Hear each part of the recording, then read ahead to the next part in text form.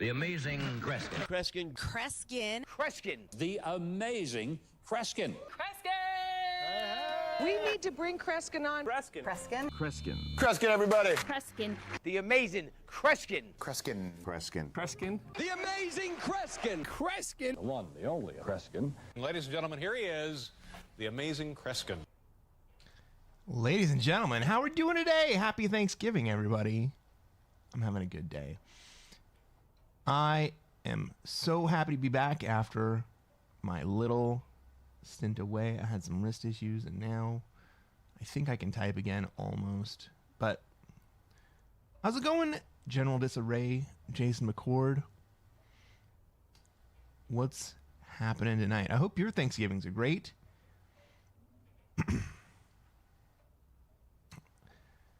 So, a little announcement. This weekend, on Sunday, I am going to be taking over the Hot Buns Pub Quiz. I'll be hosting and asking the questions. I designed the quiz myself. It's based on the common format that we run every 2 weeks. I live for this quiz. And everybody is invited to participate. All you got to do is find 4 people who you want to play with, or who want to play with you for that game for a few hours. Drop into a voice chat or however you want to communicate.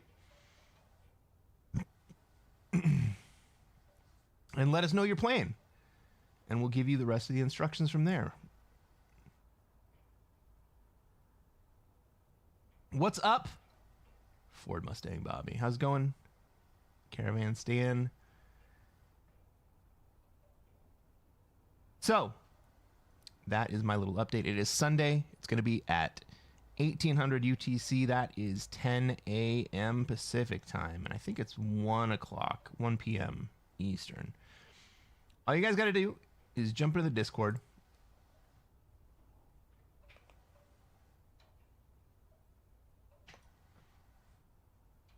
And in fact, if you don't have 4 players that you want to play with, jump into the Discord. Say, hey, I want to play. Does anyone want to play?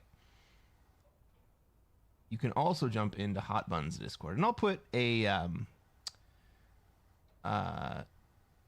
link to her Discord as well into mine. So you can jump over there and see if there are any random players who don't have teams that want to play over there as well. But it's going to be a great time. It's going to be about 2 hours long. We got some good categories. It should be a competitive match since I'm not playing. Yeah, we're feeling good. How about we play some Risk? Things still not working? Okay, never mind. How about we play some Risk, everybody?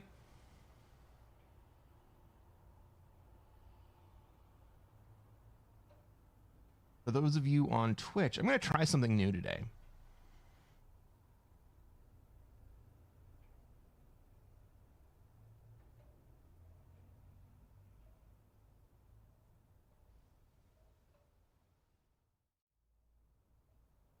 Oh, no, I can't. Never mind.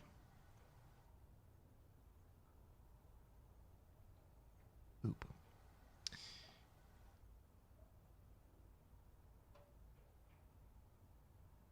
Well, what I was going to try to do was to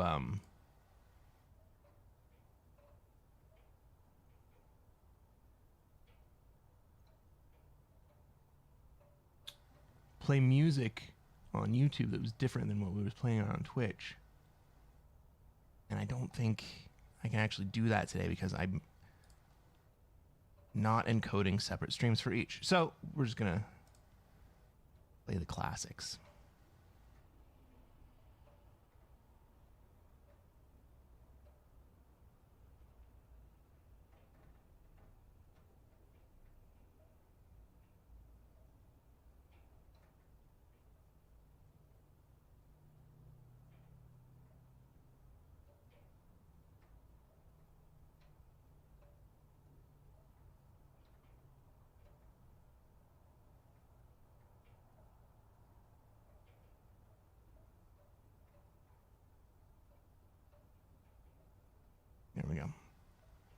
We have 16 days left in this season. Let's give you a little preview here. I am sitting at 27,130. We got some room to go up. We got some room to go down. 16 days left.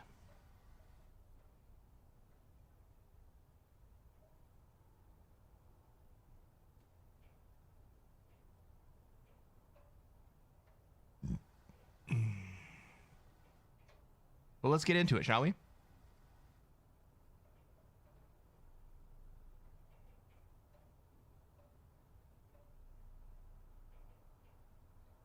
Oh, this will be interesting. Well, we got right into a game.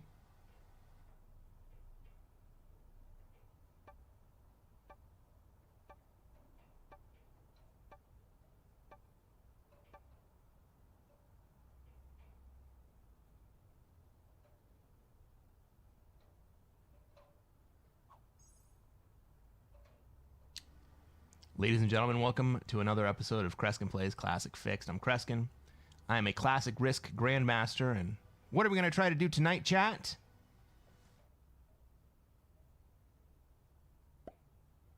Try to take over the world. That's right. The same thing we do every night. We're going to try to take over the world. All right, we are second to act. This is definitely a Europe spawn. We don't really have any other options. So I think what I'm going to do is just move this. I'm just going to move from this 2 into Europe.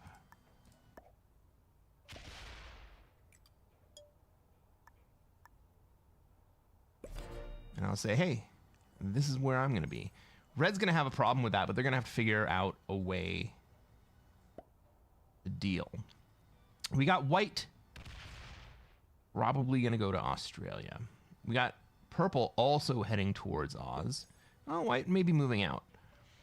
We got blue in either North America or Africa. Africa is a much better play for them. And then we got pink in North America. Red wisely decides to move to SA. Or maybe they're just pulling all their troops through a lot of other troops. Nope. They are going to take SA.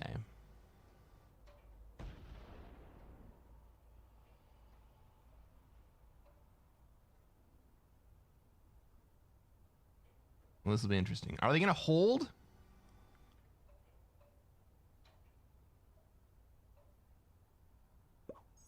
Or is somebody else going to want to move in there? I don't think blue wants to move in there. Maybe he does. Well, it looks like he does. No.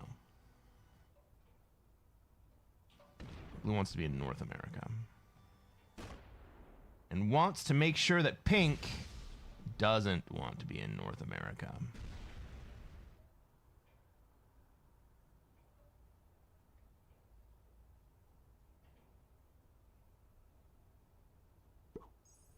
And moves over to guard red. Look at that. Okay.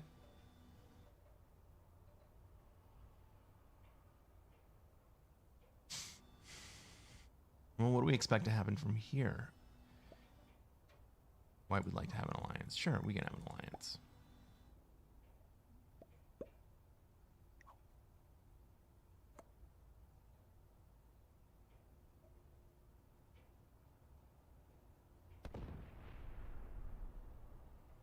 I just noticed that my notice is covering up part of the map. I'm going to switch these two things around.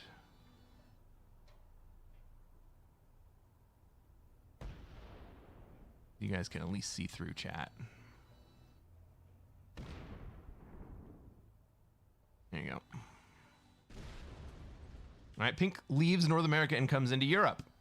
As if there wasn't already enough traffic there. Okay.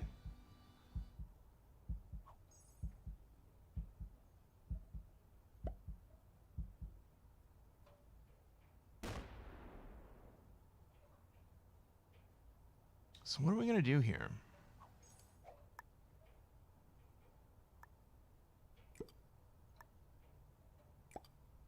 I'm just going to keep moving troops towards Europe.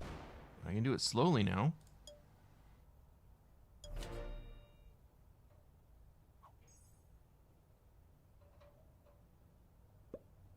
It's Thanksgiving Day as we record this, everybody.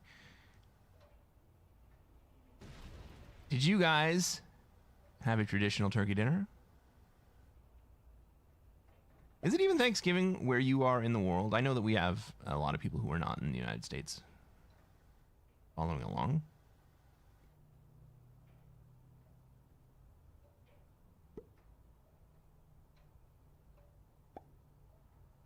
This is a lot of fun.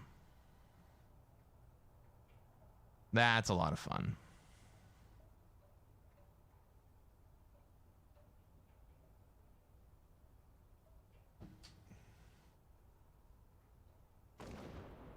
Bradman says, I'm Australian. We don't give thanks for anything. Okay.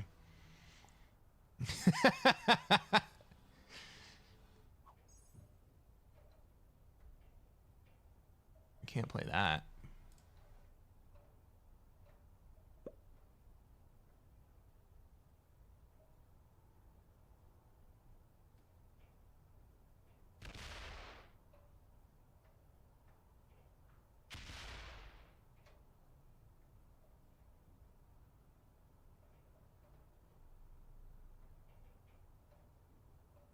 Blue pizzled? He sure did.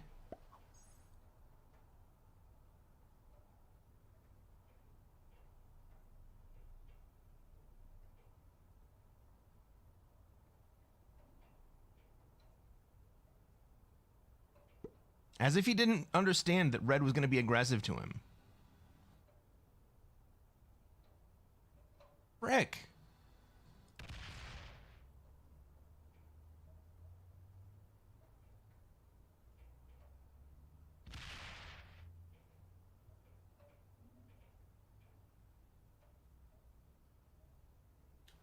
Blue was trying to play in two separate positions.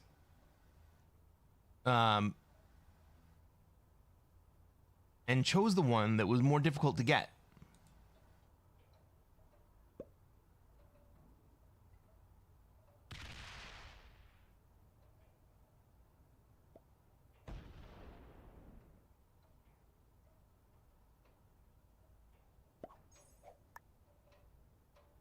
All right, purple says white must die.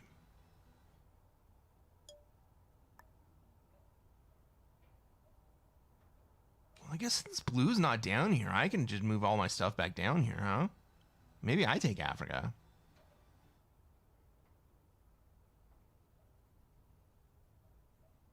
Like, look at all the pink stuff up there.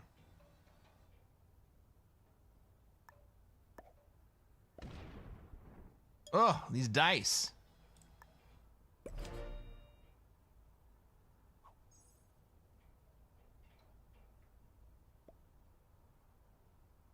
Oh.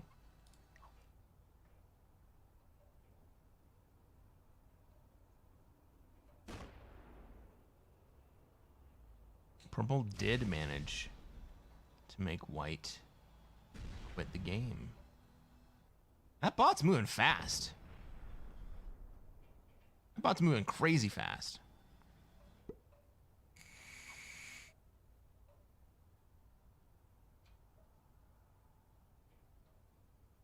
I don't exactly mind. I like it when the bot moves fast, but that did not look like bot motion.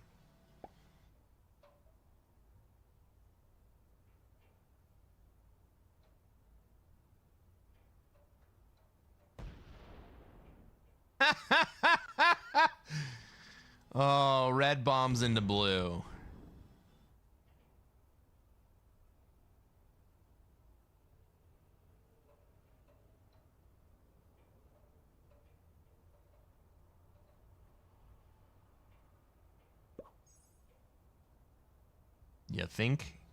You think blue's gonna let you hold?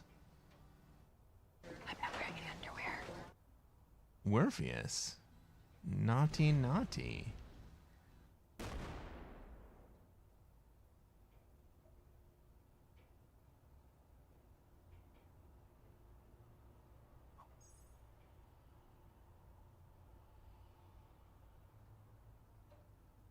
You have a trade?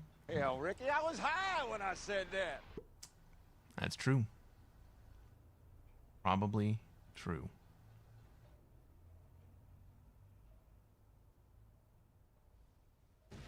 Who's going to win this game? I'm not sure yet.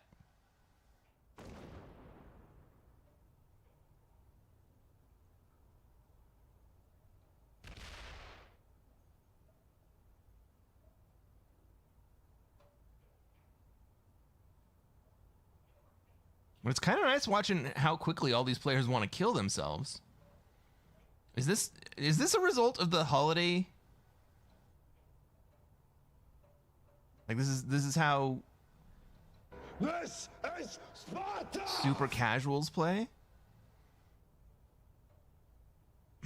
I mean, they're playing like it's Sparta.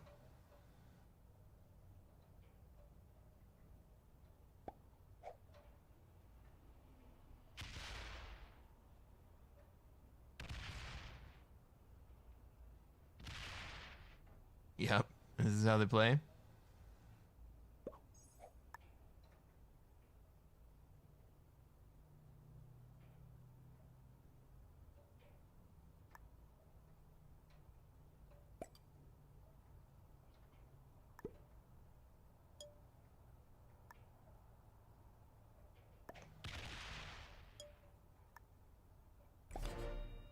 All right. Well, I'm set up here to be able to take down the blue kill if it comes to that.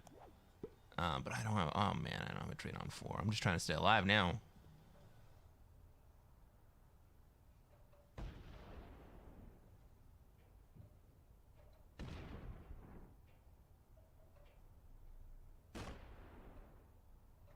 Whitebot has traded. They've also kind of locked purple. Find them. Which protects me a little bit, but we still got red out here.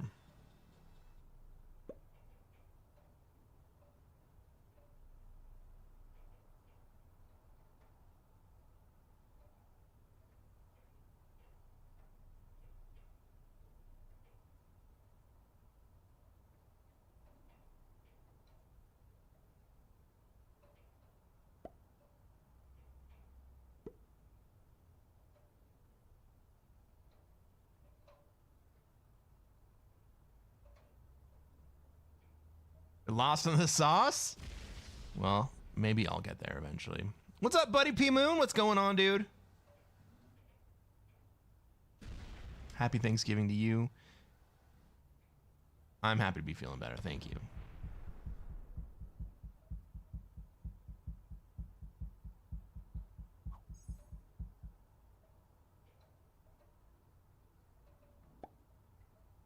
Well, red wants out of Europe, so I guess I can move into Europe now?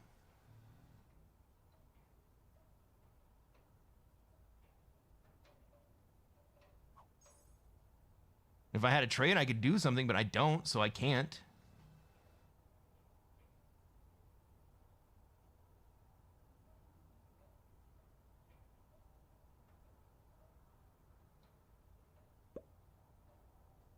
I mean, maybe if purple does something dumb, I can get something.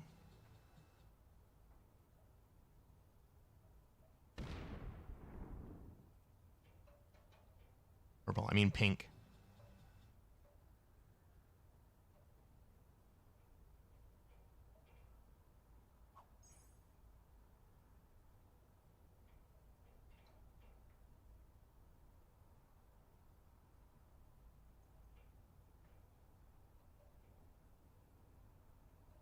I think I'm going to move into Europe here.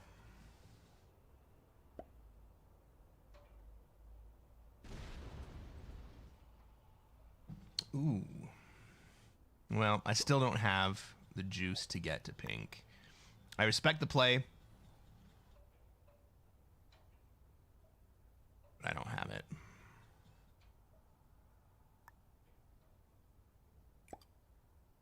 I mean, maybe they go to 5.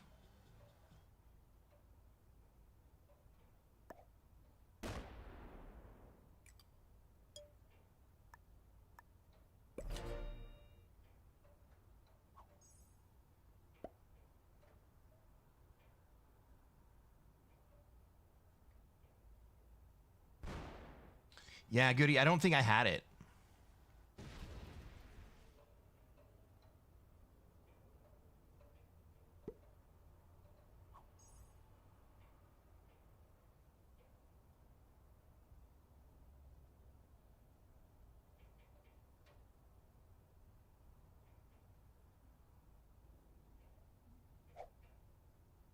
All right, red trades and then puts it all into Africa? Okay, well maybe I can get the double kill blue and pink if pink doesn't trade here.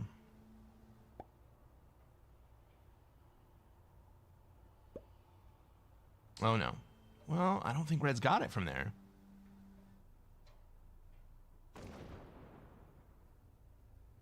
If pink goes to 5, that's an early Christmas gift. I know.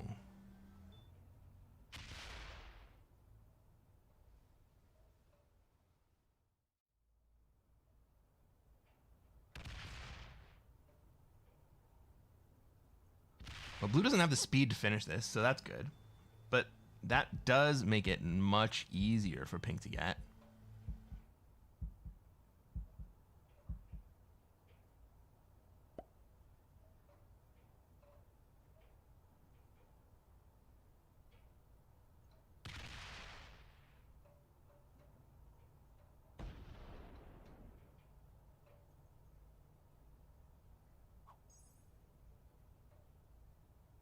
Does pink go to 5?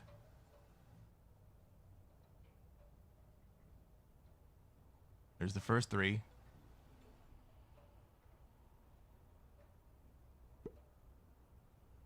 Do they trade? Nope! Early Christmas for me.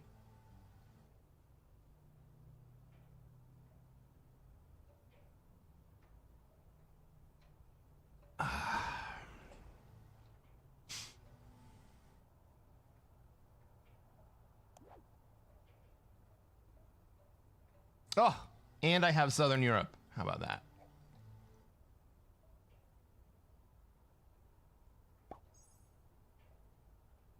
And I'm going to be left with a cannon and a horse. Oh, purple's going to get it? No fucking way. They're just going to take blue?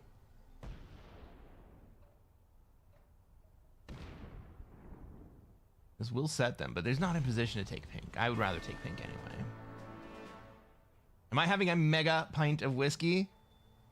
I mean, maybe.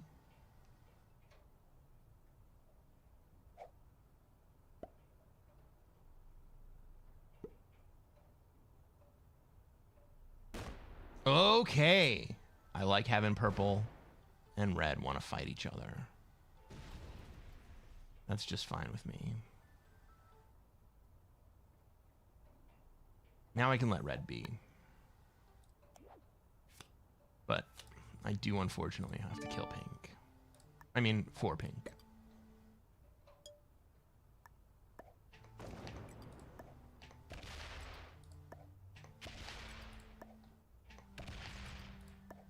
That's what she said. That's what she said?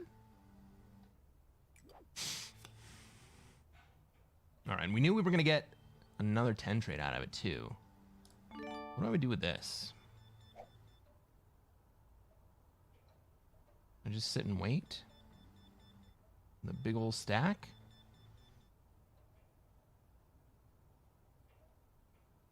I think I wait to see what red does.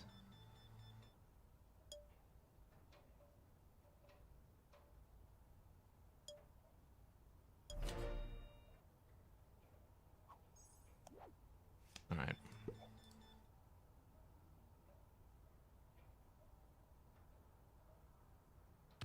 Maybe we see a 5v4. Nope.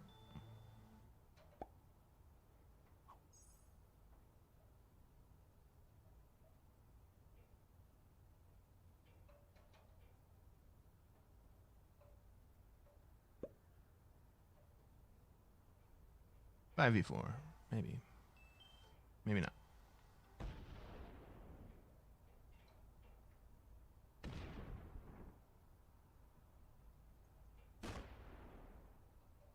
Red's on 3. I can kill red.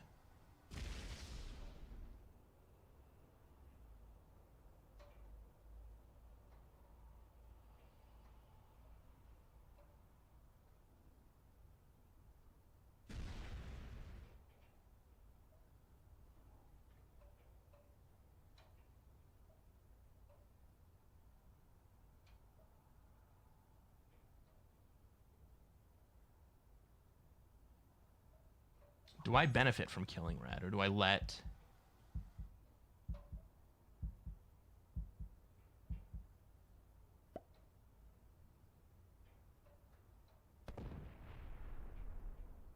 white do it?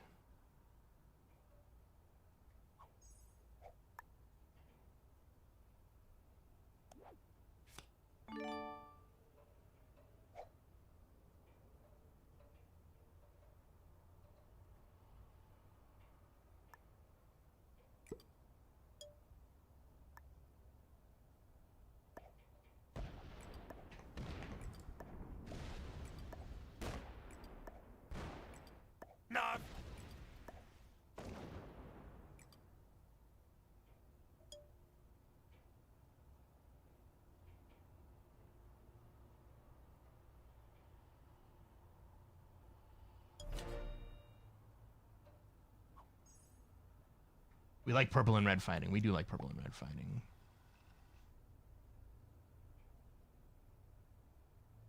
Maybe I should have killed red there. Nah.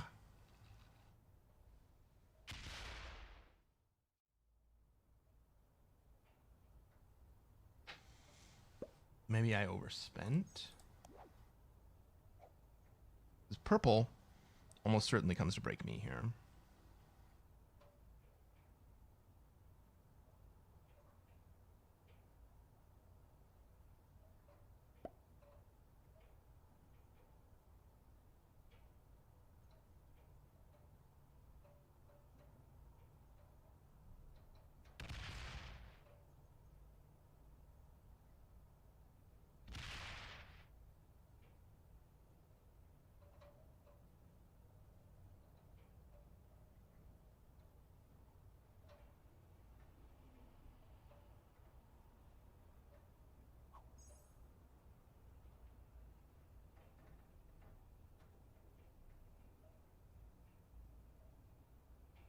Maybe purple kills red for 3 cards here? I can see that happening. Then comes into me.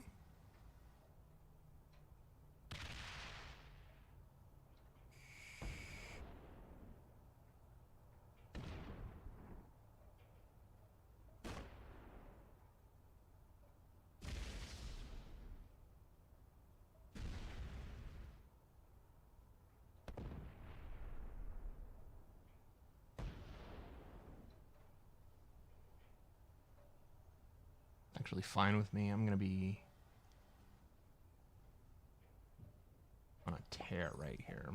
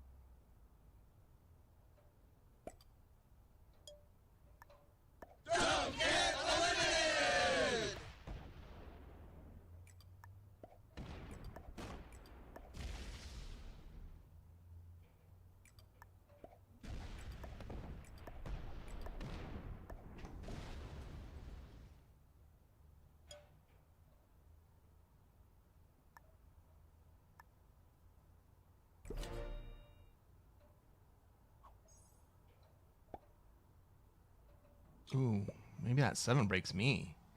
That would suck.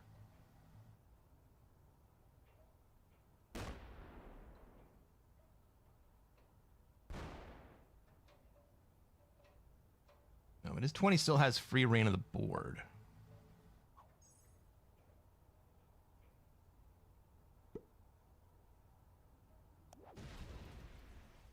Oh, another dudes trade.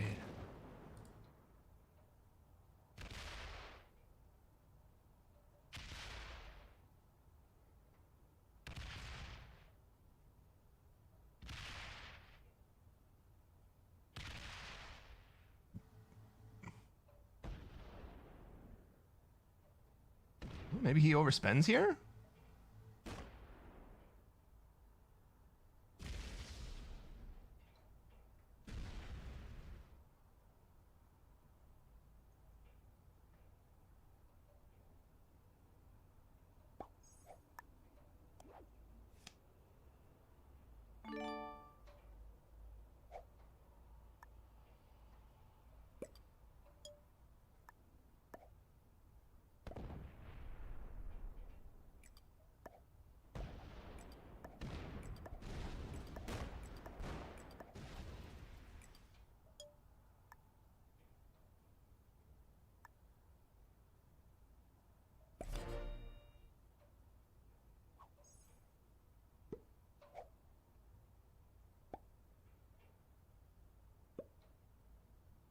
I know, no Oz, no win. Can't say I'm happy about it.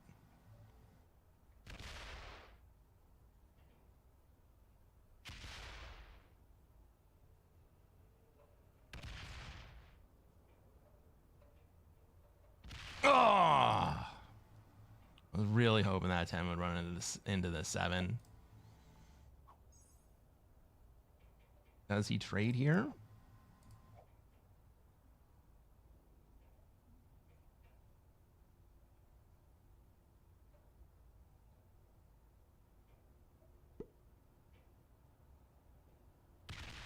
Okay, we're gonna let the bot hold then, because that ensures that you're not.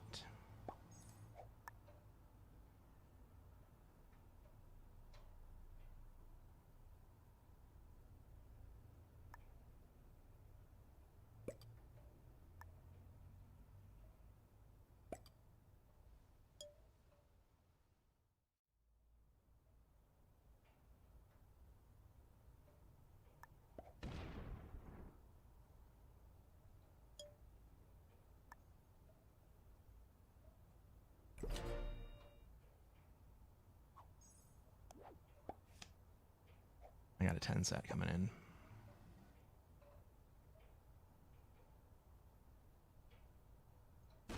I don't want to see a double tap. I want to see a double tap.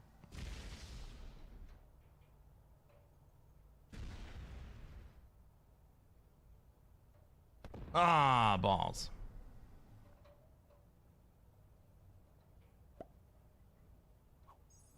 And he doesn't get broken either. Fuck.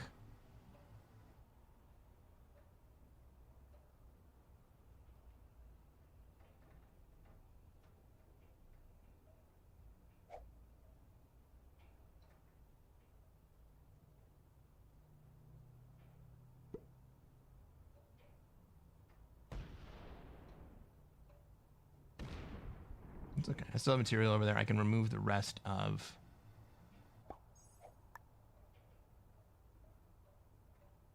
purple from that side of the board.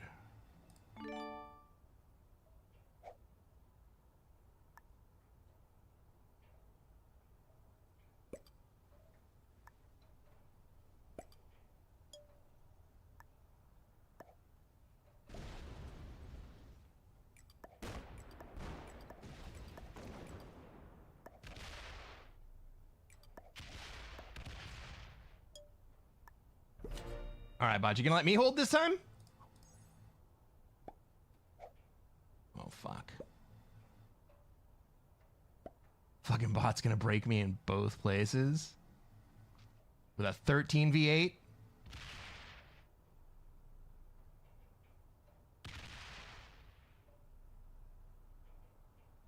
I did get some good dice, but now I'm fucked.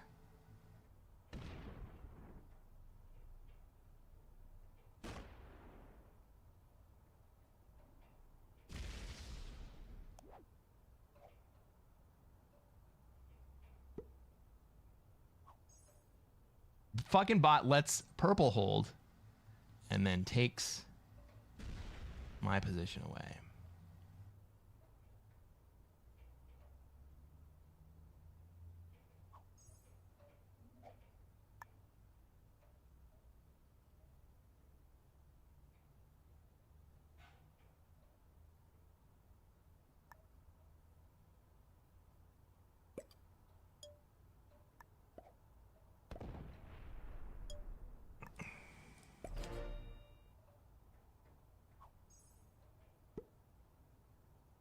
What's on, Von Hogan? We will play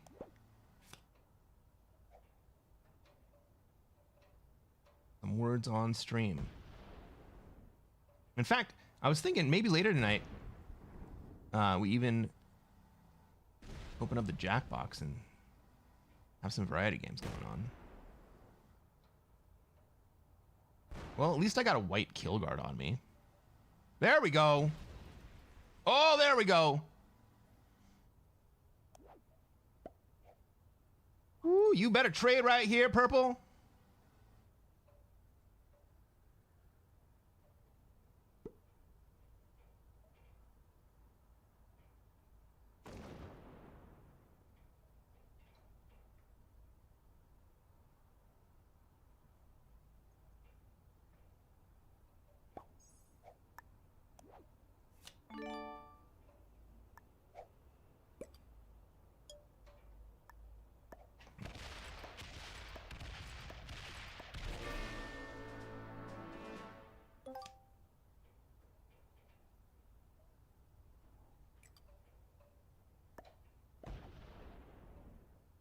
I don't think I make it all the way to South America here. Maybe?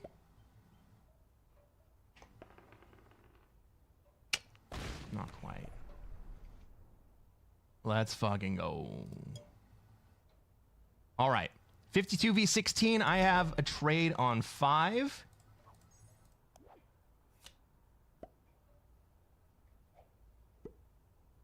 What level bot is this? This is an expert bot. We might die.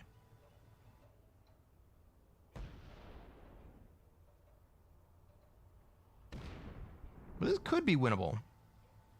We'll just have to play it right.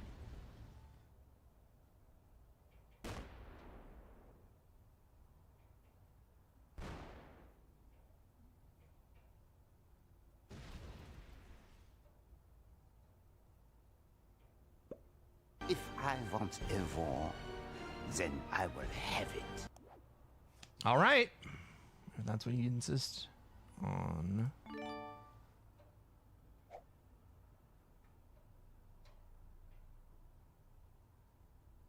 This is gonna be expensive. I don't think I don't know, guys. I don't know.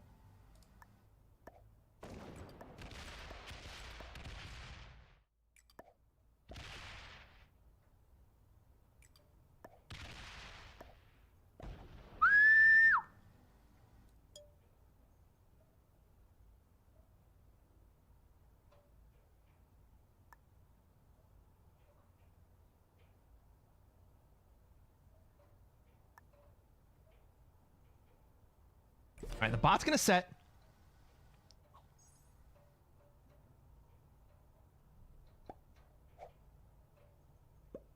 The bot's gonna set and take back. I'm looking at the map and it's like real hard for me to see because I'm black in this game and not white. Set. I have dudes. Oh my god. Freaking cards, guys.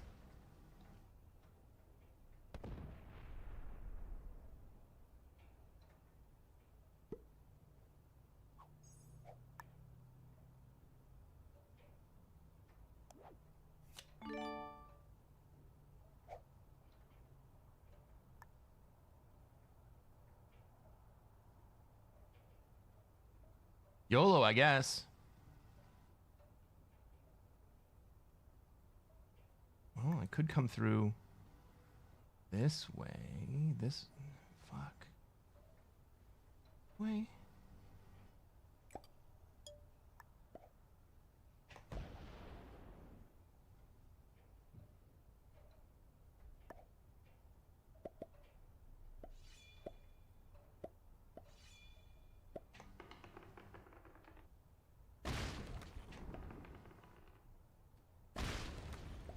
It's impossible for you to lose. I don't think so. I think that's GG. White wins by botting. You hate to see it. Absolutely true. What's up, Femarima? Happy birthday to you. Happy birthday. Happy Thanksgiving.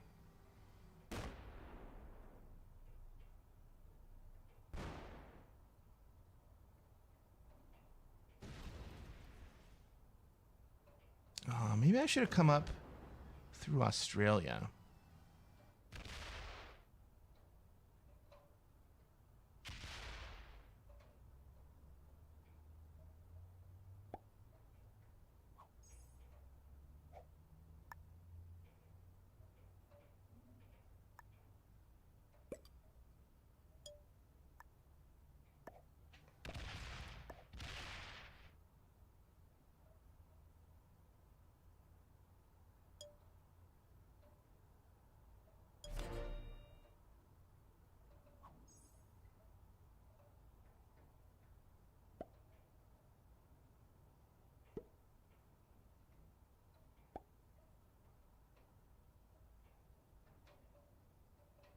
NV95, I don't think I win this one, guys.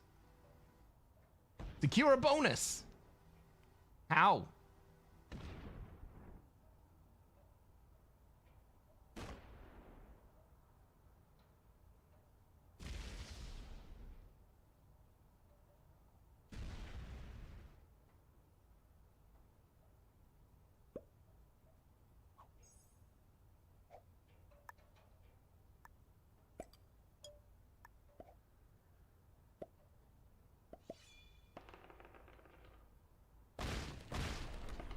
With dice like these,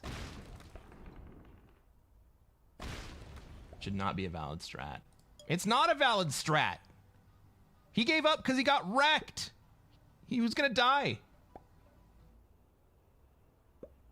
White's griefing. White bot stalling for the glorious win.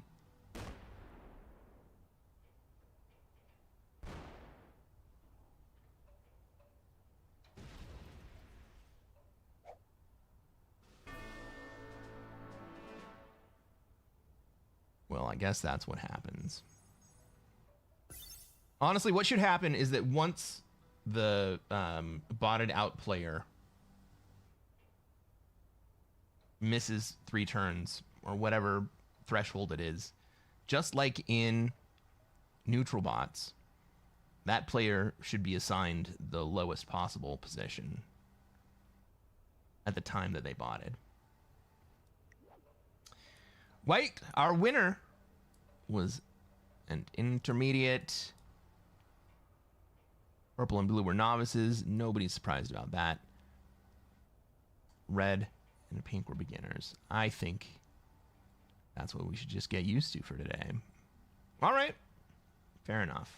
Hey, if you're watching on YouTube and you haven't done so already, you watch till the end of the game. I would absolutely love it if you would like this video and subscribe. We're going to play more Classic Fixed, and I'm going to show you how to take over the world.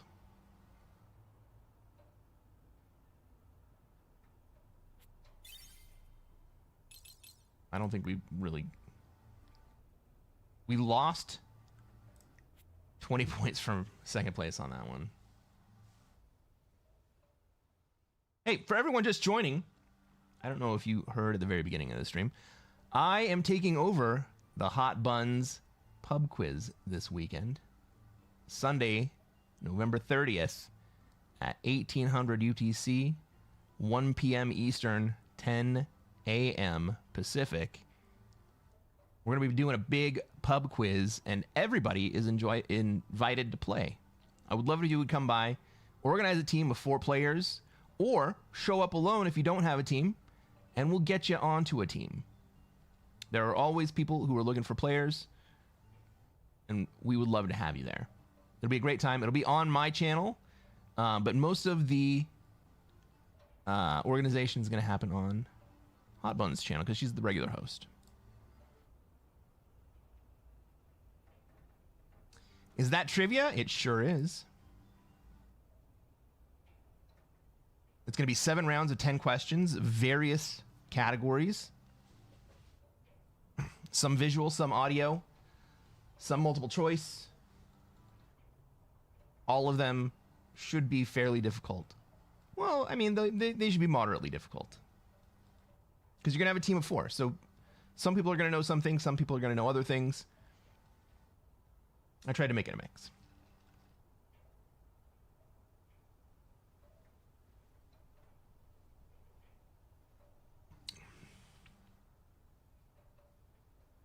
And you guys can organize in my Discord, and later on today, I will drop a link to Bun's Discord. And you guys can jump over there. Hey, Bart, what's going on? Bart, 0 for 1 in quizzes. Oh, my God. Bart and I did a quiz a few weeks ago on Carrie Ann's server. And, wait, Bart, were you playing, or did you just present the question? Anyhow, my team was in the lead. We were winning the frickin' game going into the final question. And it turned out to be a bunch of questions about other people in the stream who've been on that stream for ages and ages and ages. And my team was full of noobs, and we just did not have the institutional knowledge to take it down.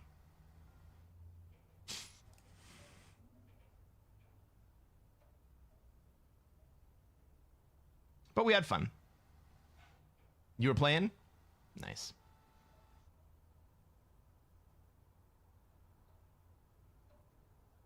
It was fun. It was a lot of fun.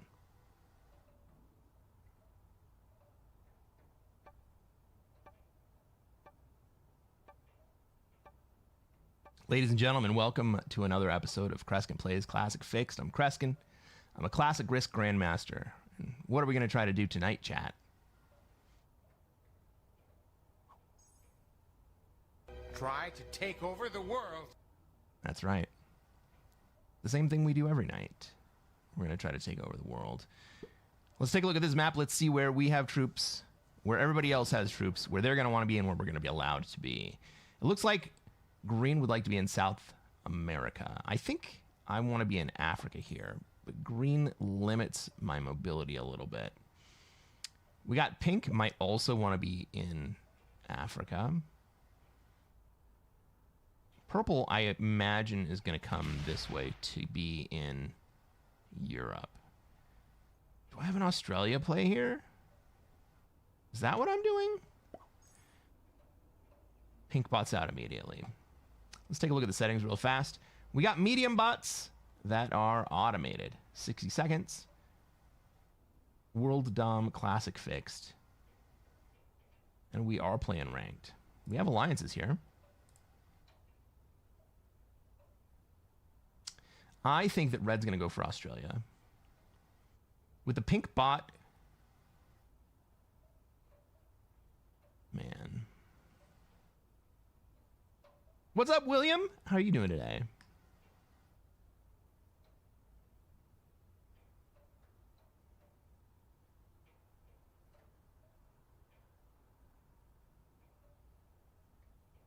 How's the stream quality on YouTube today? I'm using different settings, and I'm always interested to see what kind of difference that makes. All right, with the pink bot out in Asia, I don't think that we actually have an opportunity to take Australia here, which is where I actually really want to be. Normally, that's not the case.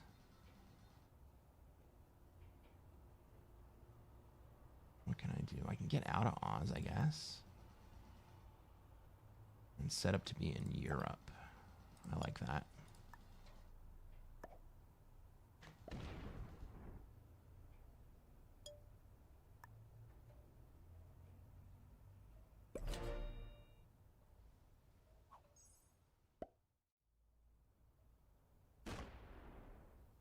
YouTube is good, maybe 6 seconds. You should have ultra low latency. In fact, you should have less latency than Twitch right now. But that's not always the case.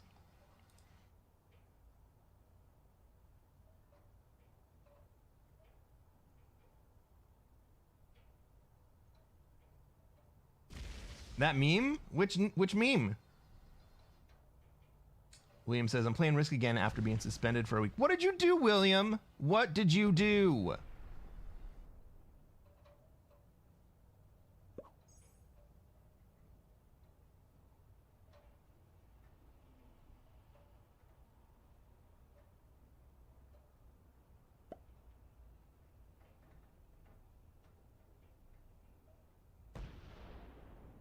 Green really, really wants to be in South America, and red also wants to be in South America. Okay. Is purple going to move down towards Oz? I mean, if not, I'm going to start moving that direction. Well, pink's not really strong, though, so do I have to worry about that even?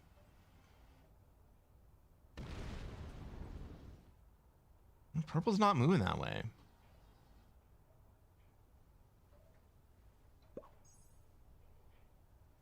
Purple's going into NA. Crazy. Aww. That was my escape route.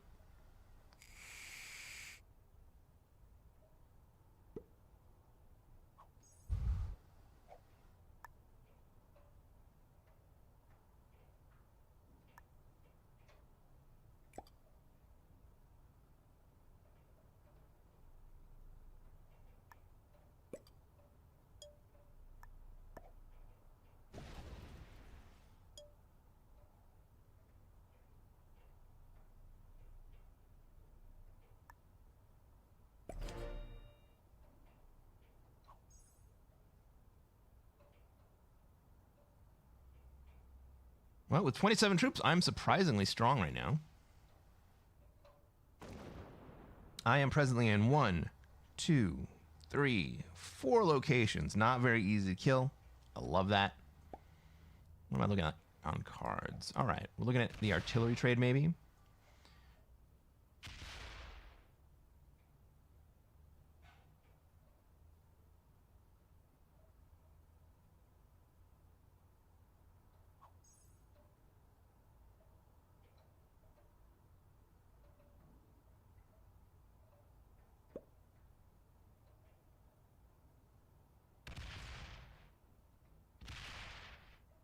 I guess I can get into Oz.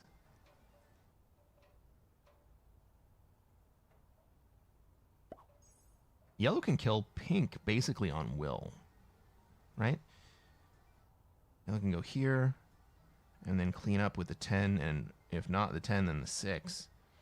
And kill pink. They're set up really nicely for that.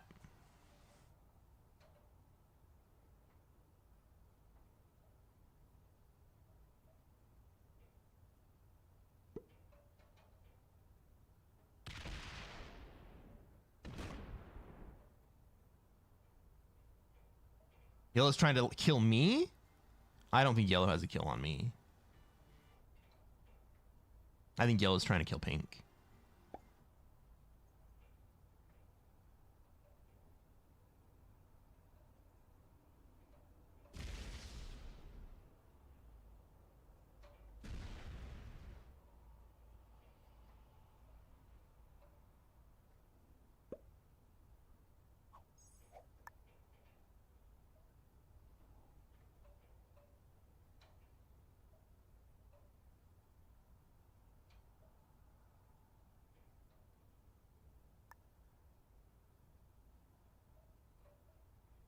I guess we just build up down there, huh?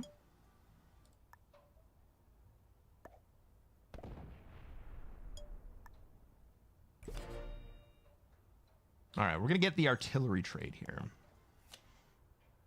And we hold East Africa for now, but we're not going to continue to hold it.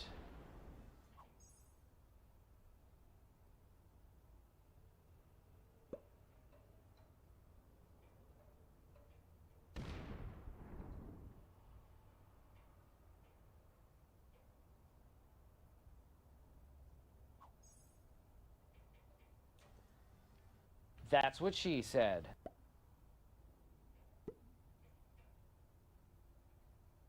I like that. I like that.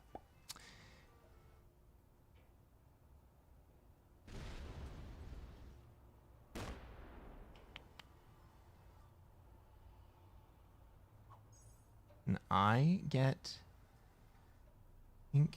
I don't think so. I need some help if I'm going to get pink.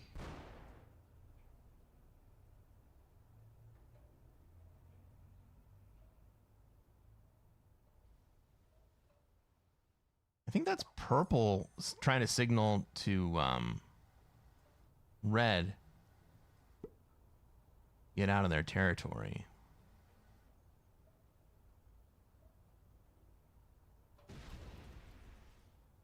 Well, that actually opens the door for me to get ink here. 4 cards. That'll leave me on 5.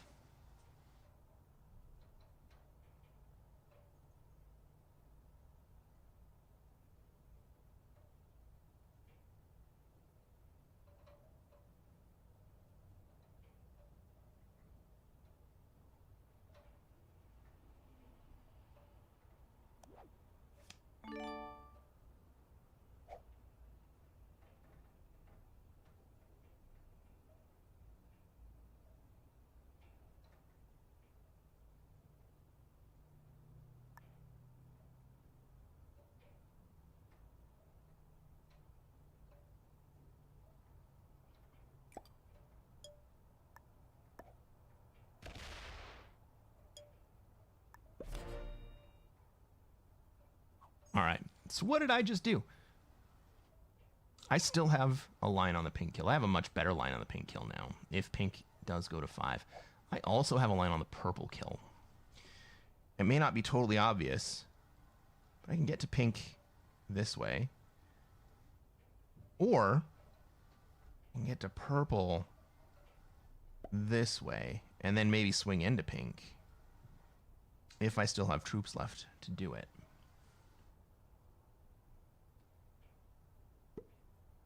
I have lines on either one if either one goes to 5 cards. I just didn't want to be left myself on 5. Oh! Green dies. No, he doesn't have it. He doesn't have it.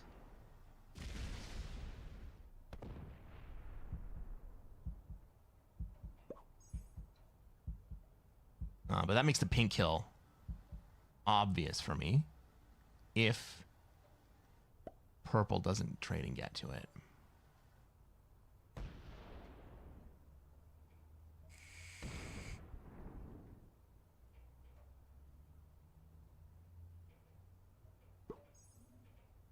How long do you reckon you'll be on tonight? I will probably be on till around midnight Pacific time, so we'll go for probably another 6 hours-ish.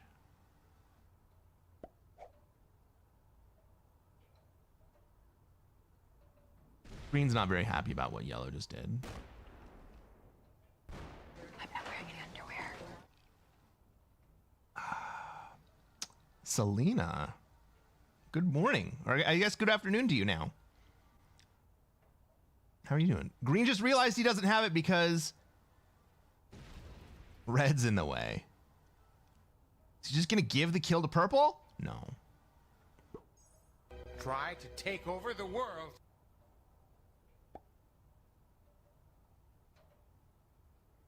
4v2 misses. All right. He still got it.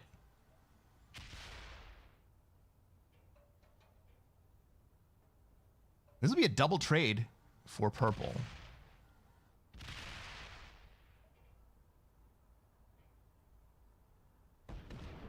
Review 1? Oh, he gets it. Okay.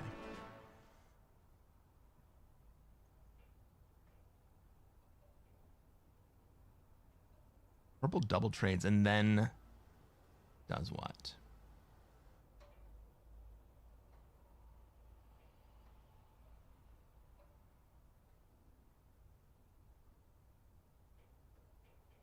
You tired about it? Time to sit back and lurk. Fair enough. Warpheus asks, will the quiz be entirely composed of raccoon-related questions? You know what? I don't think I have a single raccoon-related question in the quiz.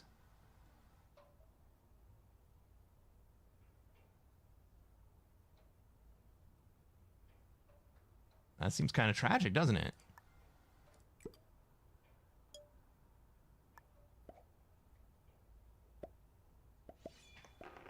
Can we get dice this time? No. 0 fucking dice.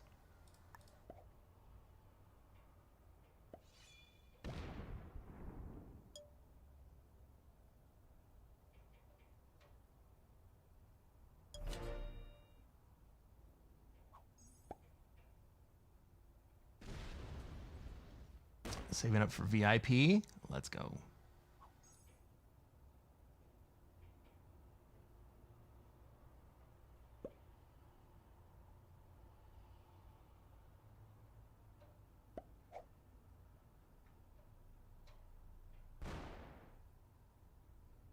Honestly, I'm kind of surprised you're not already there.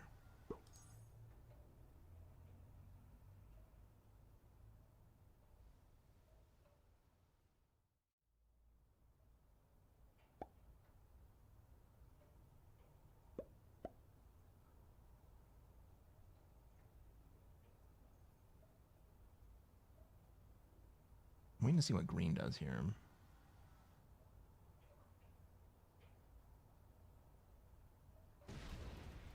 Like, I could GTF out of Europe.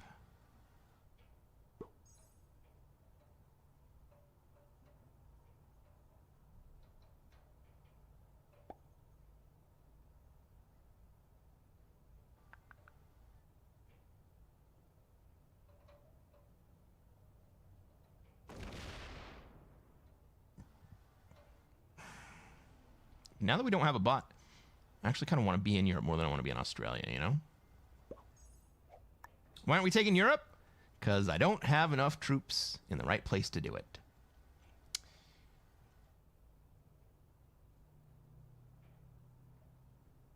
But we are going to work on that right now. I mean, I could swing around and take it, but I don't think I hold with these guys. What's up, Van? Blah, blah, blah, blah, blah, blah, blah, blah, blah, blah, blah, blah. Mr. Chicken.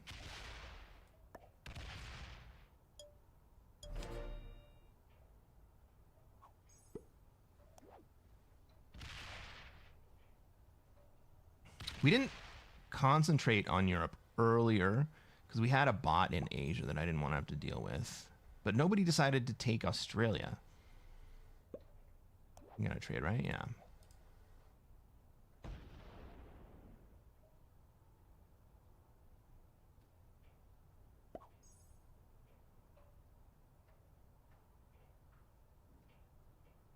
And now it looks like red is going to want to come this way.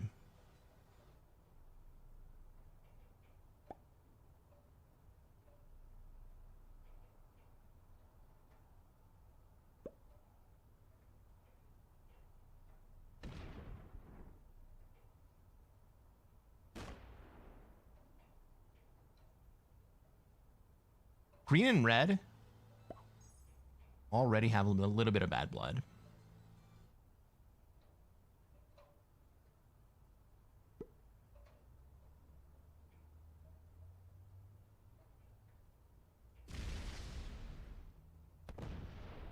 All right, purple's going to be the one.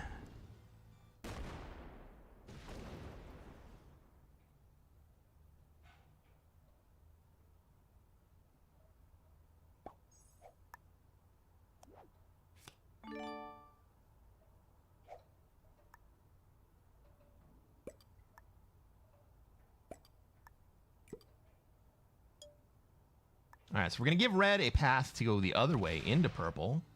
And then we're going to give less incentive for him to come this way if he wants to go towards Australia. But I guess it's significantly cheaper for him to go this way into Oz. But he will face retaliation from purple after he does it. So I guess we're kind of measuring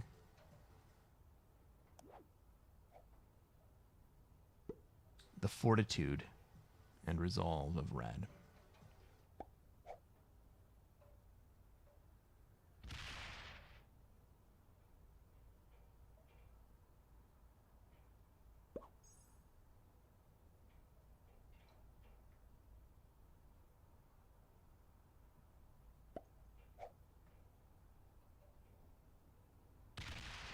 Ah, we love to see it. Green says, fuck you. Purple. I'll be taking Australia. Fine by me. Take your +4. Make life harder for everyone else.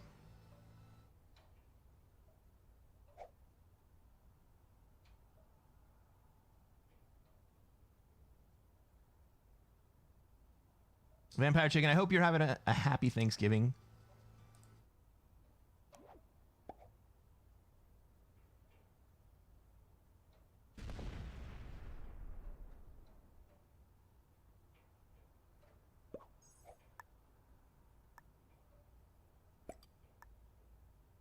I'm indeed saying thanks to you.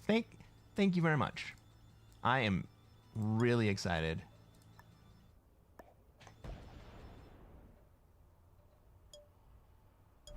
I'm really excited to have a place to share this game with a bunch of people who decided to play Risk after not having played Risk for 20 years. And they say, hey, it's Thanksgiving. We used to play Risk. Maybe we should play Risk today. Oh, did you know that there is a version that you can play online? Ooh, Red's gonna let me out. Cool.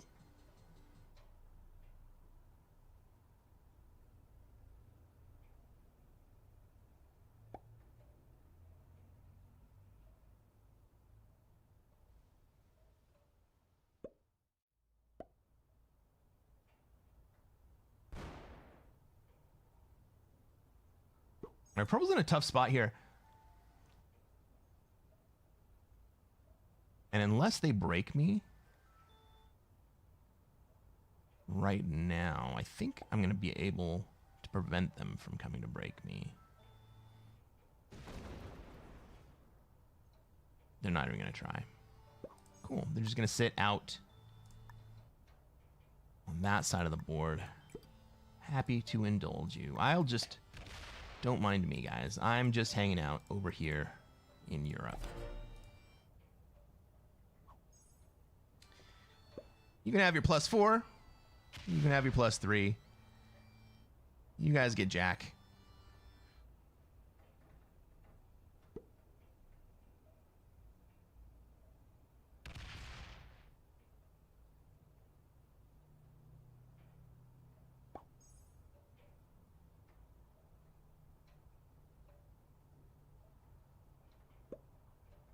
I'm just going to sit here and chill and gen until something happens in the Western Hemisphere. That's where it's all going to be fun.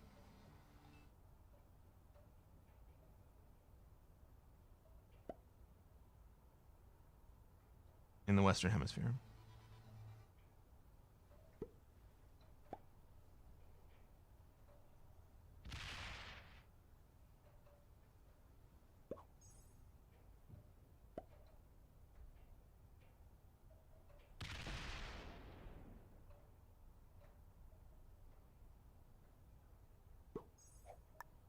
Purple has decided, hey, I'm big enough to go bully my way into Australia.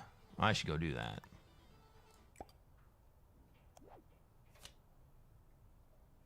Yeah, might as well.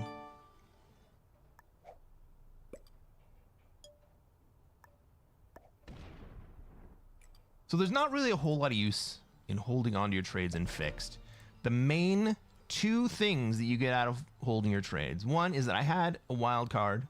Wild cards can be very useful if you need them later. The second thing is that you want to be able to deploy your troops when you need your troops, not necessarily when you have the ability to just put them on the board. And so saving your trade means you get the ability to deploy your troops when you decide they want to be deployed. and where you want them to be deployed when you need them. So holding onto your cards means that you have, I don't know, 1 or 2 extra turns to make a decision about where you want those troops to go if you need them. But otherwise, just go and make the trades. Like, I have a big 64 stack that has access to the entire board. It doesn't look necessarily like I have access to the entire board. But from this position, I have access to Australia, I have access to Africa, and through Africa, I have access to South America. I also have access to North America. Ukraine's a great spot to put all your troops. Now, you want to be careful about also holding Middle East, because that limits your options back to the other side. But my front side threat should be enough to keep peace in the northern corridor.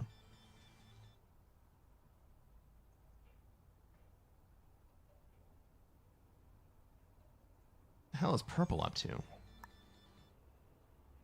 Why are they splitting and not taking a bonus?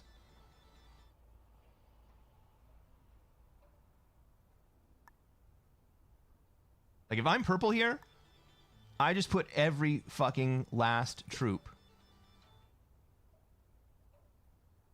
straight into Australia and sit on it and wait for green to have to fight his way out. Ladies and gentlemen, for the people of Ukraine, can we please get some dabs in the chat?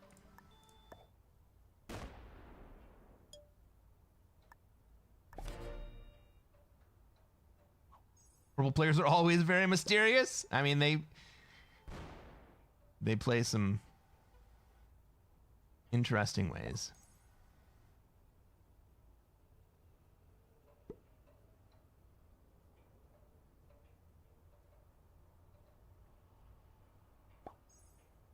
Red takes his 5 and skips. Oh, Red, why would you skip? Nobody's threatening you.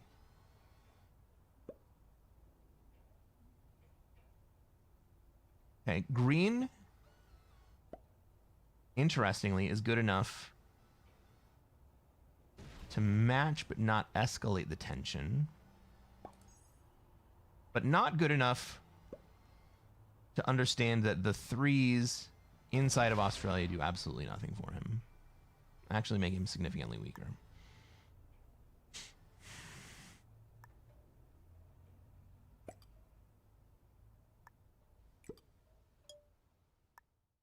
The only reason I put troops into the middle of my continent was for the memes. You gotta respect that. We got another 10 set. We'll take that.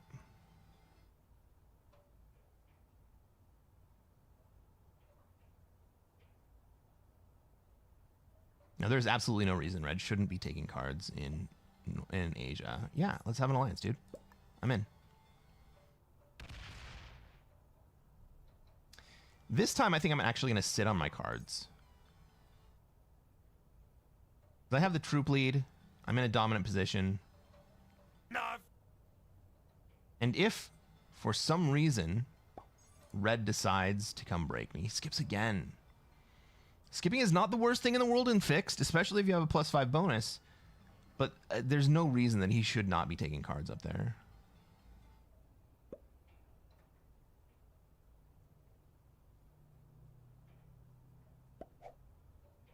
Should have 6s and 7s. Ladies and gentlemen, it's backwards. But for what's the tradition for 67? We got 76 in Ukraine. Do we dab on 6-7?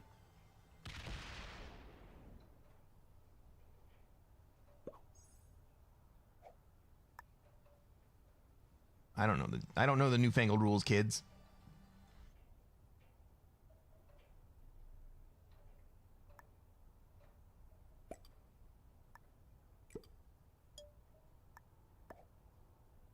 Purple's coming down as if they're going to be able to take Asia. They're just going to move forward slowly until they're adjacent to my 83 stack. He has given red. So here's, as I was talking about Ukraine, right? I talked about making sure not to block off the Middle East. But by blocking off Afghanistan and Ural, I've also now locked off my access to the Western Hemisphere, which makes me vulnerable to attack from North America. I was kind of already in the same position because I didn't want to go through a purple 29 stack. But right here, red is... I mean, red has no reason to not attack me here. Other than that we have an alliance.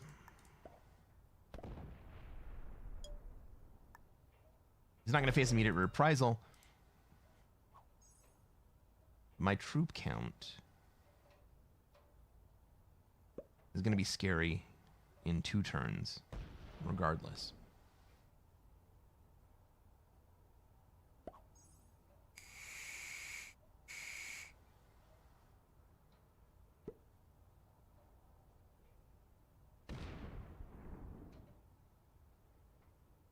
That's also stacking interior. I wonder if these guys think that I am doing something smart by stacking interior in the middle of Europe,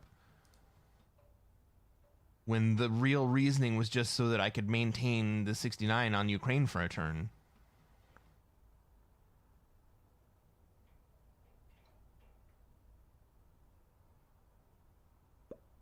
Maybe we can use that.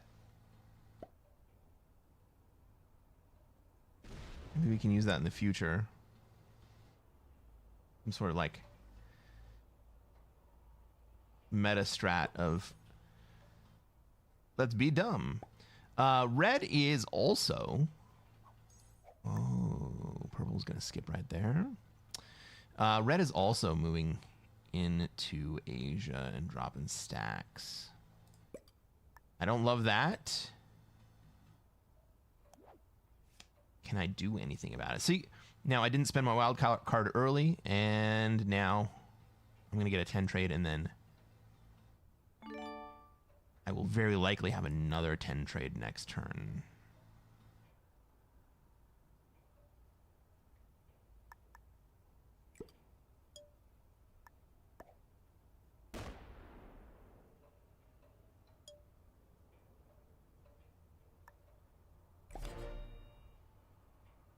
Purple just skipping there kind of makes me want to kill purple.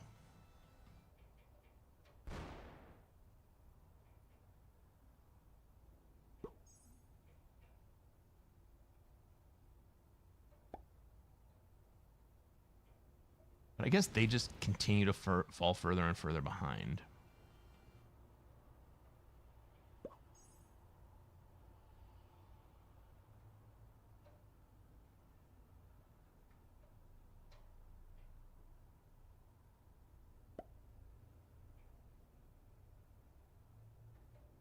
What's up, Gavin? How you doing? Happy Thanksgiving. Yeah, so we end up with another 10 trade. We're just going to sit on those cards again. We have no reason to go spend them.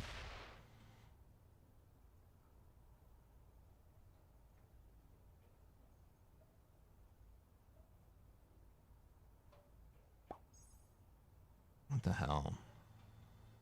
What's going on here?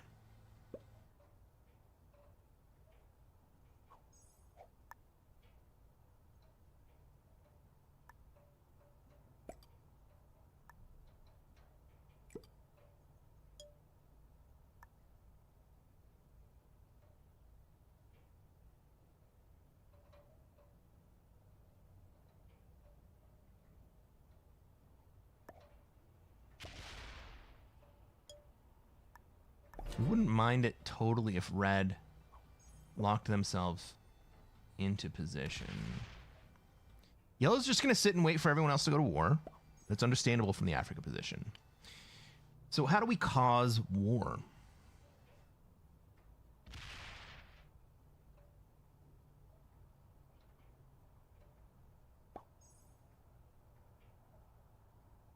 We have to disrupt balance.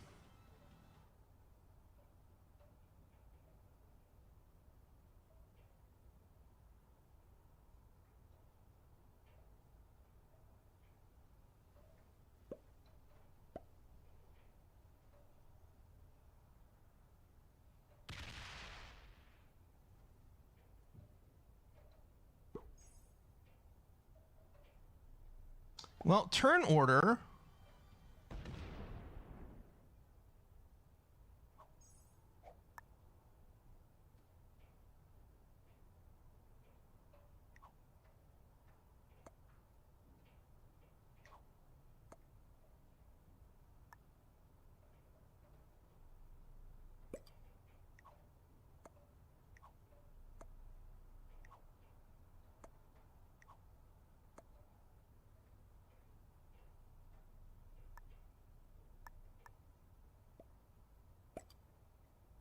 Let's give red.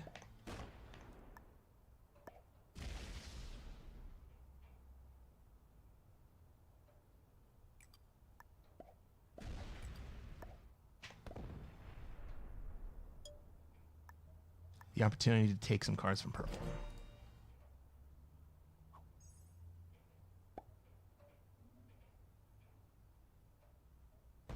Are we destroying the enemy? More or less.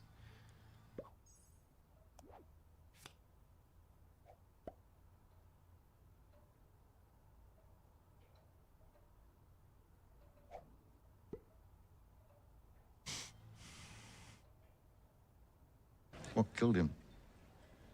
Loyalty.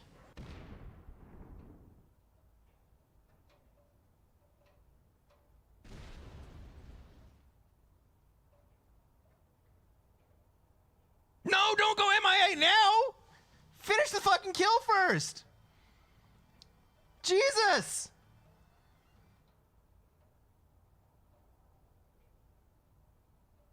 Oh, he's back, okay.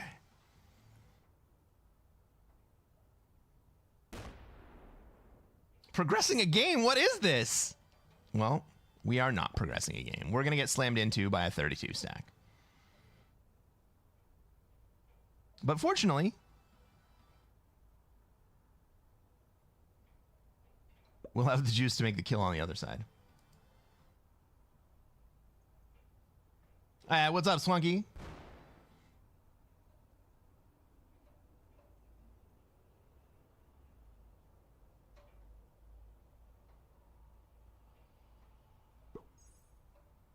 Any idea how long you'll be streaming tonight? We're shooting for about 7 hours.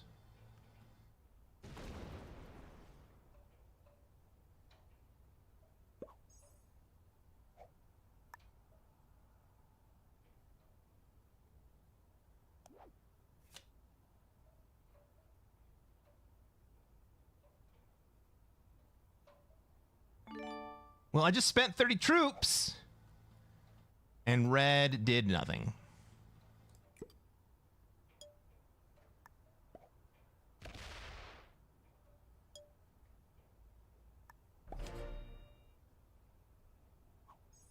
Interesting. Purple is not going to retaliate. I know. Purple doesn't retaliate. Red doesn't kill purple.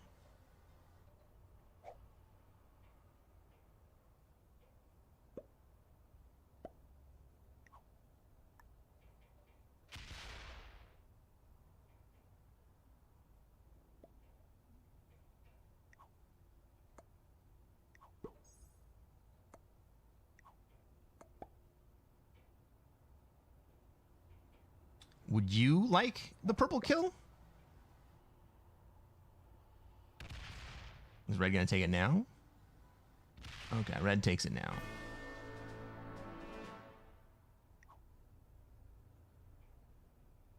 Since purple decided not to retaliate on me,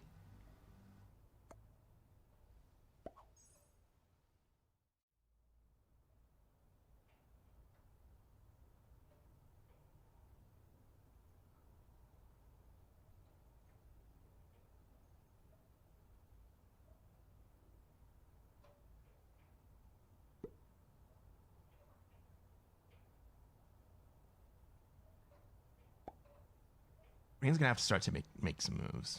Well, not really. They're the troop leader. They have the exterior position.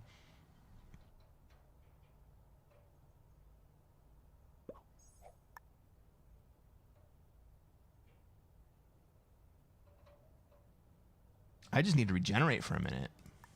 I guess I don't need to regenerate, but...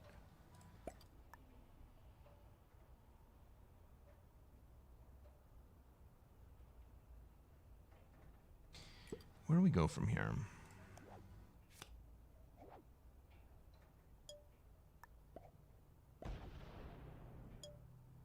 Quo Vadimus. That'll set me up with a 10 trade.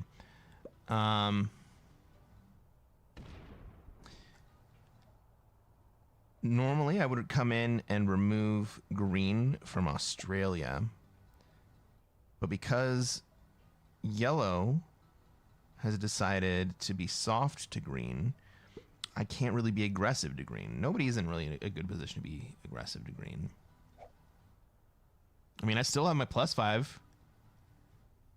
I'm out-genning yellow. Red's out-generating me by 1. That's a rounding error.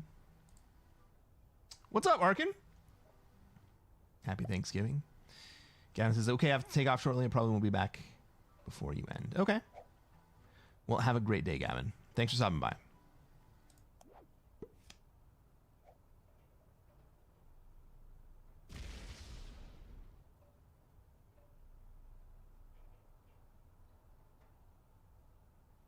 Red's big stack is now locked up. But green still has access to me because yellow won't give it up. Yellow's on 11, red's on 14.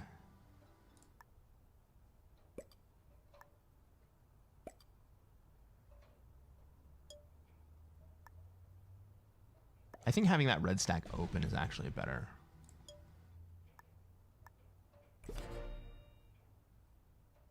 Argan says, I'm good. I had a traditional Thanksgiving dinner of burger and fries. Sounds good to me. Ooh, okay. No. I thought yellow was going to hit off of their 40 stack there.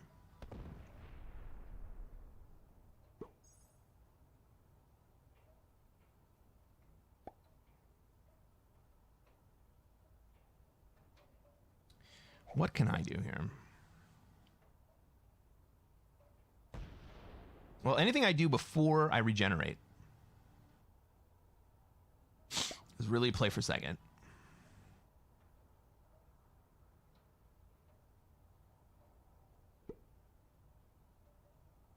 I'm the small stack at the moment.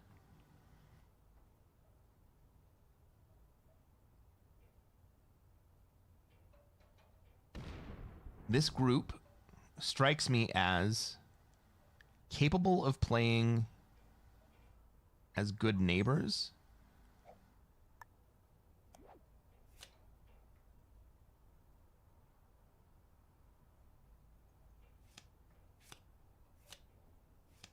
Let's take the 8 trade and hold on to that wild card. They strike me as capable of playing as good neighbors, but not being able to advance past this point. In the long run, hanging out in this configuration is best for red, but it's not horrible for me.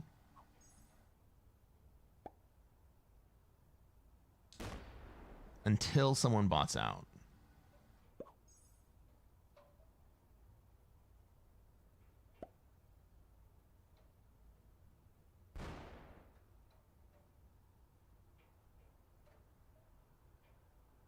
Can I work with green to take down yellow? Still a play for second.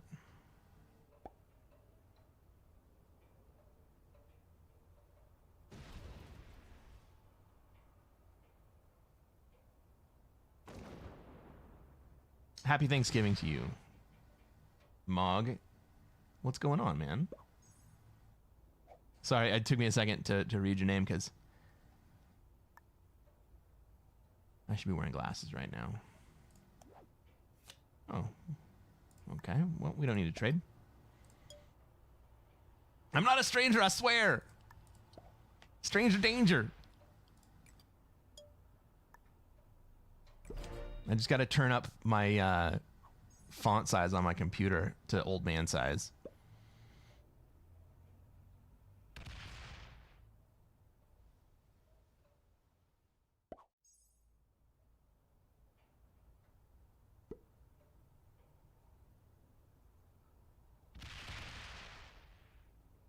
Jason's doing some phone calls. Multitasking some Twitch. I like it.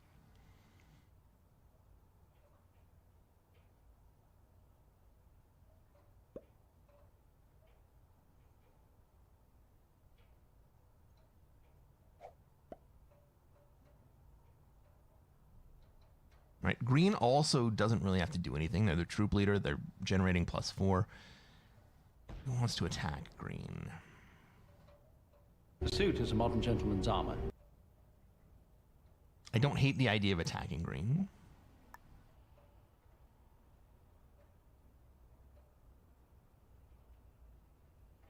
But how are you going to get there?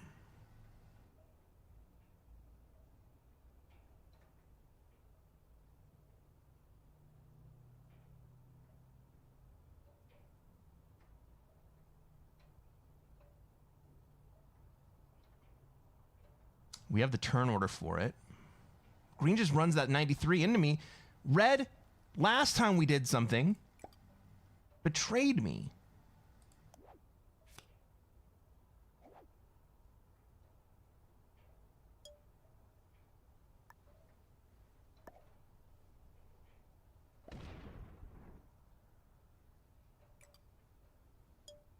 Like, I'm not against attacking green. I just don't think that red's actually going to back me up. I've never met a tailor before, but I know you ain't one. Green is smart. He's in 2 different positions, so no one can kill him easily. Well, green also has the troop lead.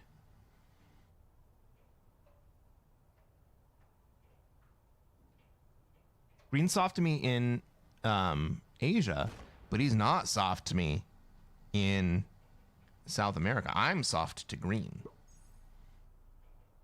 Like, that 93 stack is big. And if I go down to take Australia, he's going to come ruin me. But that nobility, it never came from chivalry. It came from being tough and ruthless. That's true. Guys, try out all of the new sound alerts. They're a lot of fun. Took some from Kingsmen. There's some from Talladega Nights. Fortified of Portugal? You mean Spain? He can still come through. He can still come through Italy. Southern Europe.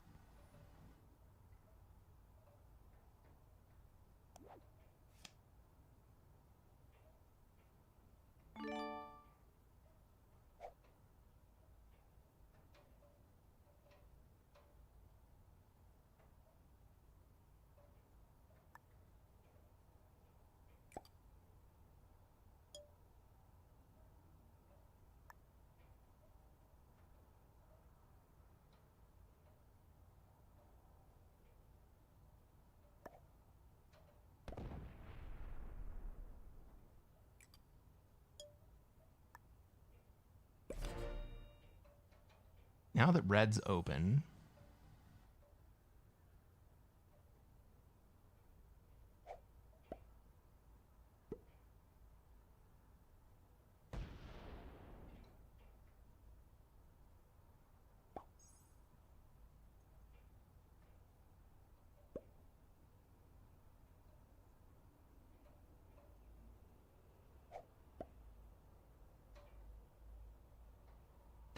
I can play for second if I kill yellow and ask red to kill green before me.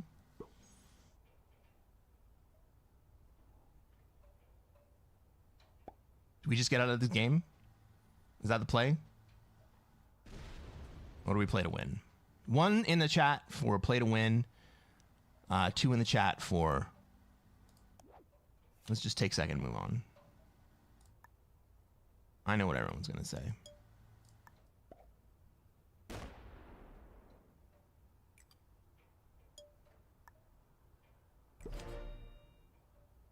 $1.5 Arkin, no!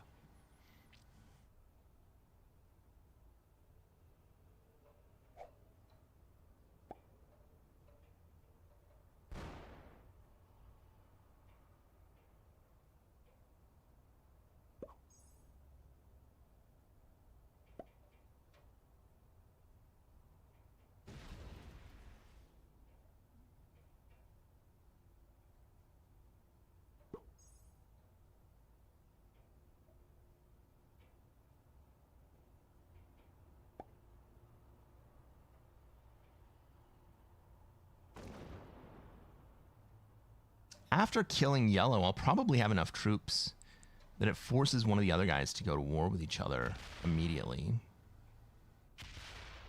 Ooh, green has had enough!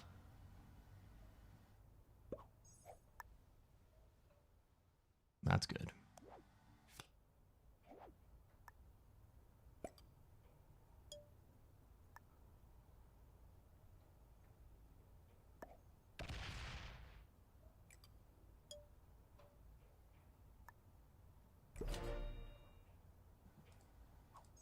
Let's move some of these troops forward.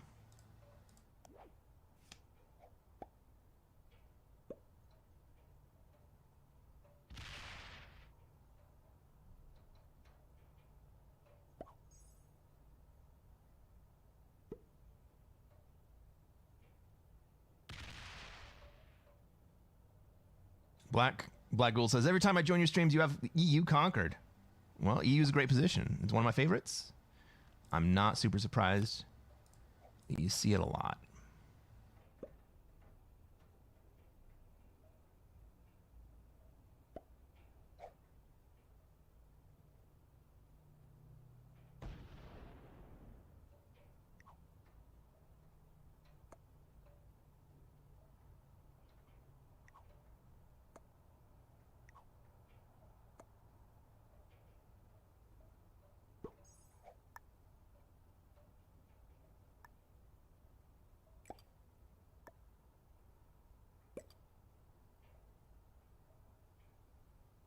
I need you to get just a little bit stronger still.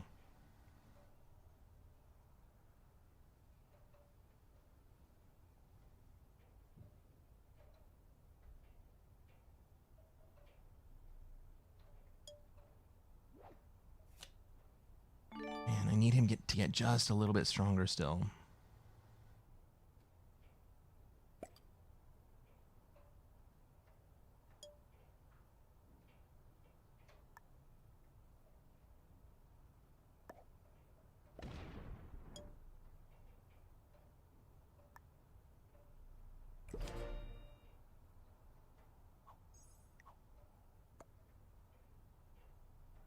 Six, seven. I think I'm going to kill yellow this turn.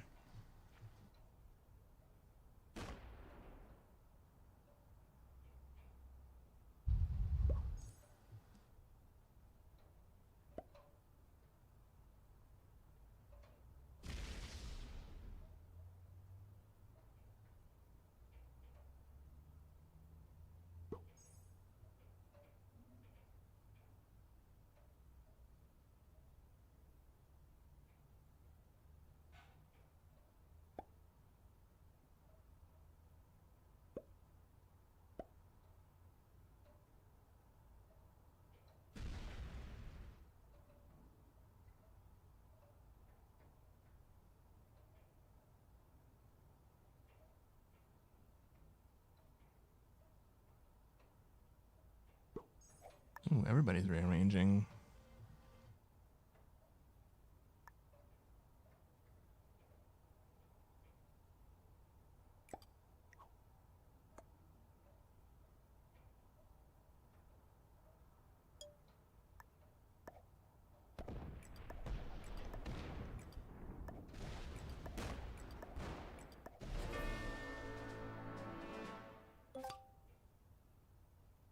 And this is going to be me dying.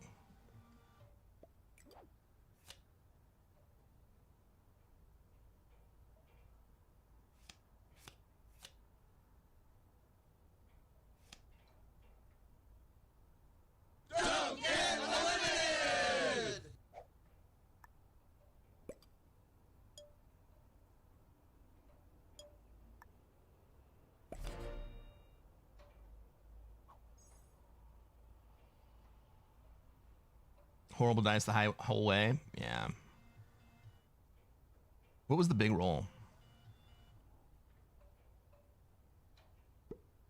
6v5, 119, 124. That's not a great roll. 10v9. Jesus. 43, 43. Jesus! Horrible dice the whole way.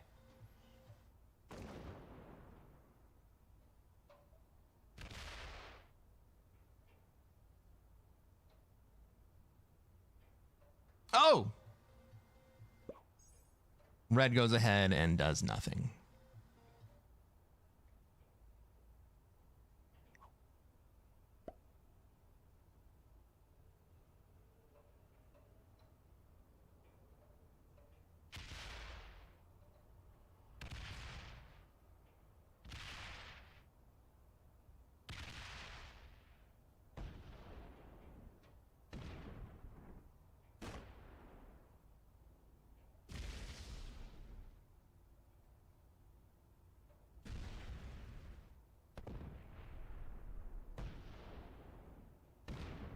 This is the right play. But I want to see Red lose the game from doing nothing right there.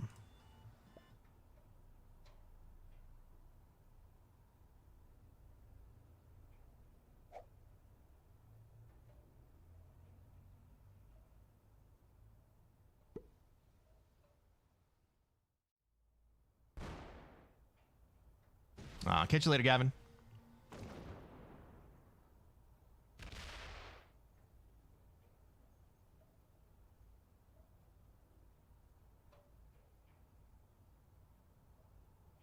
Well, green also played that wrong.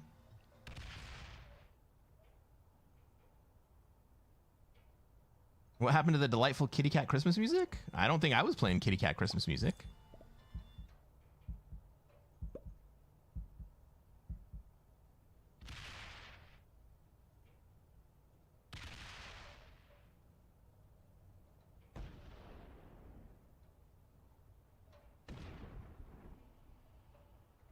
Like, my only problem with this play is that Red could have won even the turn before, but he decided to let me hang out in the wind for giving him the win.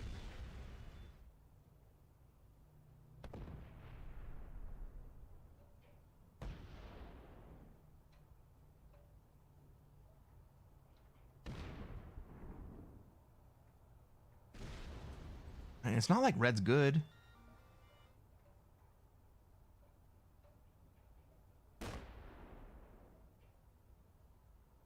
I should have read that.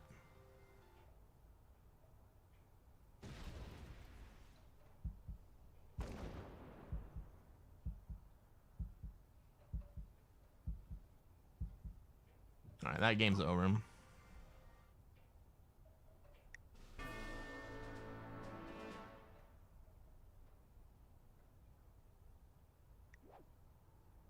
Green was a beginner. Yellow was a master. Ah. That's what you get for doing nothing, buddy. Red was a beginner. Pink and purple. Pink was an intermediate, and purple was a novice. Where did they die? Purple died sitting out in no man's land. The thing that gave me faith was that when I fed purple, I believe that Red was trying to take the kill. And then disconnected and wasn't able to. So I gave him one. Sadly, minus 160 for third. My friend, I lost 20 for second last game. I bet I lose 300 for third this game. Let's find out. No, we're not going to find out until that game's over. I guess I should have stayed and watched, but honestly, it was painful.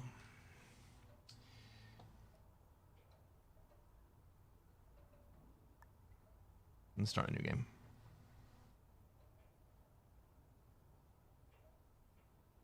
Hey, if you guys were not here during the beginning of the stream, I want to let everybody know that this coming Sunday, I'm going to be hosting the Hot Buns semi-weekly trivia quiz. It's going to be a pub quiz, teams of 4.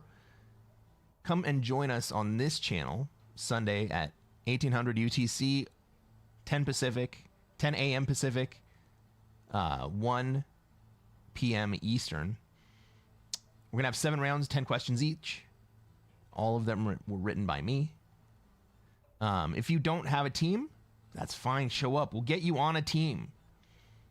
Otherwise, if you guys would like to, I would love it if you jumped into my Discord and formed a team up. Or after this stream, I'm going to drop a link into Hot Buns server where most people congregate for this quiz, and they form up teams on the fly day of the quiz. I'd love to have everybody there. Doesn't cost anything to play. But it's going to be a good time.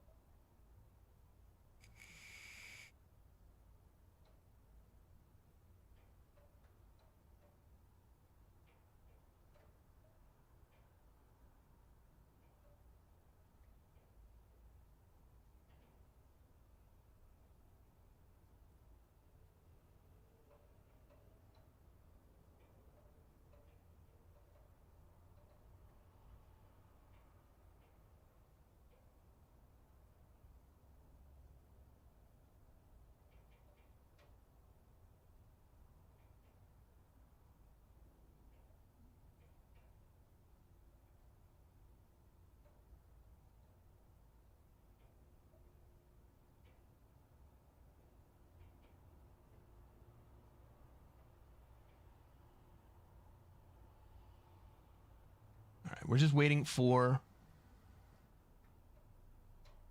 this game to start up.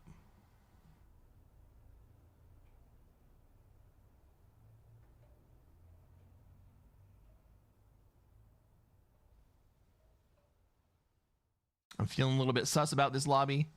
Let's find out if I'm right.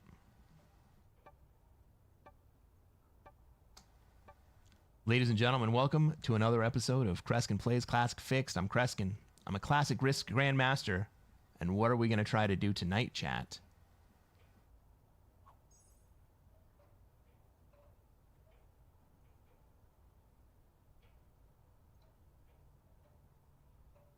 Nobody? All right. Try to take over the world. Von Hogan says, find a great trailer. We're going to do the same thing we do every night. We're going to try to take over the world. I am in the 3rd seat. All of my troops are in Asia.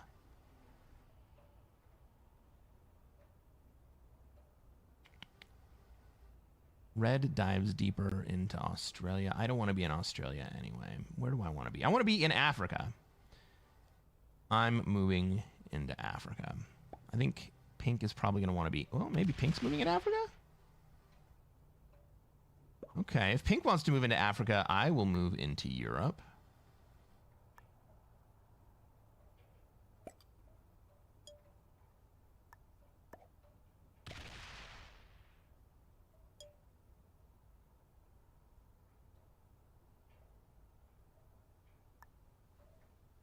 Let's give you a way out into Africa. How about that?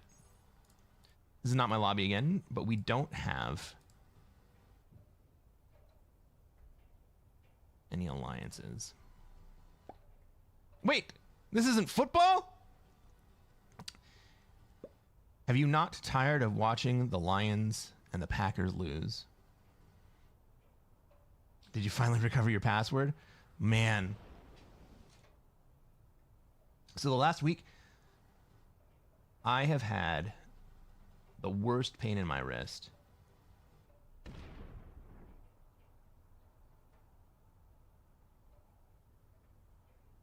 It was all I could think about the entire time I was sitting there.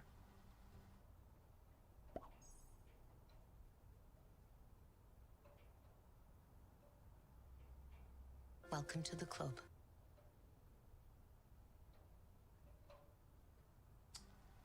welcome to the club. What's up, Hype My Beer Time? Hold My Beer Time. Thank you for the follow. Welcome to the stream. How are you doing today?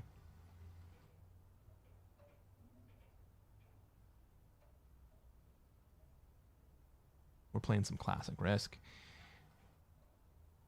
I'm trying to move my way into Europe. I think we are encouraging Pink to move into Africa. I don't mind that. Red, I think, is going to try to take Australia this turn. And I think he's kind of intimidated by me. I don't really know what Purple's going to do yet.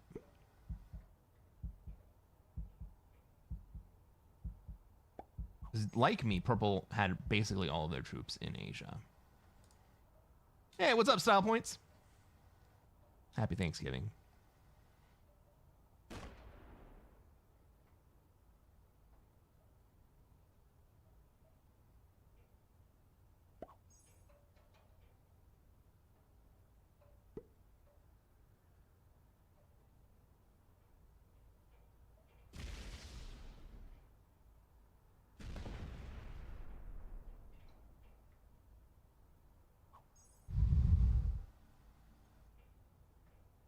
So, I'm not going to lie, it's always a little bit suspicious when somebody joins the stream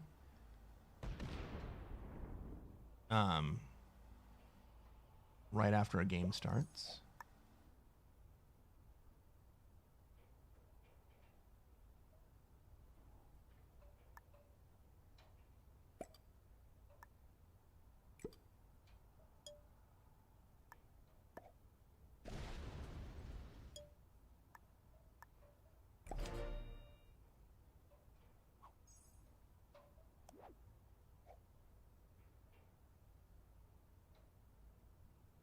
So I would love it. Hold My Beer Time. If you would introduce yourself. Von Hogan says, paranoia feelers are on high alert for a good reason. Well, I don't get sniped all that often. But I do have a little bit of a spidey sense about the timing of things and the likelihood of them happening the way that they happen.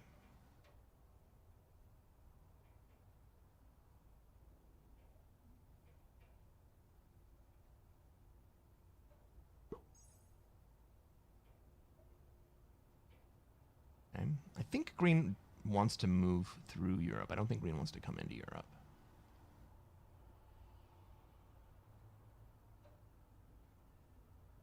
But I'm not totally sure.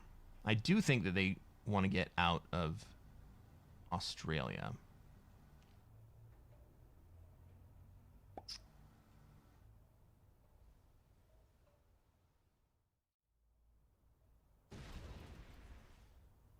Blue finally gets their essay. This is a slow, kind of a slow game.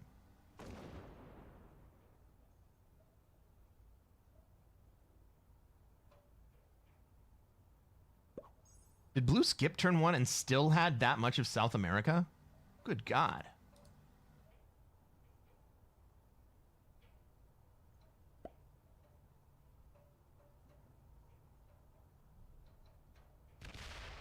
All right, Purple's turning around. Purple's coming back down to Oz. They're like, nobody else is going to do it. I'll do it. Fine by me. Does sniping really help that much on Classic Fixed? Only so far as it lets them know if I have cards, which cards I have, and gives them insight into what's going on in my head. Because I'm telling you, I'm sitting here telling you guys everything that I'm thinking about the entire time, right? And that's valuable information. I'm like, I'm not going to Australia. What are you guys, are you crazy? Oh, fuck, man.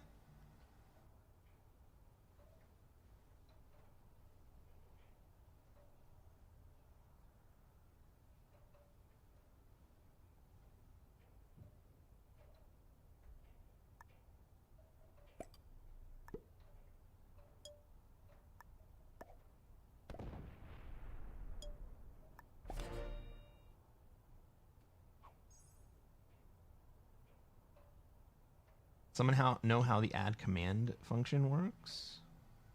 What command would you like to add style points?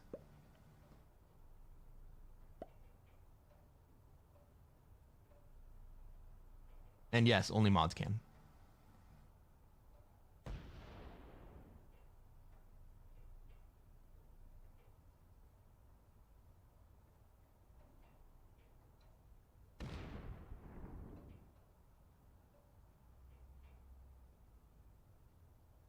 Does this look like green coming this way?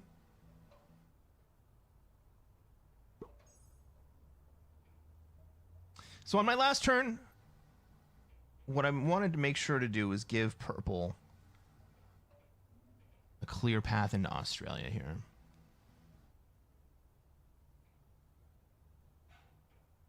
What's possible? All kinds of things are possible.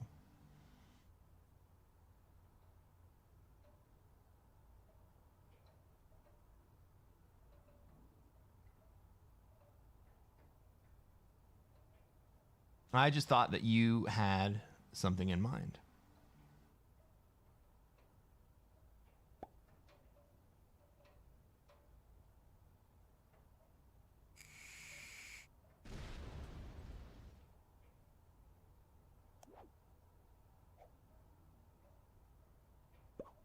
All right, no trade here. That's not the worst thing in the world. If I were lining up to kill someone, and that someone were green,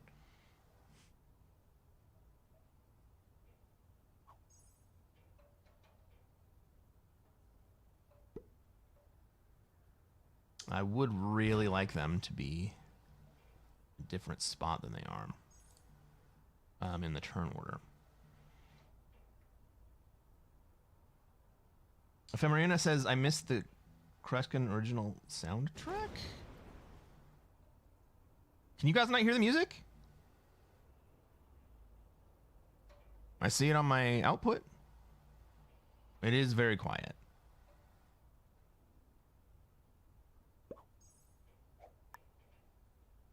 How much have I played the USA and US Advanced maps? Not at all. I don't even think I own them. Maybe the USA Advanced map.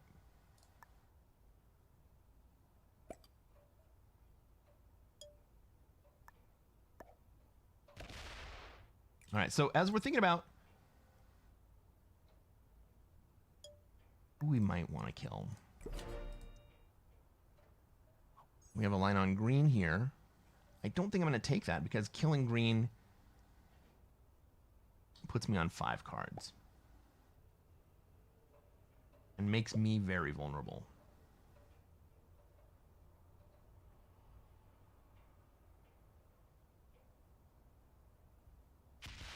I have pink going the other way if they don't trade. I have a dude's trade.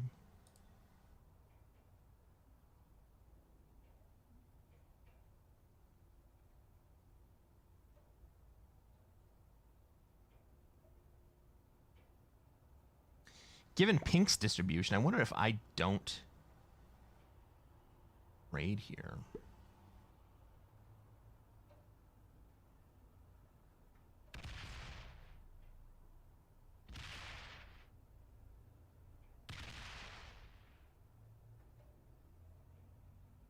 Well, blue's picking a fight with pink anyway, so I guess we don't have to do anything at the moment.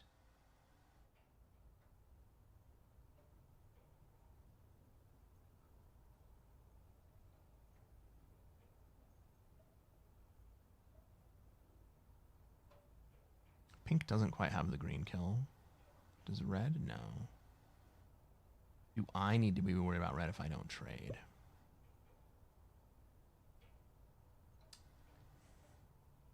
Not really.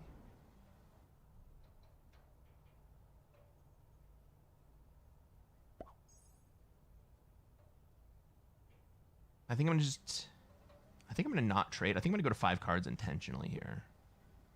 Well, red's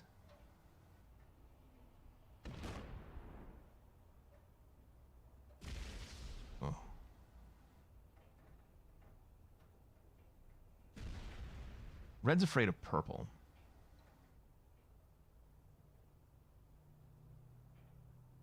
Blue is locked up. even with the trade, pink doesn't quite have the firepower to kill me. I mean, they might. It'd be close.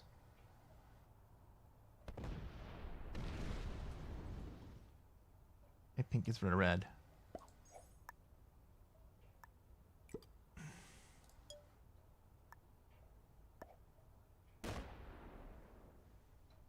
I'm going to sit up here. And another dude. Great.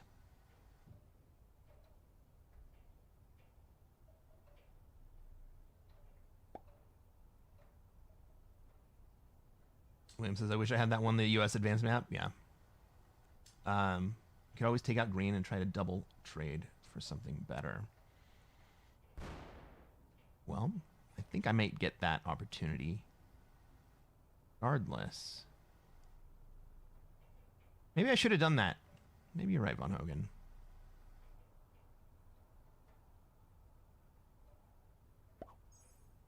Von Hogan says, that would be wild to let followers or subscribers add commands. I can only imagine how quickly that would go off the rails. Yeah, you gotta trust the people who are gonna make commands for you.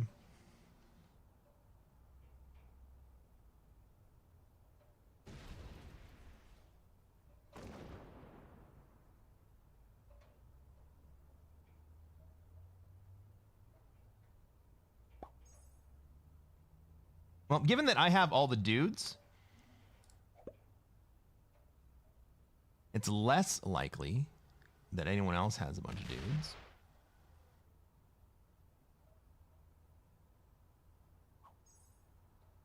Pink's gonna be the first one. That's what she said. Yes. Perfect style points.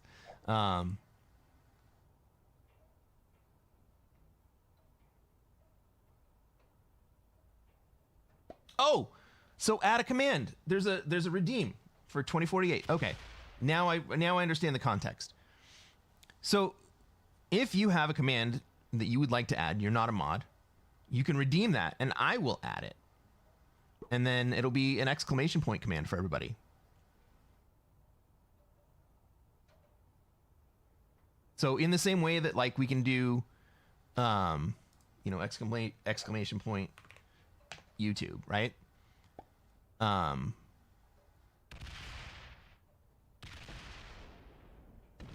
right, pink's gonna get it. No, they're gonna fucking miss it.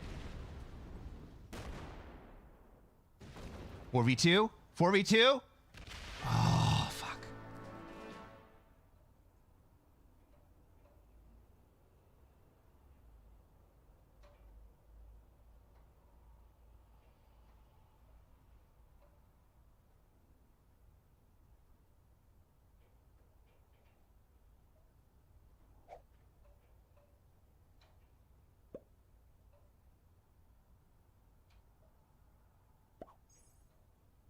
They're not going to move into North America. Why would you not move into North America right there?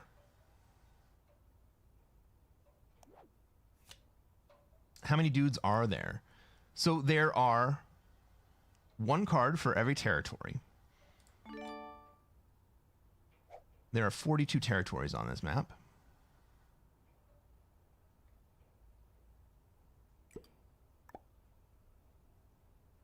So that means there are about 16 of each.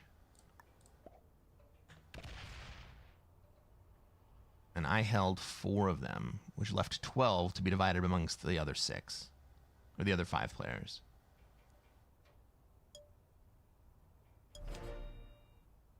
That's going to be a 10 set.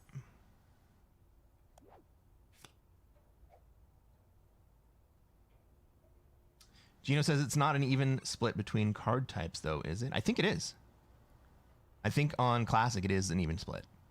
There are maps where it is it's tilted to other to one card in particular. Like there are some maps where there are more cavalry, for instance. But I think on Classic it is evenly split.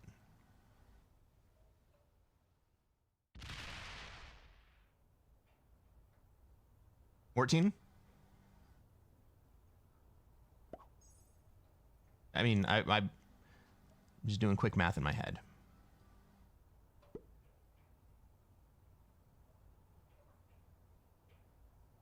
but 14 sounds right.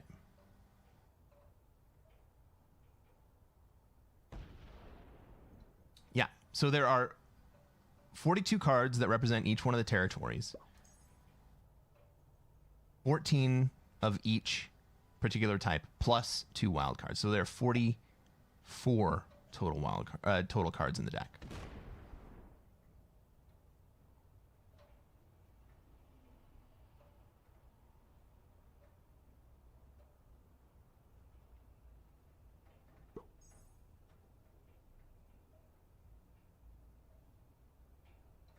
Why would it be map dependent? Just a style choice based on the map designer.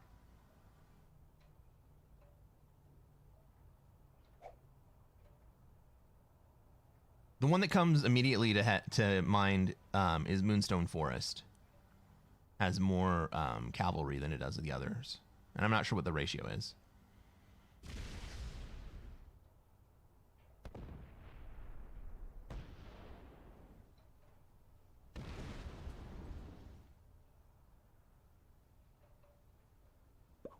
I feel like purple could have killed red a couple times. Now worried about you coming down to cleaning up. It's possible, right?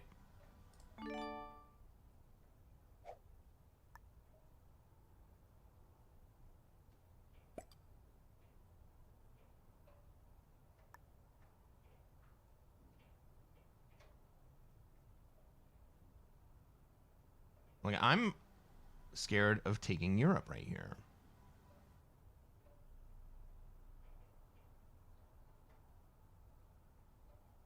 I mean, what happens if I take Europe? Someone breaks me? Fuck it, let's do it.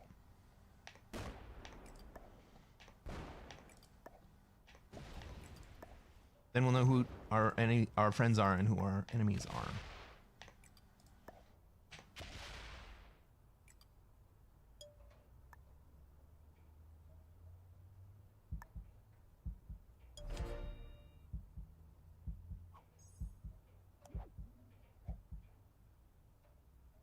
But this should mitigate the worry of purple that I might come down and take Australia from him.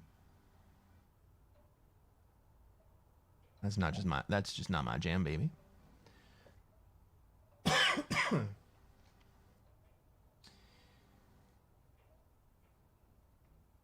By the way, happy Thanksgiving, Shrudakar. Welcome to the stream. How's it going, man?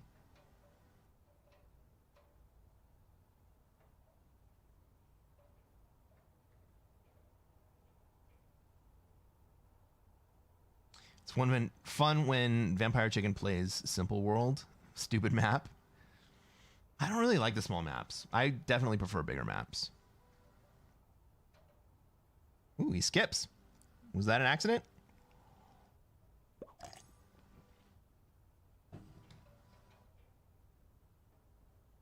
He's still got pink on his shoulder, though. He does.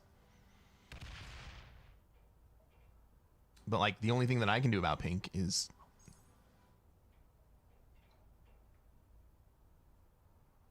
go wreck pink. But these guys have just card blocked red.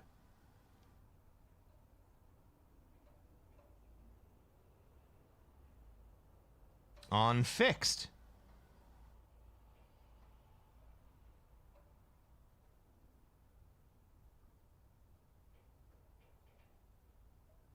Well, that's fun.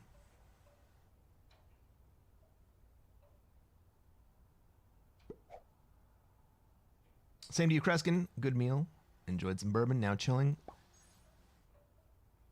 Whiskey time. Let's go, guys. Oh, you meant Moonforest is stupid? Well, there are a lot of maps that are not great.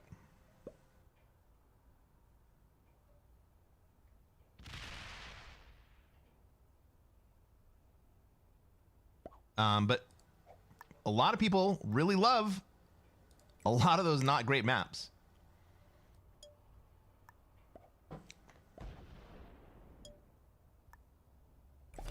I mean, the thing that I really like about this map that is not quite so true about Moonforest is that it can either be balanced or imbalanced.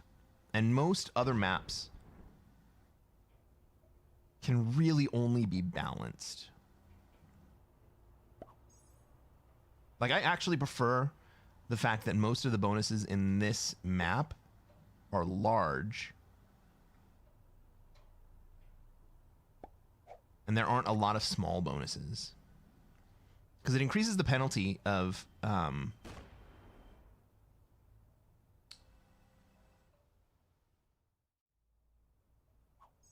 being broken, and so people get afraid of being broken. On the small maps, in order to get the +5, you might have you know, a +4, a +2, and a +3, just like along the bottom half. And like, it's less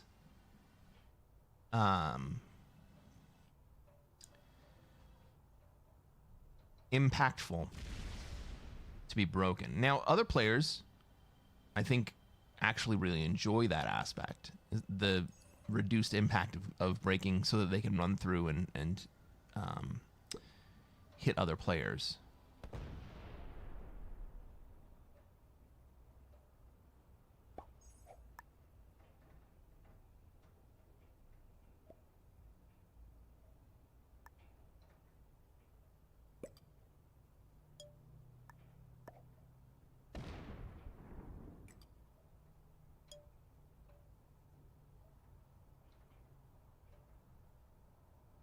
Fuck it, guys. I'll go to North America. You guys want to be in North America? I will go to North America.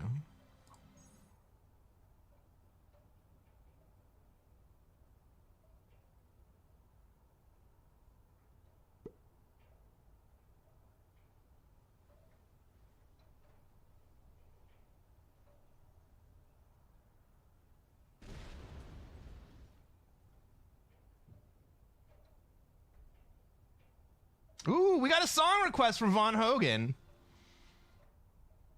Let's check it out. Let's see what this song is.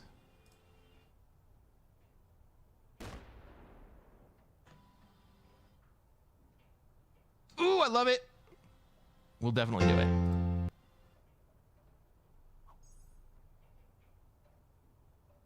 That's the one, Von Hogan.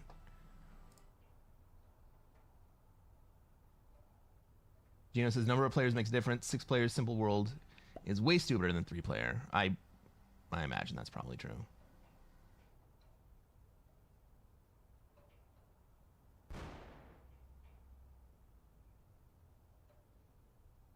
Purple and pink are both lurkers. Hyena who stabs the lion in the back.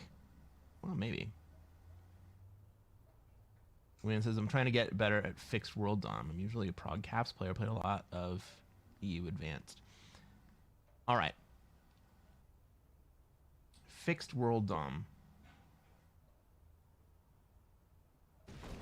is a lot more about figuring out the balance of the game. Right, you think about profitability in progressive.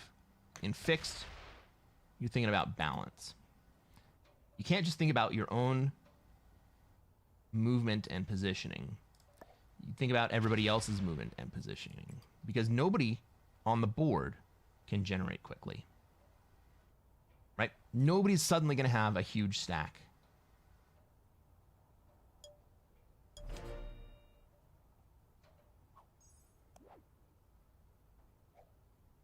Fuck me.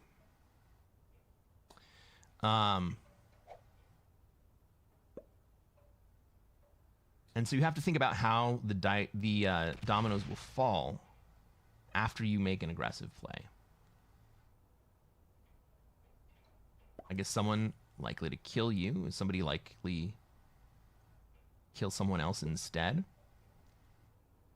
If they can see what advantages them in the game, how are they going to play it?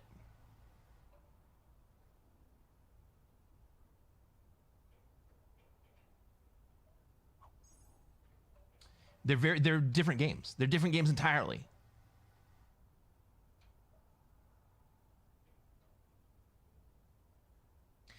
Fixed is a lot about managing relationships and about creating situations where the relationships get worse for other players.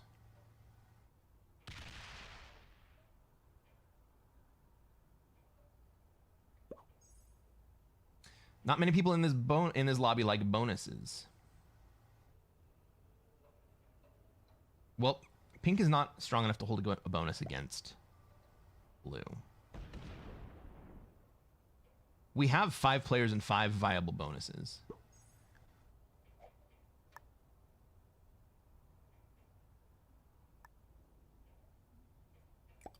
But I'm on friggin' 5 cards.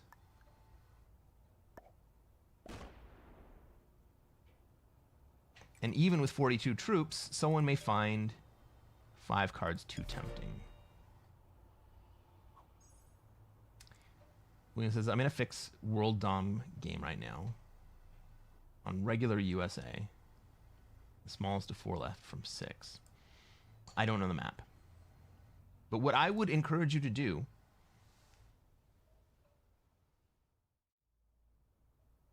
is create a situation where the second place player, it's too early. This usually works when there's 3 players left. 4 players is more difficult. When there's 4 players left, you want to create a situation where the second place player gets more inertia in generation than the first place player. So that if the first place player does nothing, they end up losing their lead to the second place player.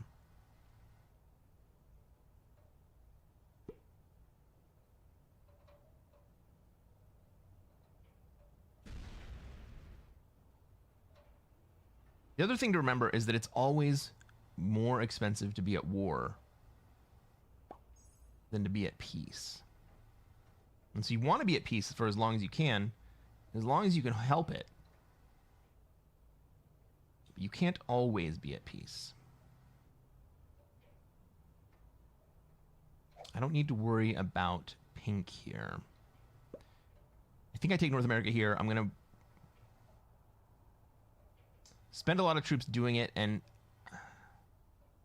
I hope that blue doesn't come at me. But if he does,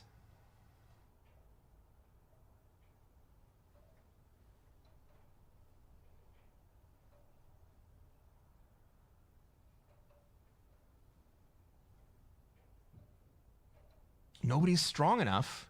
Because nobody's been allowed to hold a bonus, nobody's going to be strong enough to stand up to blue.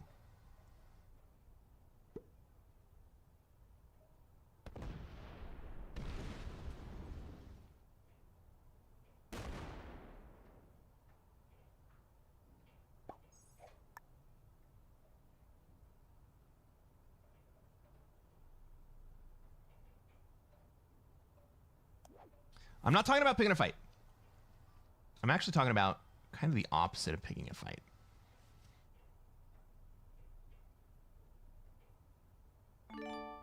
Sometimes it's actually advantageous to give up your bonus to the player that's in second place.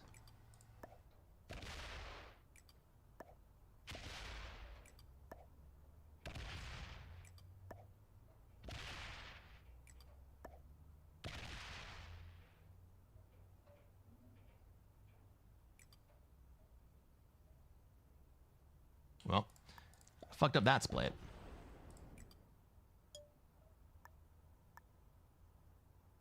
I meant to have 14 here.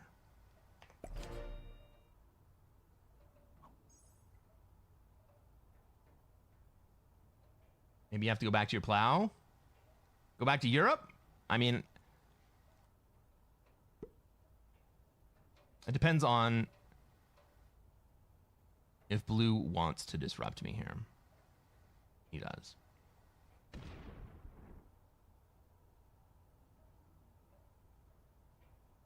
But if no one's going to be allowed to hold, and pink made sure that I was not allowed to hold previously, but if no one's going to be allowed to hold a bonus,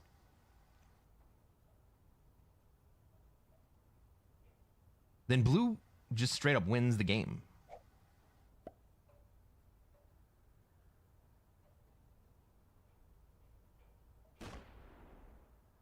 Right, because nobody really wants to play here. Oh, lost 2 3v2s. Two of the big guys just hit each other. Let's go. That's what you need to do. There's a war in it, and I'm not in it. Let's fucking go.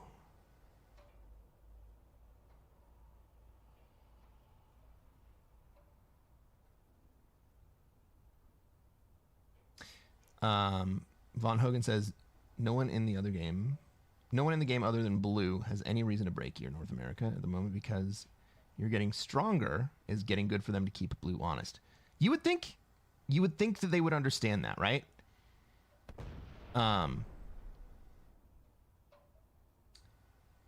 But Pink was the one that broke my Europe last time. Let's take Europe again. Let's take Europe again and see what happens.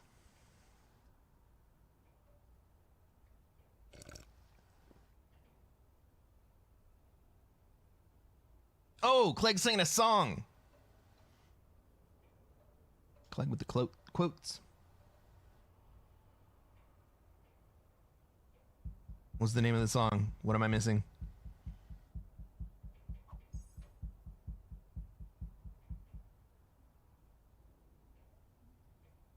Listen to my old man. Should have stayed on the farm. Should listen. Oh, no, I know that song.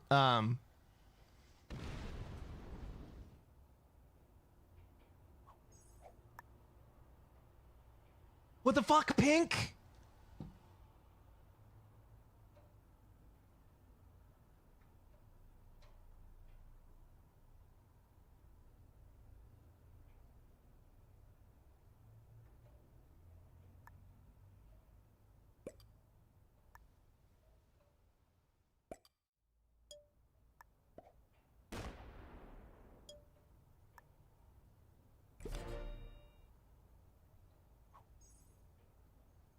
Goodbye, Yellow Brick Road.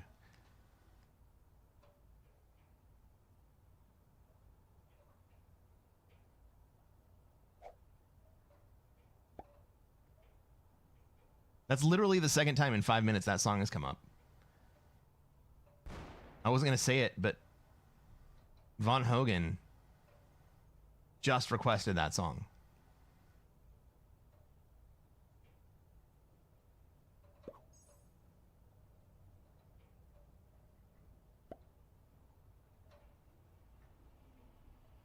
What round is this?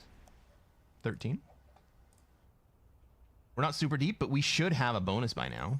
Fuck me.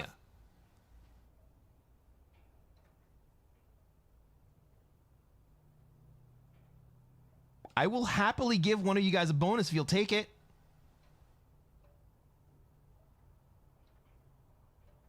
Somebody needs to get strong enough.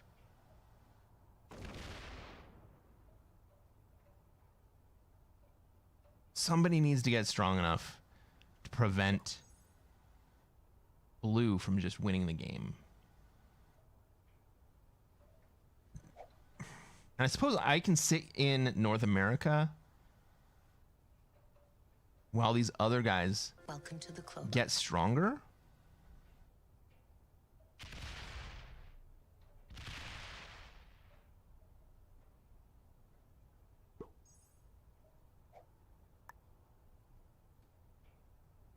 Al, welcome to the stream.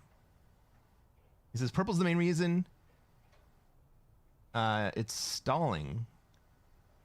I just watched the last 4 turns. No, pink is the reason it's stalling. Purple was kind of the reason it was stalling earlier.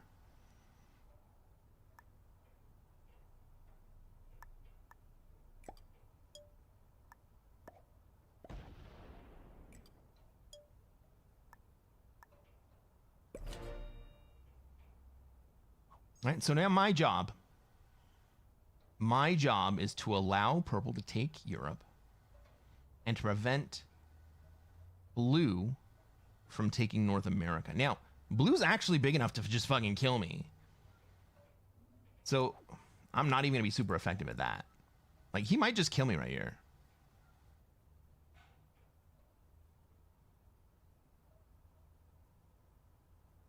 Red's being a good turtle. Well, Red has an interesting position. Red's sitting in China, and Siam is open. He's not acting as he doesn't have to act. He's maintaining his advantage. Now, as much as I want to kill Pink, it doesn't do anything for it. Just kills me to run into Pink.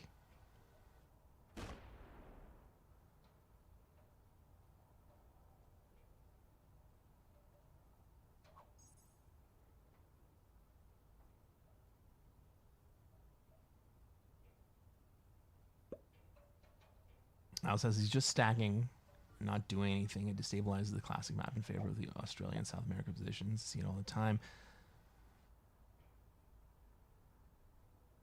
He does need to take a bonus. I agree with that. But he's also keeping the game out of balance. And the fact that the Australia player has their troop stack activated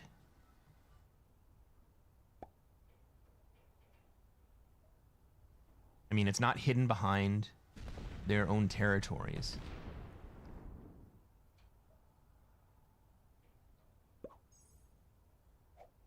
It enables the rest of us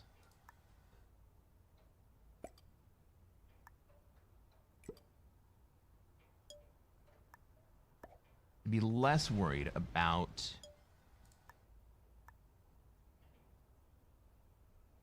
blue. Now, red's gone MIA. Are they going to be gone forever? Big red bot tells me to run to Australia. Maybe I should have done that right there, but I don't know if he's going to stay gone. You think he'll be back?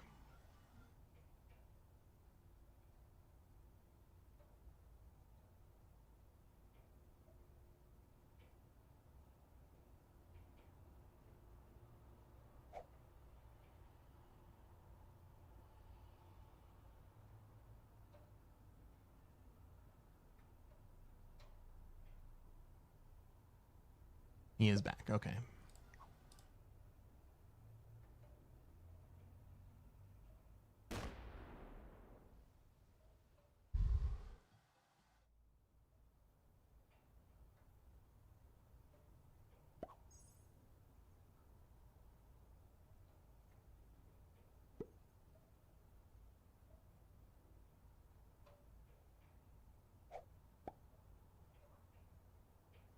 Now, the other thing that pink has done is prevented me from having any generation. Gotta make sure that we don't remove any purple territories in Europe, just so that maybe he takes it on accident.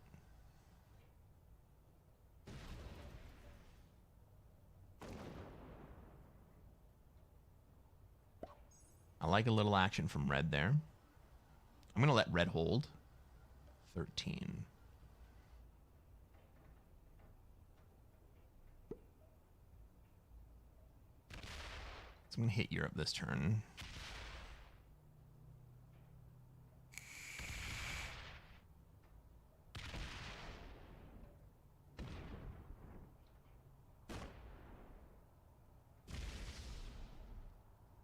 I'm happy to let pink hold. Is blue also going to be happy to let pink hold?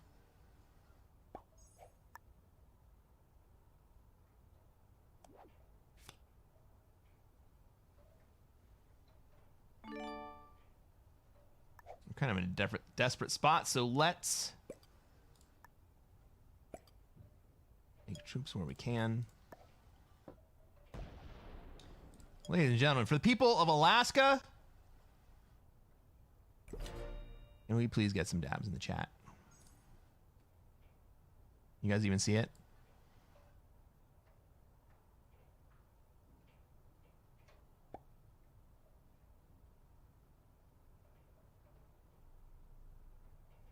All right. And blue achieves the Mickey Mouse guard.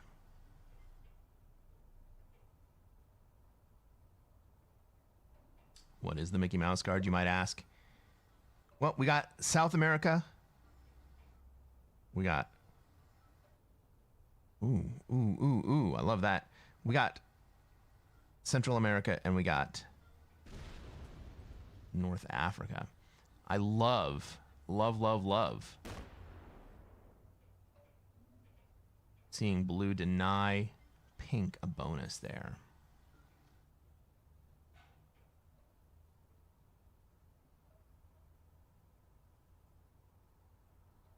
Von Hogan says, using MIA to bait reactions, it's the most underhanded tactic, but we have seen it before. I've used it before. I don't think I actually went MIA, though. Ooh, red. Ooh, red! Who's gonna stand up to red? Not me. This is a blue problem. Can we add Hasta la Vista, baby?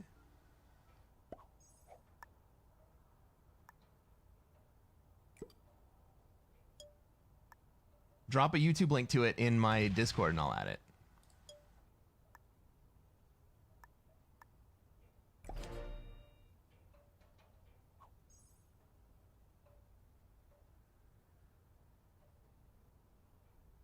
Agreed, this game desperately needed. Well,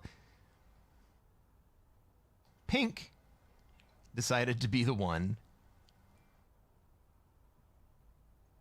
to prevent... Pink decided to be the one to prevent the Asia hold. Red is still holding 15, right? So they have the +2, +3 at the bottom. Are you really gonna fucking break me? Jesus Christ. Okay.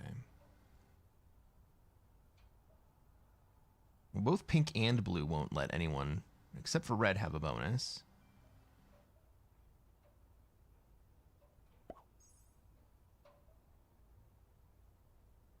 Like, I could have run way more troops down there, but it wouldn't have really mattered because the 100 stack still has access to me through Greenland.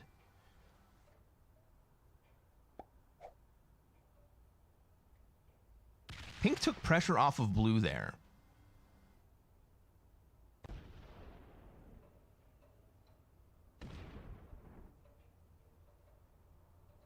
Okay. Blue, are you going to let purple hold?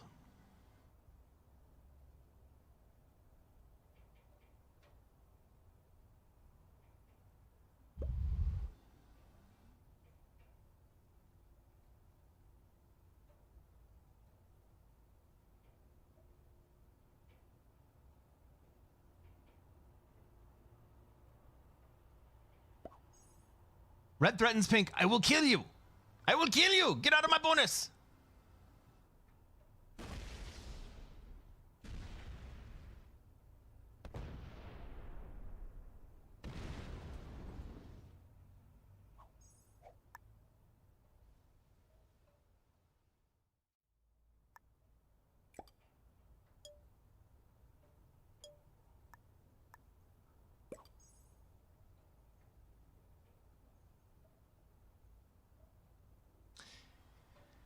Ladies and gentlemen, for the people of Kamchatka, right next door to the people of Alaska, can we please have some dabs in the chat?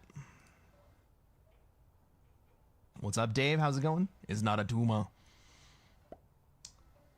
William says, I got second. You were the small stack, and you ended up in second place. I love that. How was the turkey? I didn't have turkey. I had to have chicken. It was good.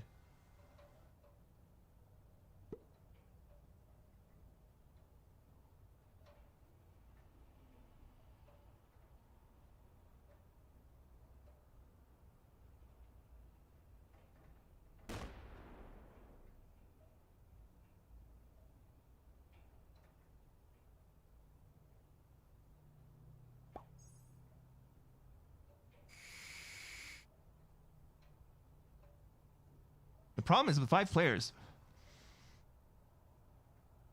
if pink kills me, or I kill Pink. And by the way, Pink is the player at the very beginning of the game, before I entered this lobby, that I said was suspicious. And who I would not be surprised to find out is Hold My Beer One Time.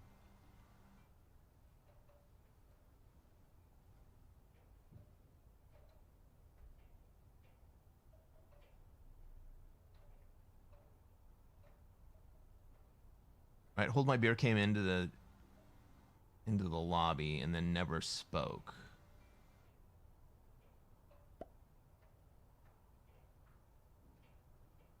Problem is, so here's the problem. I can't kill Pink. Pink could decide to kill me.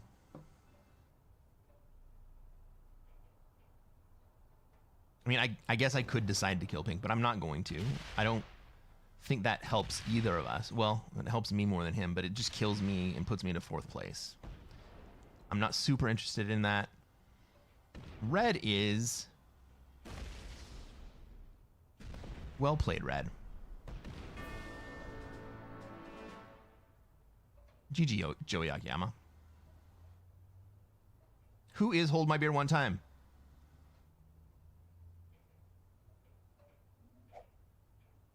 He joined the stream about 45 minutes ago when this game started.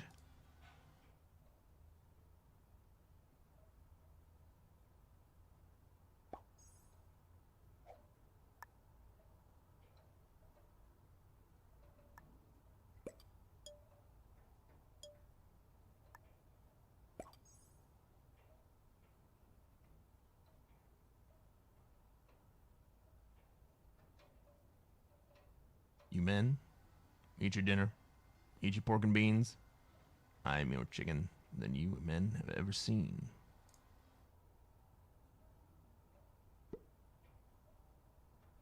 That sounds like a line from Patton.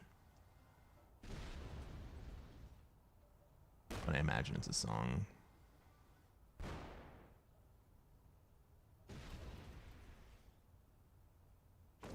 Does Blue not realize that I just opened up a path for Red to come through the other side through North America? Or does Blue not realize that I opened that path?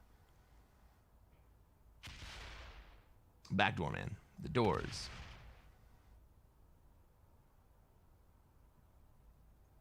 Fair enough. Blue goes and hides in Australia. Holy shit. This game just opened wide open.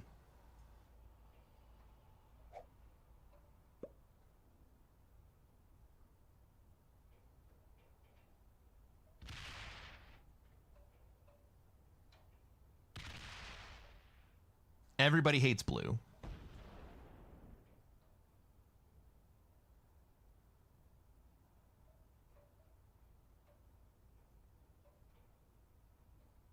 Come on, man. Just give me North America.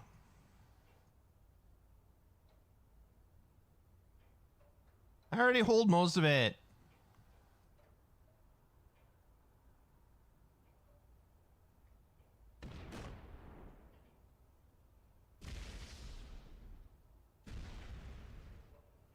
That says, fine, I can't have...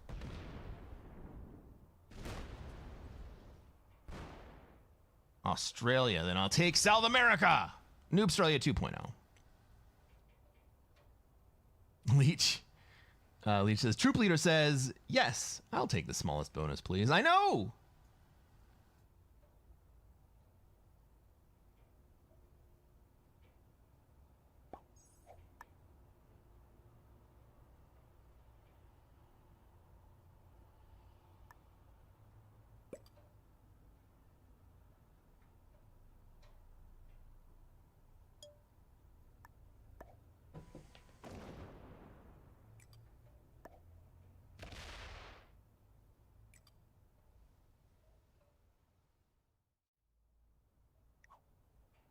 A little fist bump.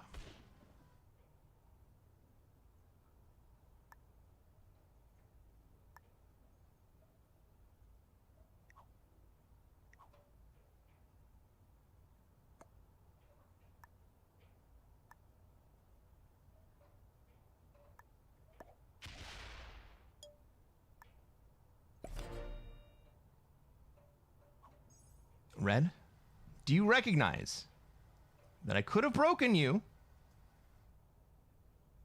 and instead I let you hold your bonus?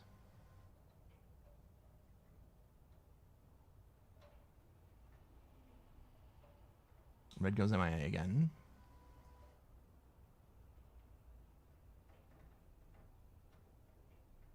Blue's not getting a Christmas card from here. No, not at all.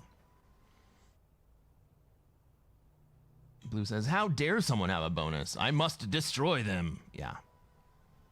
And then I must also hide all of my troops in the smallest bonus, generating the least amount where those troops can do absolutely nothing.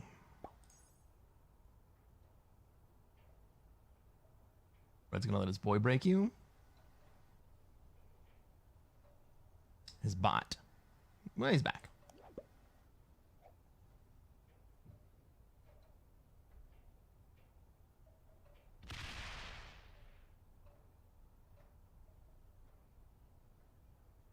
Well, I don't want to have to hit purple. Okay, purple's not gonna make me hit him. Cool.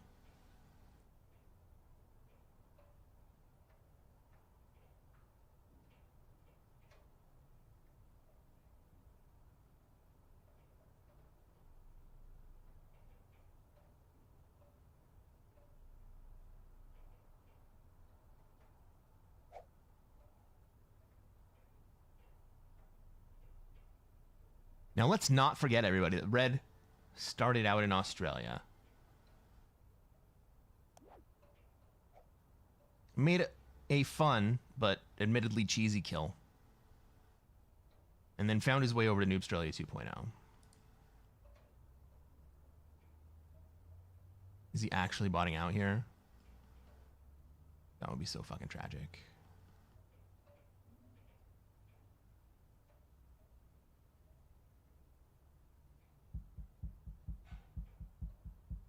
All right, I don't think that we actually have to defend against purple, right? So I'm not going to. I do think that I need to defend against red, right? Red as a bot.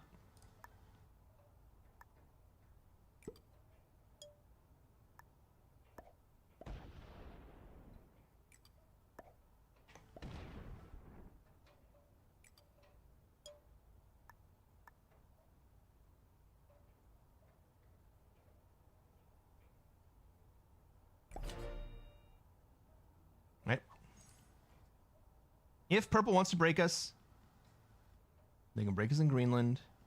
They don't have to come after the big stacks. We have neutral bots here? No, he had a trade that he had to distribute.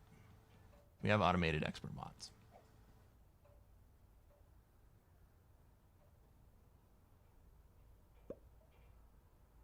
Taylor Swift, The Fate of Ophelia, got you to read Shakespeare? Oh, yeah.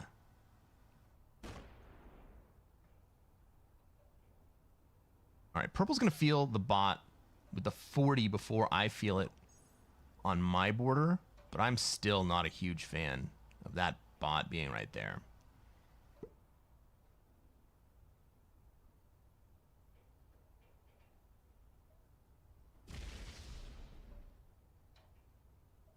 Hamlet? Yeah, it's kind of sad. In a lot of ways.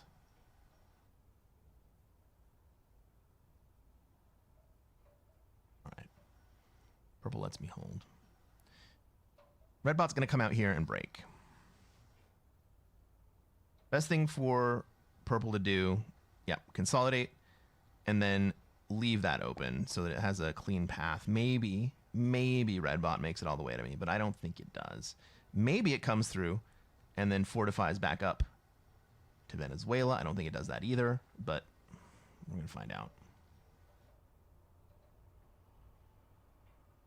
Ostik is looking smart with the bot now. Well,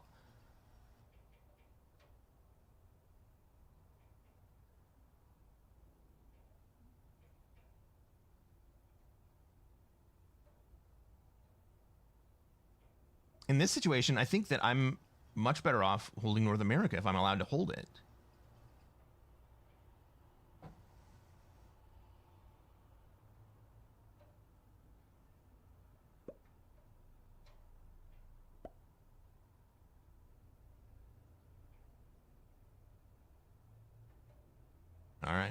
Here comes the bot. So you almost never play capitals? No. I actually don't like capitals fundamentally.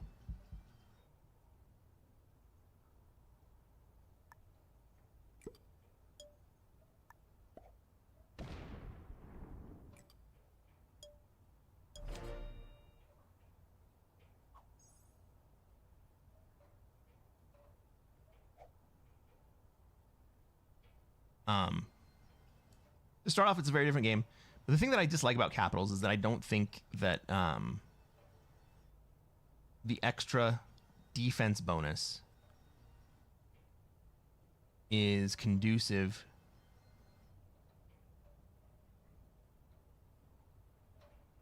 to the psychological play. Over the world. We are taking over the world. I don't think that the capitals are conducive to the psychological play, which is the reason that I like this game.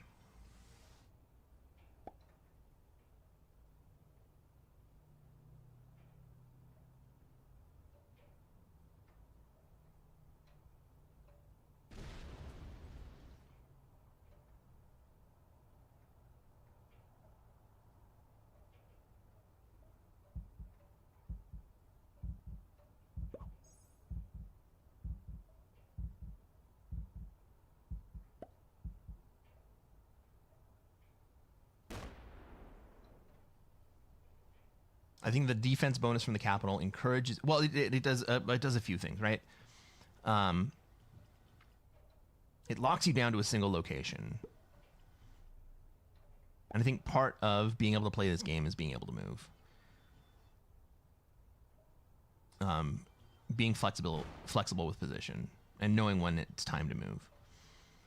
With caps, you don't really get that opportunity. One of the things I love about caps is the higher generation per turn. Like, I would love to see a variant where we got 5 troops as a base gen instead of 3. I think those games would go a lot faster. People can blindly stack and pass. That's absolutely true. That's a winning strategy a lot of the time, most of the time. If you can make it past the early rounds, you can just sit and stack and pass. You don't ever need to take a bonus. But that's kind of true also in any progressive game.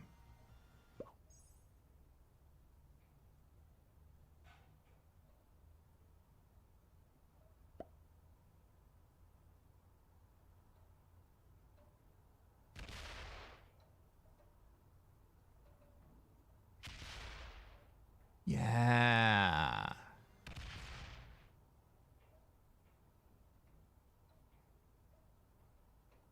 Okay. Purple's kind of inviting me to kill red. But if I do that, we're not strong enough collectively to hold off blue.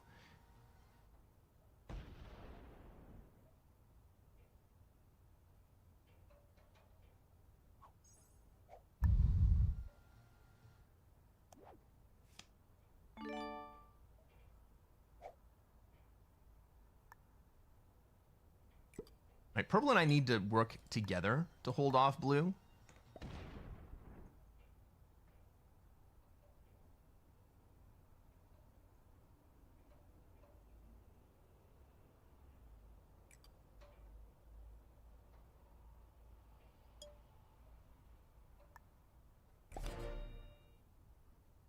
So the only reason I put troops up in Greenland here is because blue has the 8 that they can come and attack me with, and I wanted to make sure that I was able to defend against that.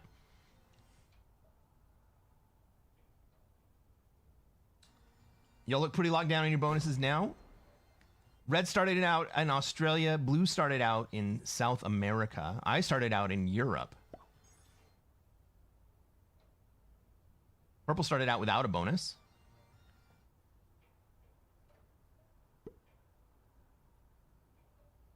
Redx says, do you have a washing machine or something running in the background? I keep Taking my headset off to hear it's from my home. I have a very subtle raindrop background sound running. It's very subtle.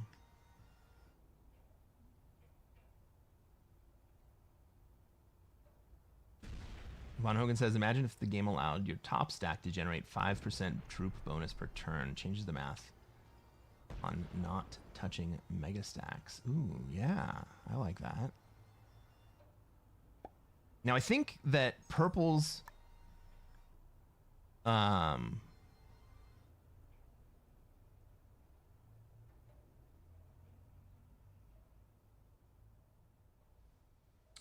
think purple's thought process there. Let's get rid of red.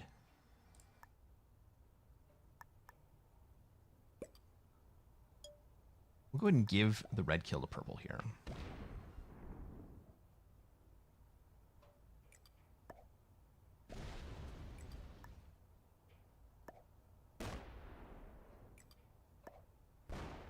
I'm not going to be too greedy, but I am going to signal how I would like this game to go.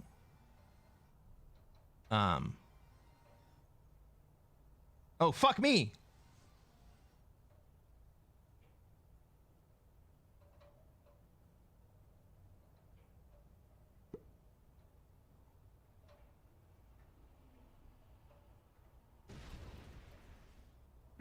That's what she said.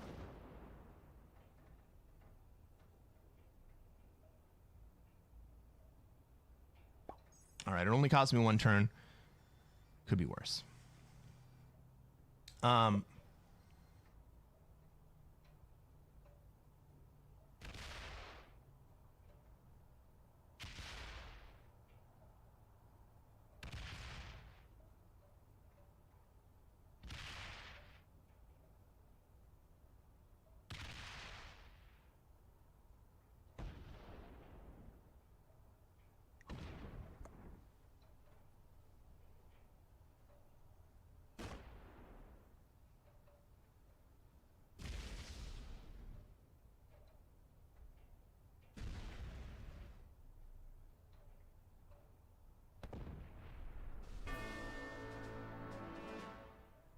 Those two cards do set purple.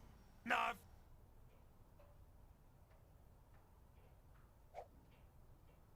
We'll see how purple wants to play the trap.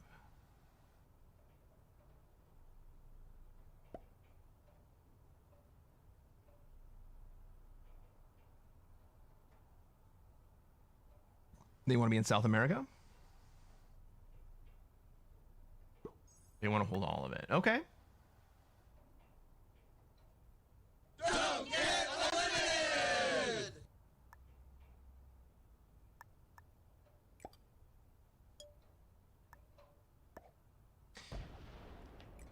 This kind of goes back to what I was talking about earlier, right? We want...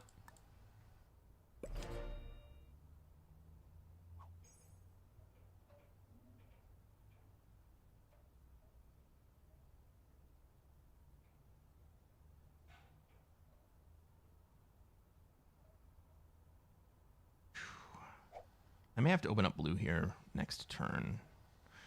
So this goes back to what I was talking about earlier. We want to not be at war. And we want the big boys to fight each other. We don't want us small fries fighting each other.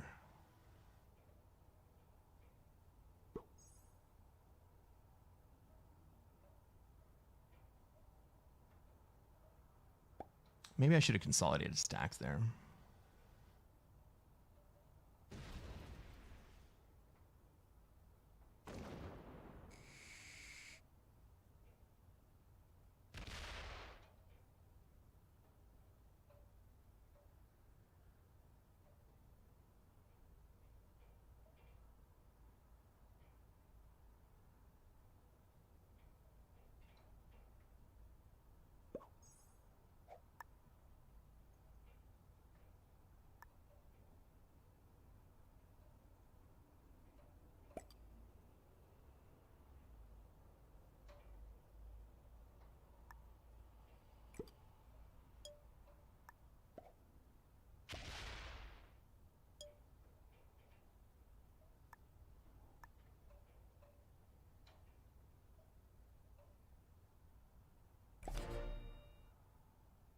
Blue can still break purple here, right?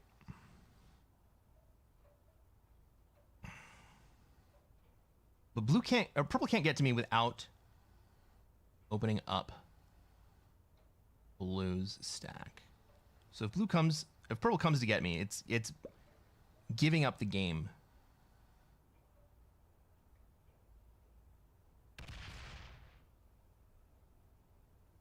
All right. That's exactly what we wanted to see.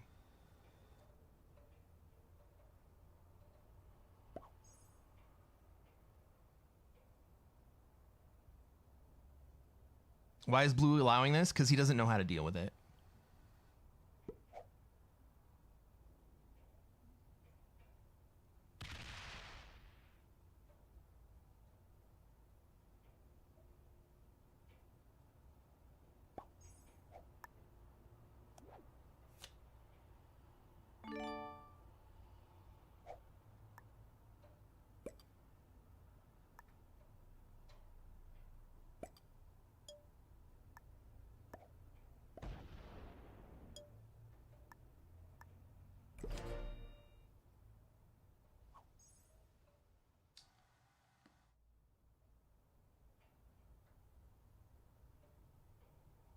Like says, I'm not a present for your friends to open. This boy's too young to be singing the blues.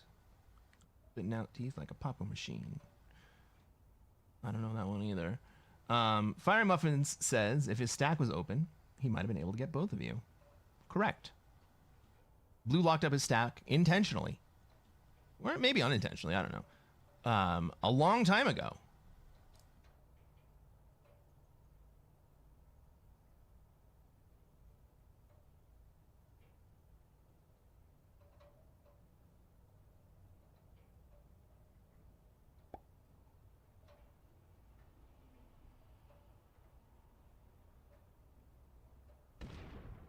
Now, if blue bot's out here, we go to 1v1. And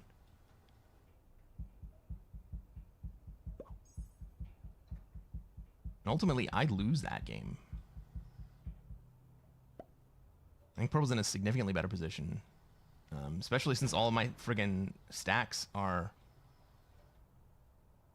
all over the place. Now I'm going to have to put myself in a similar spot to purple.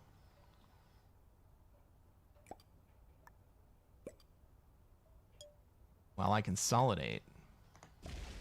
Right now I can't attack purple.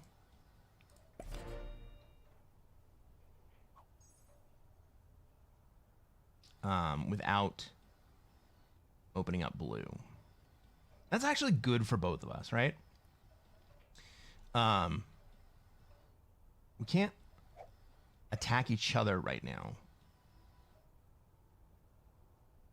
And so what that leads to is us stacking troops. Stacking troops is great for both of us.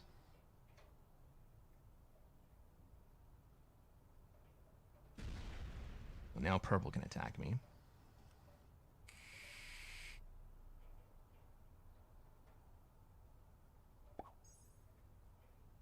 Blue comes out.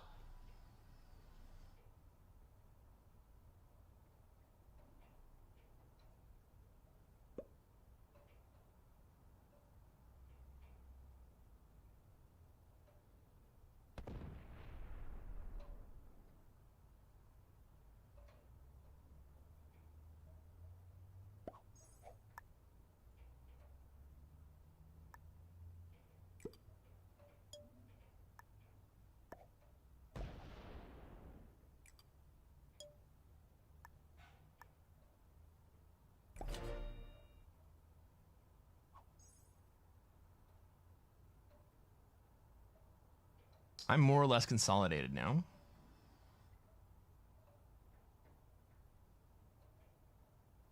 I imagine we see blue come through here and break everything and then go back to hide or go back to sit in Siam.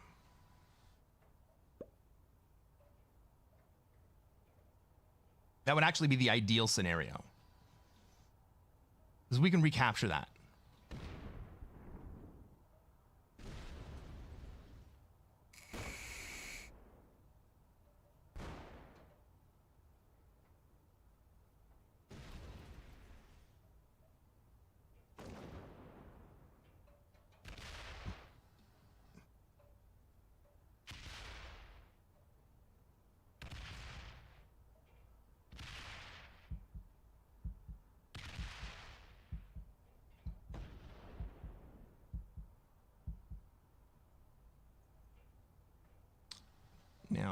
We see purple run to Australia.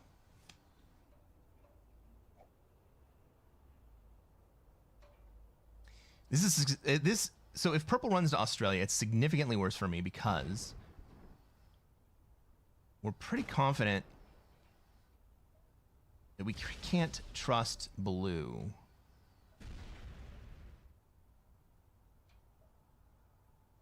To play the trap.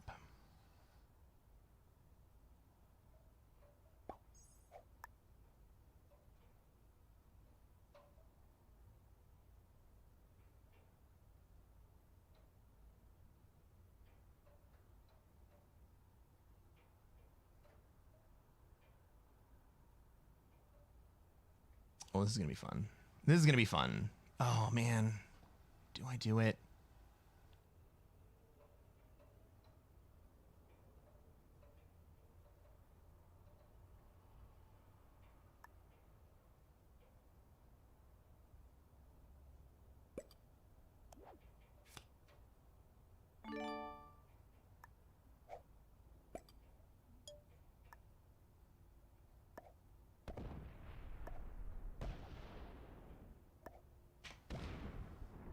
Oh no, I failed my bonus.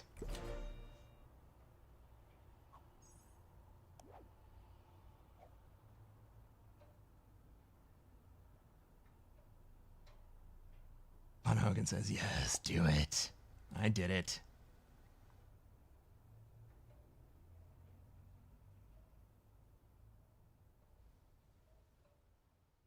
Lucky for me, I have this giant insulation layer that blue can't get to me.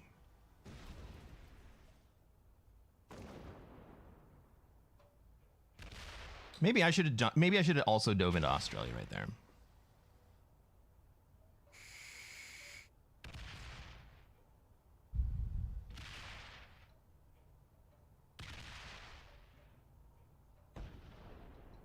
But blue doesn't know how to hold the bonus. Like, blue could have held all of the Americas, and basically nobody would have had a chance to take it from him.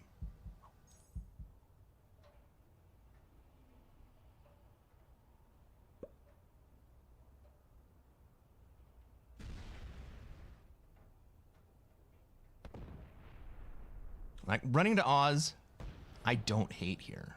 I should have done it.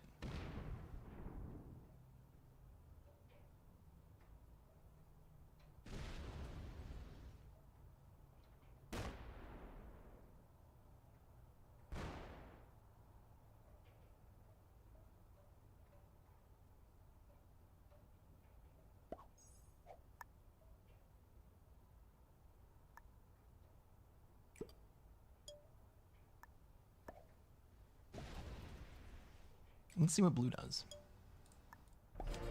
Does blue take unkindly to purple now having a bonus? Hide behind the insulation. That's what I did, and then purple came in and took it away. Remember how early in the game we were like, purple's doing nothing, and they're keeping this game from advancing.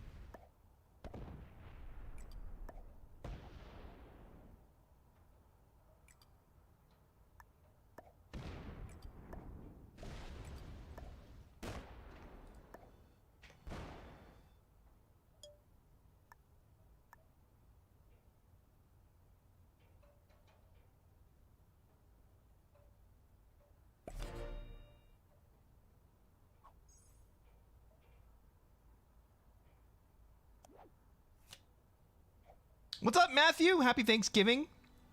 What have you missed today? Well, just a couple games. Nothing really significant.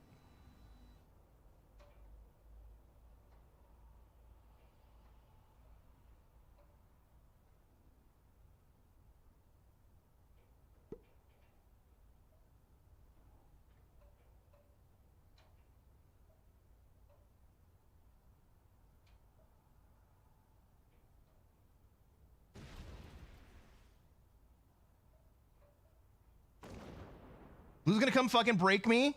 No, he's gonna take Europe.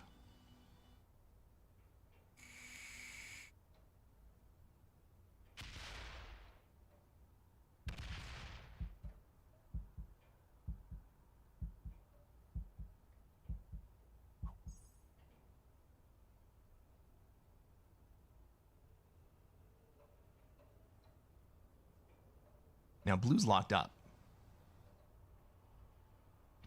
All right, we can fuck over blue right here.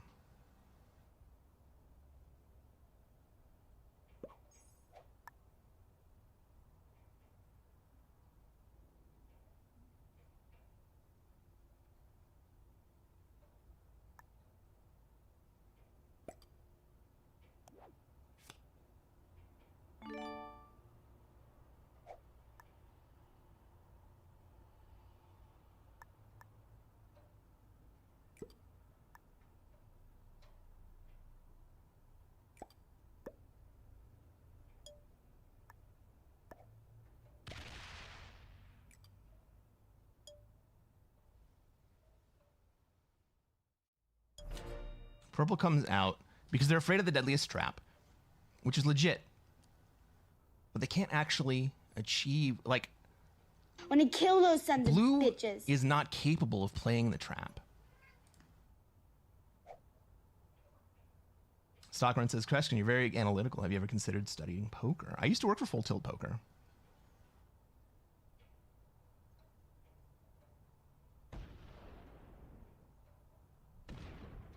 What I found in poker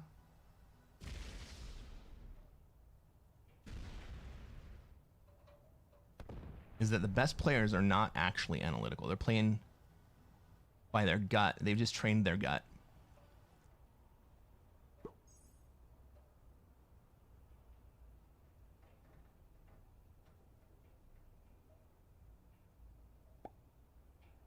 What's up, Kristen? Happy Thanksgiving to you. What did I do for Full Tilt? I was a designer on the game client and the website.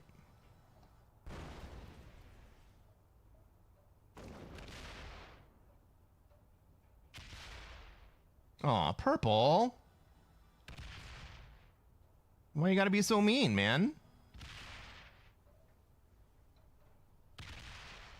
Oh, purple! What the fuck?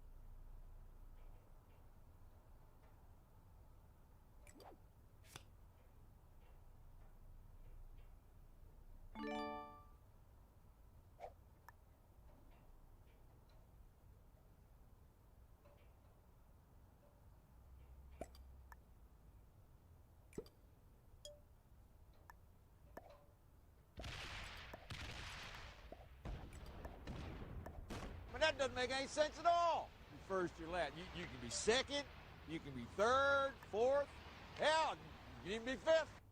You can be fifth.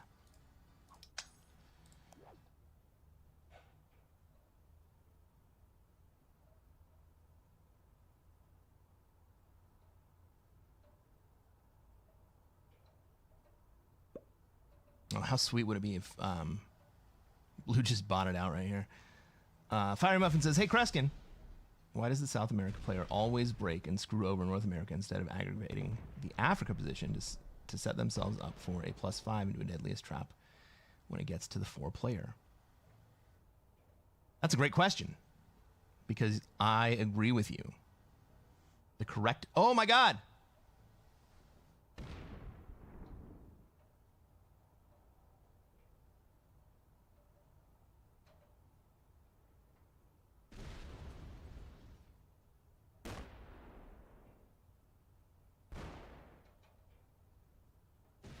He's not going to make the fort. He's not going to make the fort.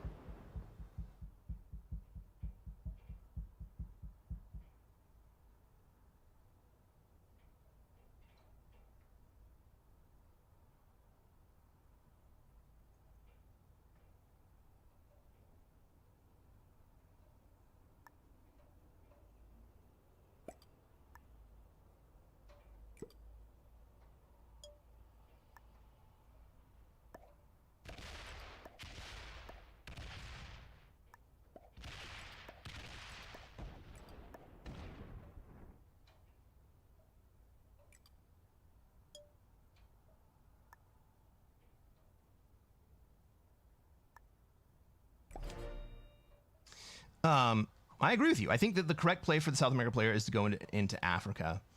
I think that the reason that most players go from SA into NA is because they think that they have the ability to hold all of the Americas.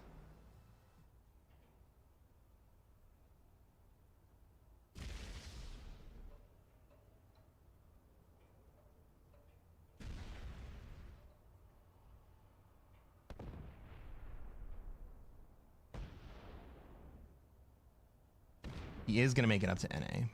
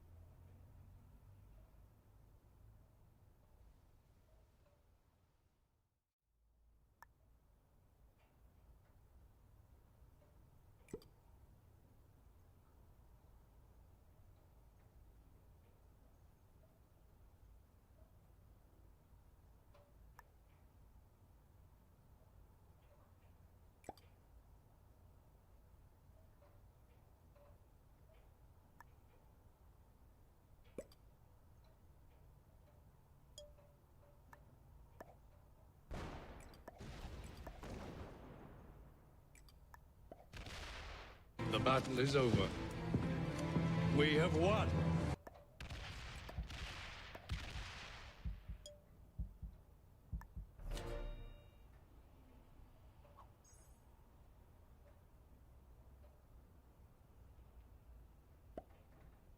I should have put more into South America there.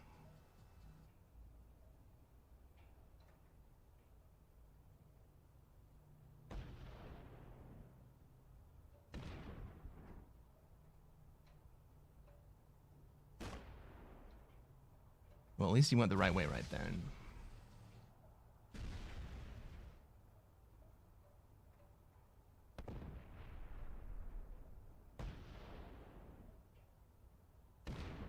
Who's playing on mobile? And, oh, I'm gonna hold Australia.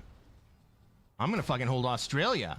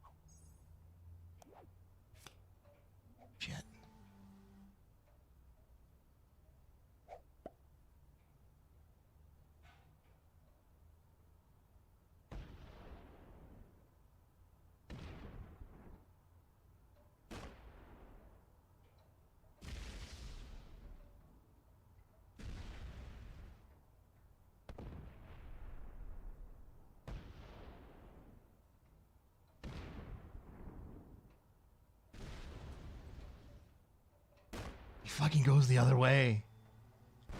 Holy crap.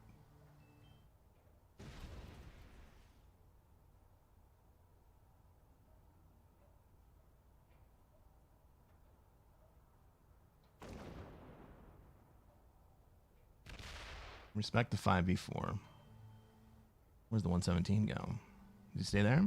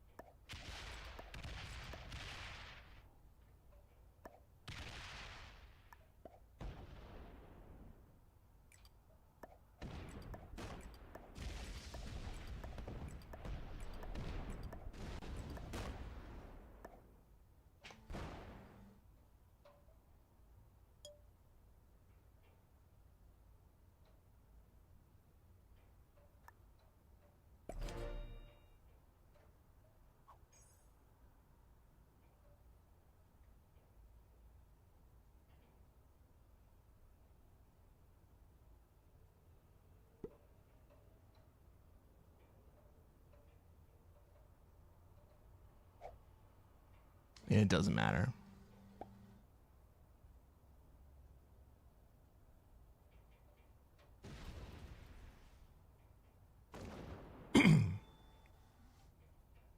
I'm not even whittling away at his troop count.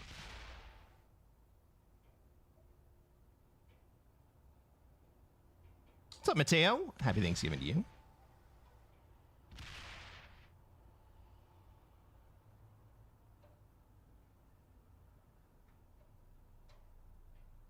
Alan says, it would be a really silly win here. But Blue gets it. Blue, yeah. I mean, I've won a game that was on... Jesus.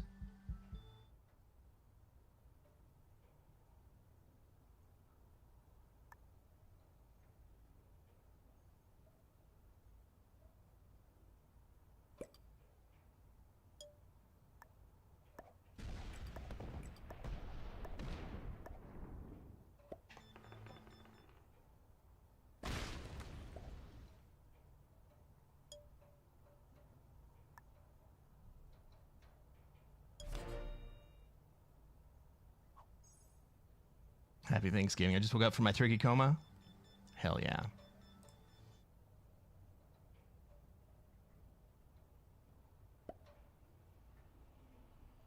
Well, what you missed was that the third place player, Purple, decided to come into me instead of us working together to pressure Blue. And maybe he thought that I was not willing to pressure Blue. And that's because I didn't trust Purple, because Purple the entire game played a very untrustworthy game. And he deserved third place. What did I do today? I cooked some chicken, and now I'm hanging out with friends.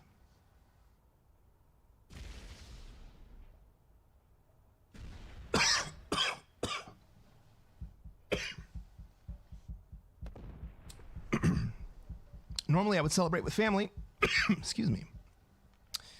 But my mom is on a Trans-Pacific cruise and is in, she was in Thailand yesterday. I think she's in Vietnam today.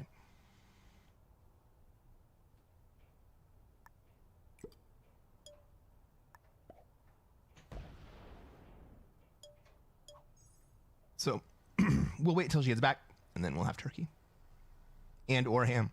Excuse me. Oh my God.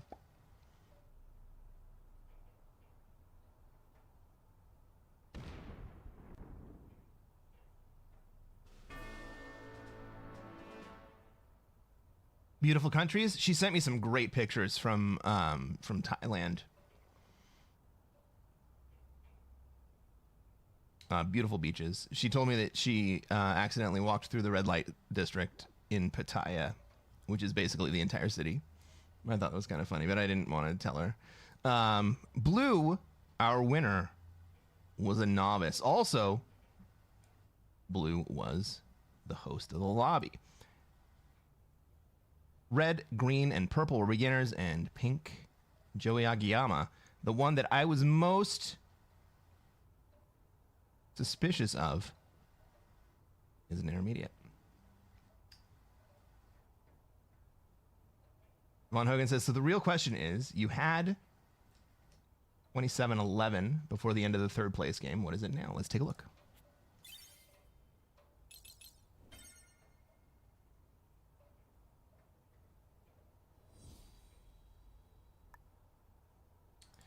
Right.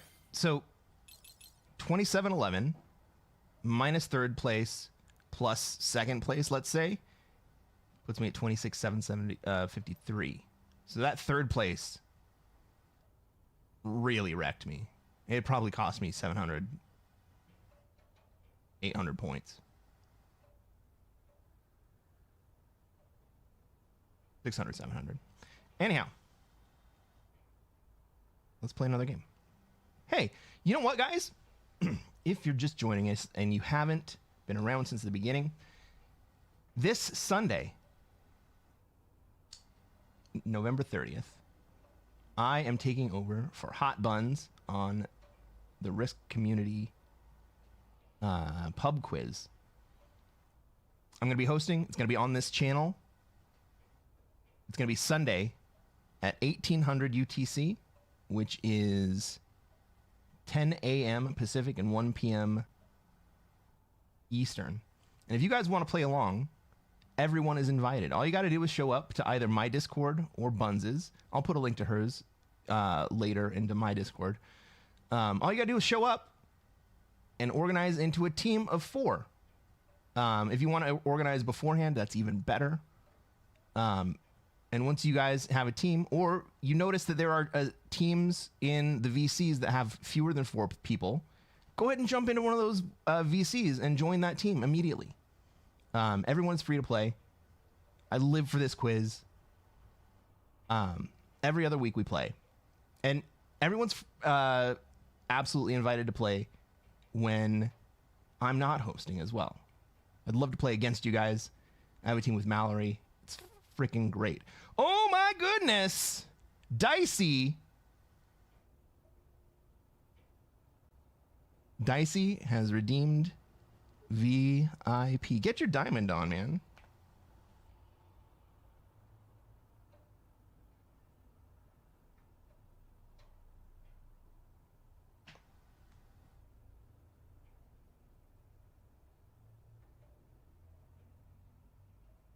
Let's frickin' go. Welcome to the club, buddy. Kristen says my stream streaks never work. I don't know how to update that. Kristen says probably minus second place, honestly. You know, the previous game, the first game of the night, we played 3, right? And we got second, third, second. And the second place game cost me 100 points. Buddy asks, at what time is the Twitch quiz kicking off on the 30th? It's scheduled for 1 p.m. Eastern, 10 p.m. Pacific, 1800 UTC.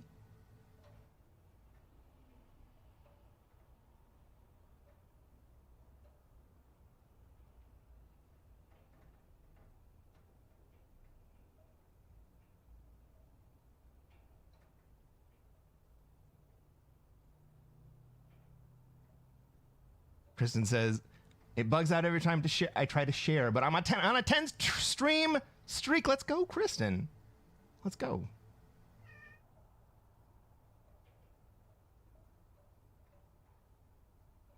Second, third, second. Yeah. And down like 450 points. That seems about right. It's a hard knock live for GMs. I know. The last stream, I won 4 got a second and a fifth. And I ended up net minus 1,000 points. Good night, Ephemerina. It was great to see you here. I hope you had a wonderful Thanksgiving. I'll catch you on the next one. Mateo also got a 7-stream streak. Let's go.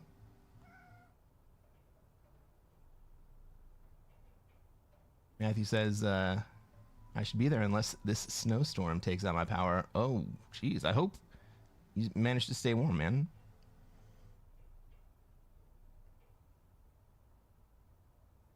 We got 16 days left in the season. And hopefully, we don't take a huge hit.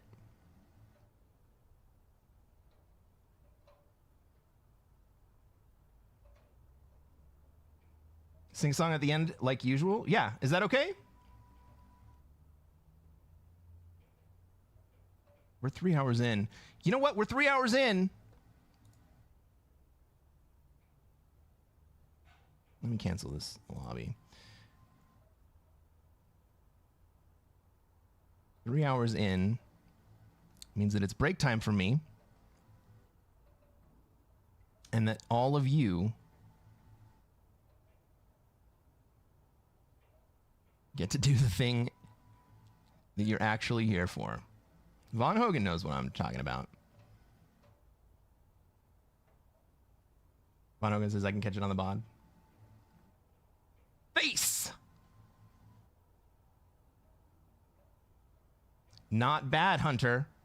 We haven't started yet. This game is for all of our Twitch friends. If you are in the Twitch chat, all you got to do is shout out any of the words that you see inside the jumble. If you're on YouTube, jump over to Twitch or scan the QR code in the bottom corner of your screen. You can join in along with everyone else.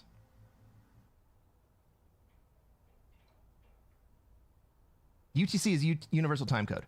Everybody, I'm going to be back in 5 minutes. Good luck.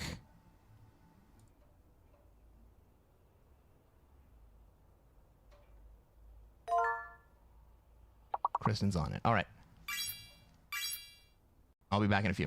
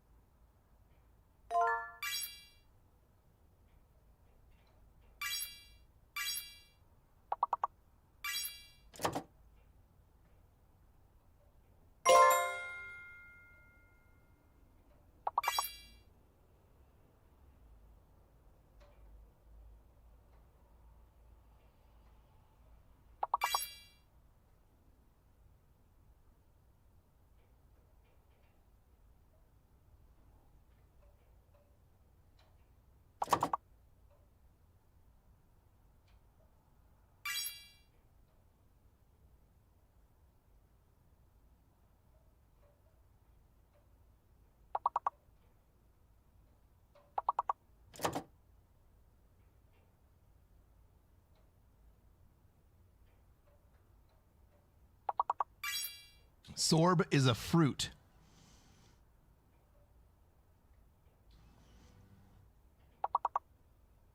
But it is not allowed in this game.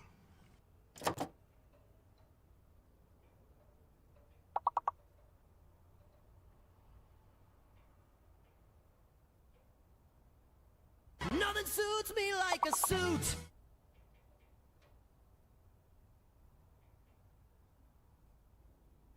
Let's go, Becky. Welcome, Good Hair Raiders. We are in between games. I am in a 5-minute break where everybody's playing Words on Stream until they fail, and then we're going to play more Risk.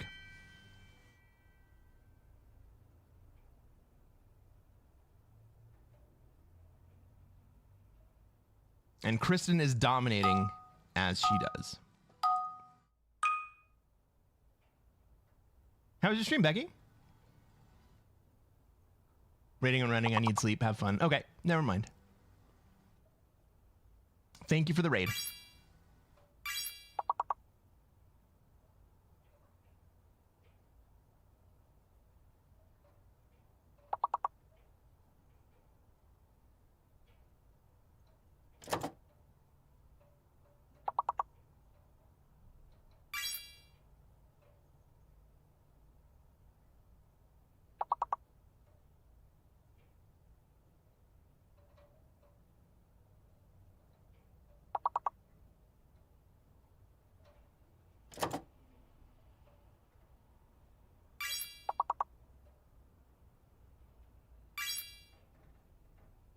D is the fake letter.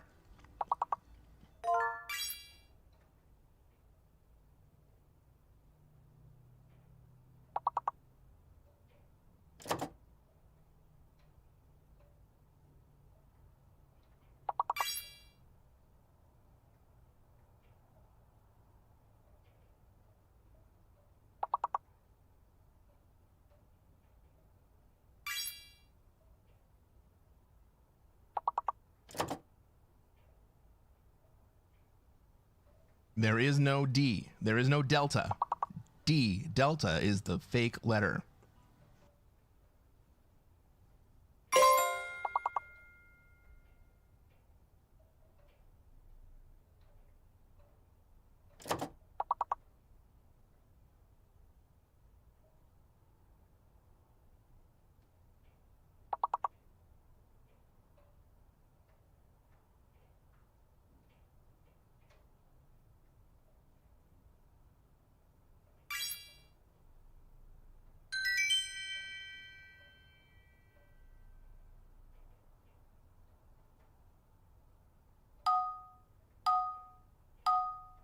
We fail.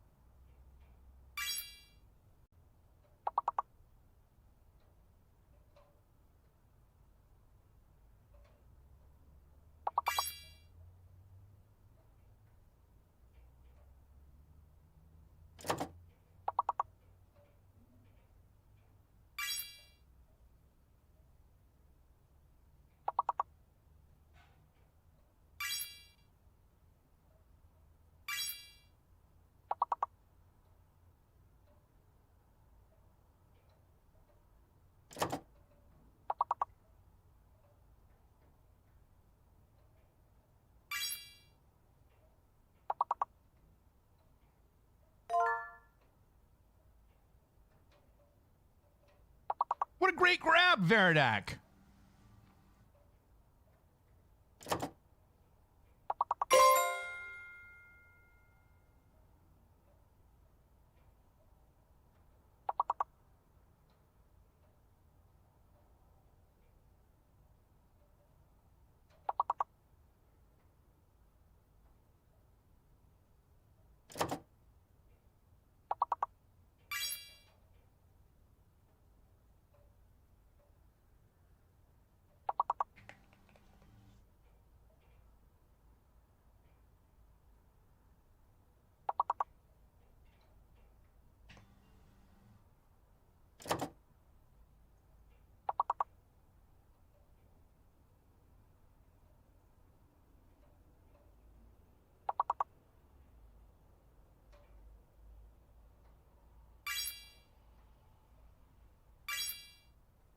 Ooh, cigar. Nice.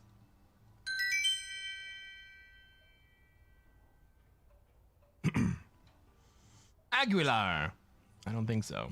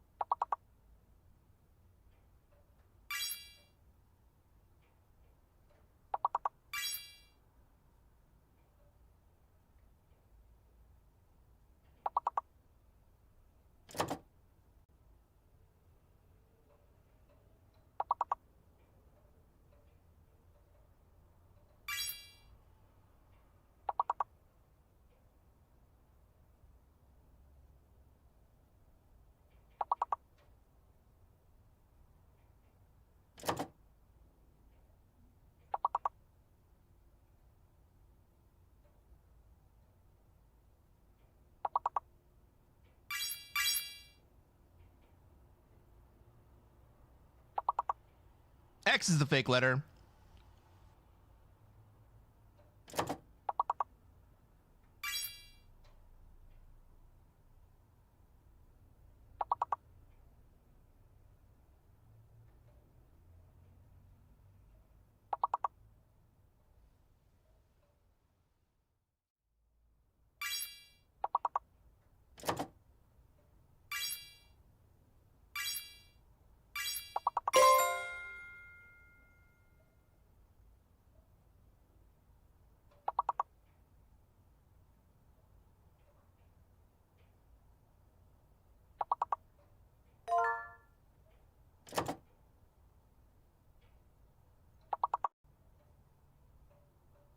Bamster. Nice grab.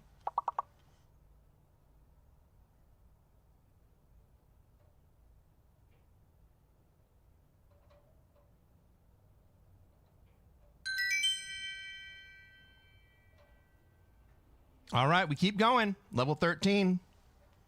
Up next, level 15. Does anyone remember what the highest level we made it to before was?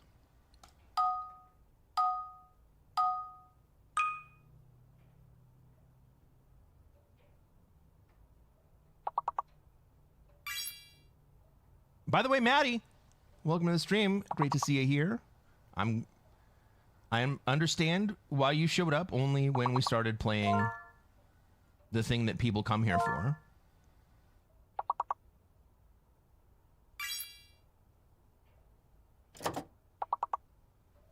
But we will get back to the interlude of Risk in a few minutes. Try to take over the world. That's right. We are going to try to take over the world, Clegg.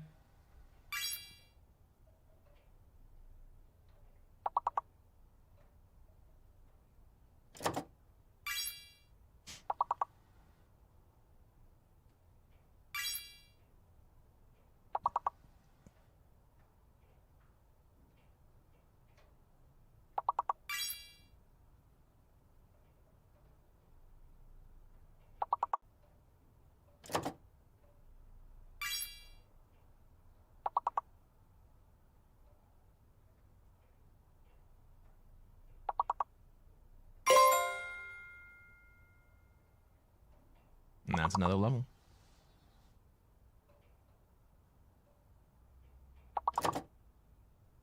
Level 21, 22.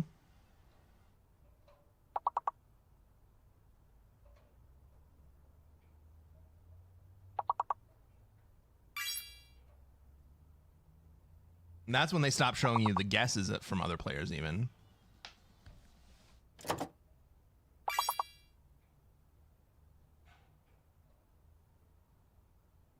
You need a pair of shoes to go with your suit.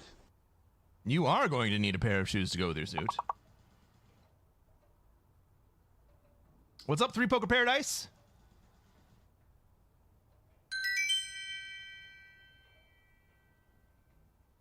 Thank you for the follow.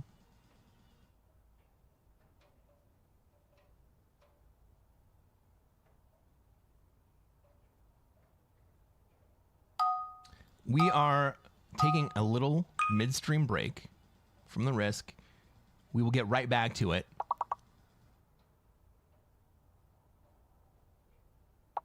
Well, I should say, the truth is that we are participating in the activity that everybody shows up here to play.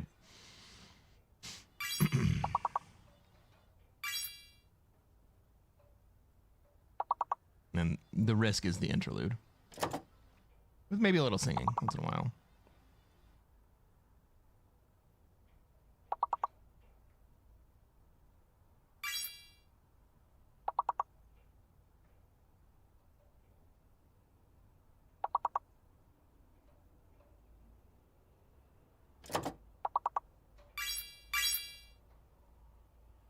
Rayon.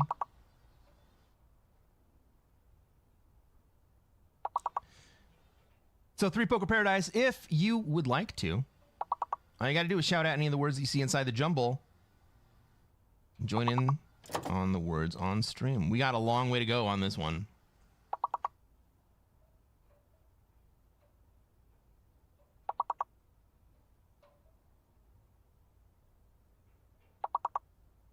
That's what she said?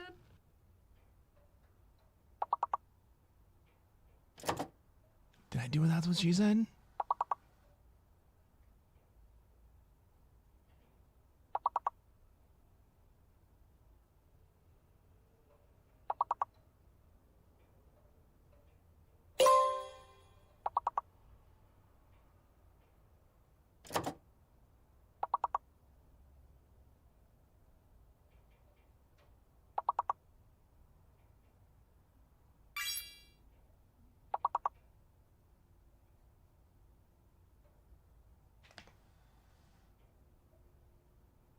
No H's in there. All right, everybody. I am sorry. But y'all know what that means. We got to take a little break from the words on stream. And we're going to go back to playing some Risk. That one was nuts. That was rough. Good games, everybody. We got 15 days and 20 hours left in this season. That puts us on 2 weeks from Sunday. Is that right? 20 hours plus a day. 2 weeks from Saturday is the end of the season. Good to know. Actually, that works out pretty well. We'll do a Friday night stream. It'll be great. Take a break from words on stream to take over the world. Let's frickin' go, everybody. And the ads come at the perfect time. Let's go. All right. So, I know I've done it a number of times already.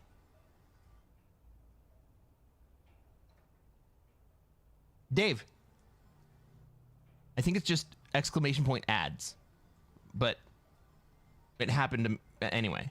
A Black Friday stream? You want me to stream tomorrow? We'll stream tomorrow. This coming Sunday. This coming Sunday. As you can see, right there,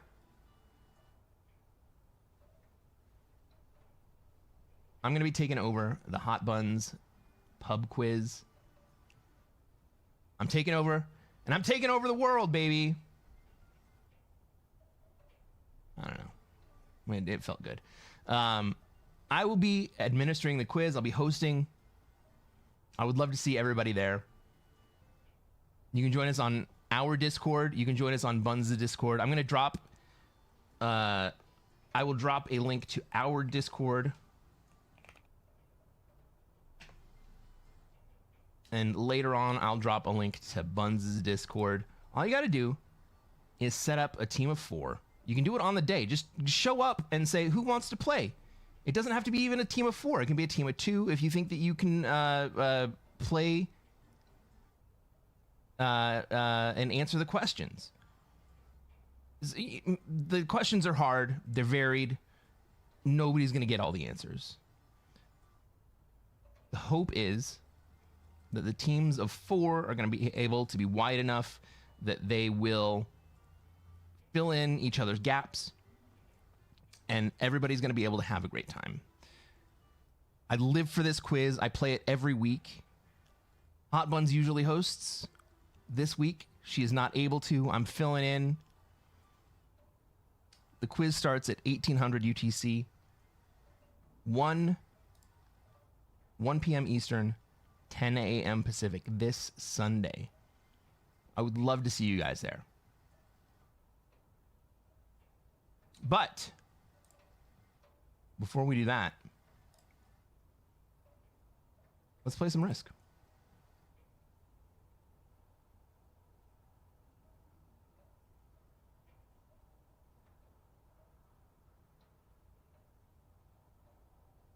How many people can play? As many people as we can get to play. We've had as few as 3 teams and as many as, I think, 6 teams.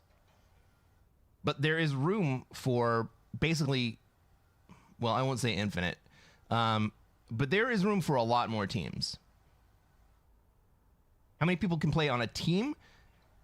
4-ish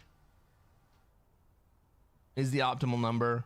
I mean, we've seen teams with as many as 6, and they won. So we would probably like to split up a team of 6 into 2 teams of 3. 5's probably okay.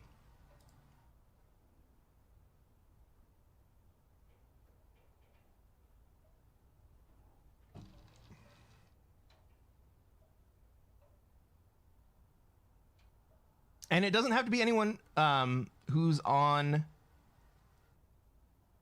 Twitch or on YouTube or on Discord. If you want to bring in a friend to play along, absolutely welcome. What do you win? Pride. What's up, Wyatt? Hey, Conquistadores. I'm going to do a little bit of pruning in this lobby.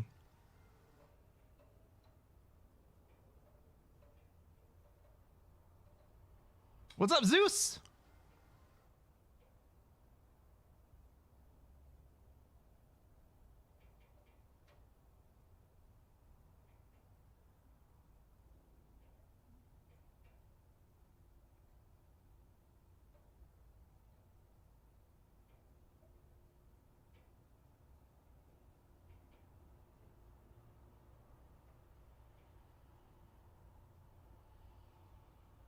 All right, everybody, we got a lobby. Buns is a great time. I hope I live up to that. Ladies and gentlemen, welcome to another episode of Cresquin Plays Classic Fixed. I'm Cresquin. I'm a Classic Risk Grandmaster, and what are we going to try to do tonight, chat?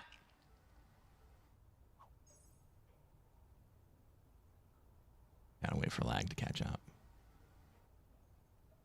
Try to take over the world. I want to kill those sons of bitches. That's right, Matthew.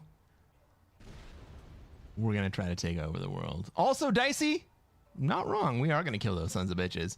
Let's take a look at this map. Let's see where we have troops, where everybody else has troops, where they're going to want to be, and where we're going to be allowed to be. We spawn with a 6 locked in Africa next to a green 5. Can I get into Africa? We have red. They're going to take Australia pretty quick. Who else wants to be in Africa? Green, obviously, right? Red doesn't want to be in Africa. That's good for us. We got yellow. Look at that yellow spawn in North America. But green probably does want to be in North America. Yellow probably wants to be in South America instead. Oh my God. Look at that yellow spawn. All right, we got purple moving into Europe. We got blue with all of their troops. Well, almost all their troops sitting in Asia. I think that I'm going to give blue a nice clean path to move into Australia. Maybe that screws me over in Africa.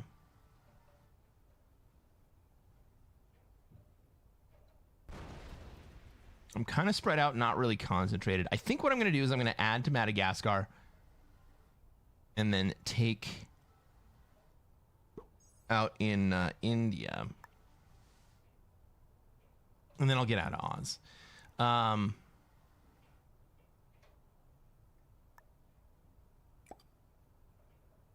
We are in the 4th seat, so we get 1 extra troop on initial deploy. But really what I wanted to do is just kind of get out of Blue's way. Like, Blue, you want to go into Oz? It's all yours, buddy. Africa the go? Yep.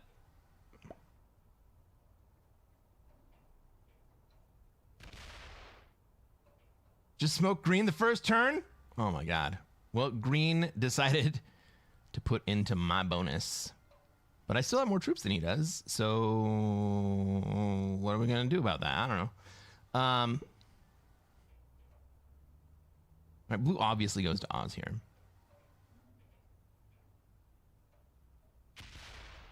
Can't see the left side of the game.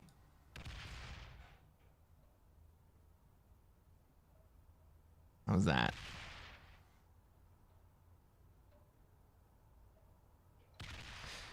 Verdak says, I'm not American, so I seem to misunderstand words all the time. Fair enough. Can we run some channel point predictions? Someone throw up a prediction. Kristen or Dave, would you guys throw up a prediction for this game?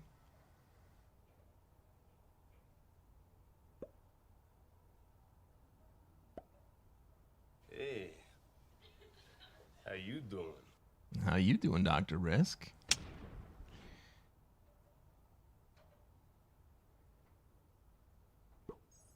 I'm not in mod mode, David. I mean, guys.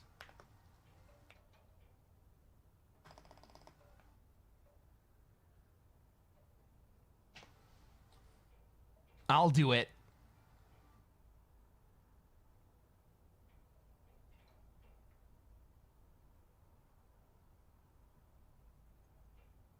Dave, all you got to do is type /prediction.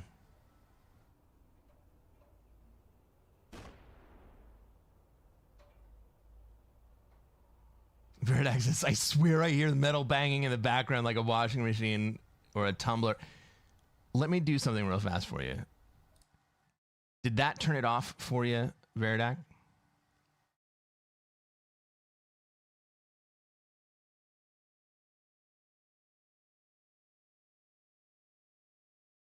Green might want Africa. Green does want Africa. I was here first. Yeah. It's little water droplets. It's room noise. It's ambiance.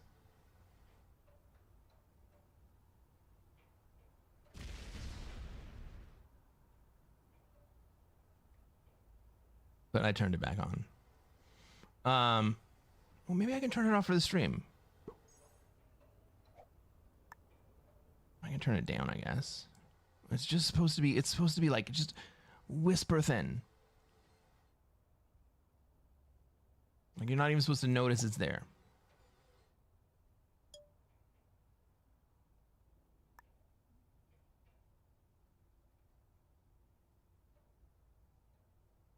Purple's not going that direction. All right, we're all in on Africa here. Yellow's going to get South America, and nobody else is going to be in position.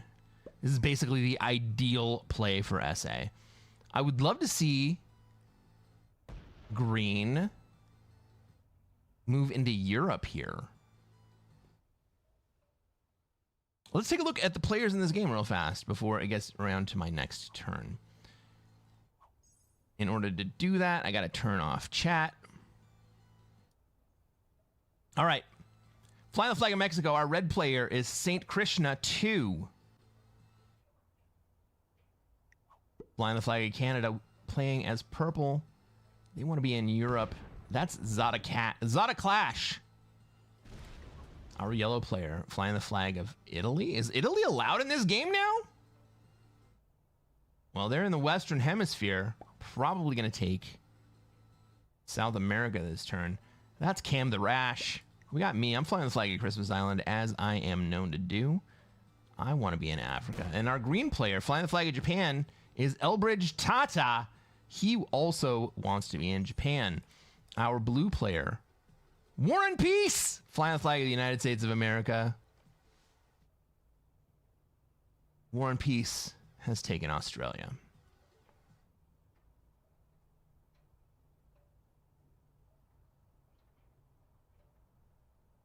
Cam the Rash is a wild name. We've got a couple wild names in here.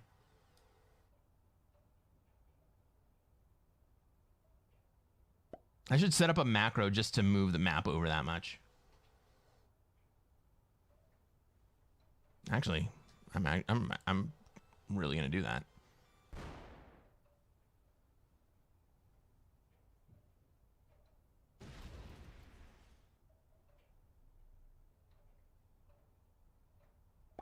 Don't get eliminated! We're doing our best. We are doing our best. Verdek says, I'm in EU, so it's 5:28 here. Good morning. So if he's from Italy, it's early. What do you think we should draw from that?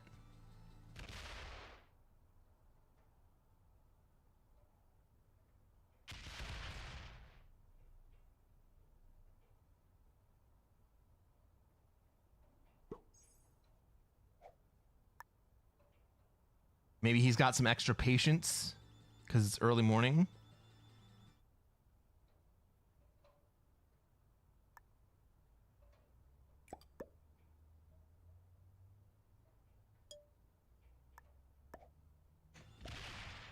Oh, losing a troop there was very bad. Green's contesting. It's true. William Anna says, I'm playing true random meta Rivertown. That sounds... Well, is it progressive? Green's contesting. Green is contesting. Got a 10 set.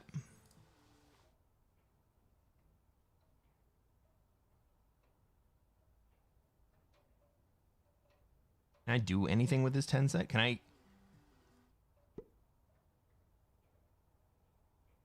kill purple?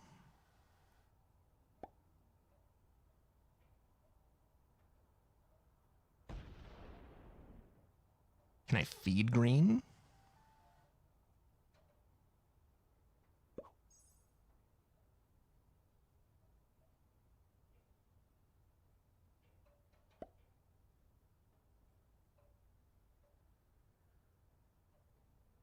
Red trades. Yellow wins. He does have Noob Australia 2.0. And nobody is contesting it.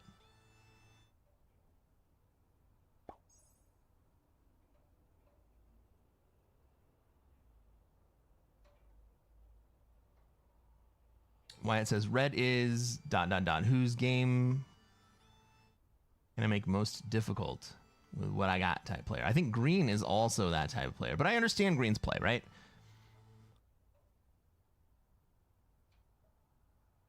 I just feel like at this hour it's kind of weird. You play Risk, but that could just be me. I mean, you're up, Veridek. To be fair, there are occasions where I play all night long. I can't really judge people for that. What the fuck is red doing down in my Africa?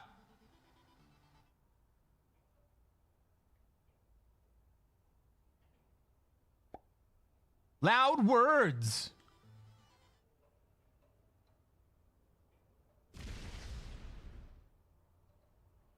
Take Africa with it. Well, now what the fuck is red doing? I can't even move my fucking 14 out, dude.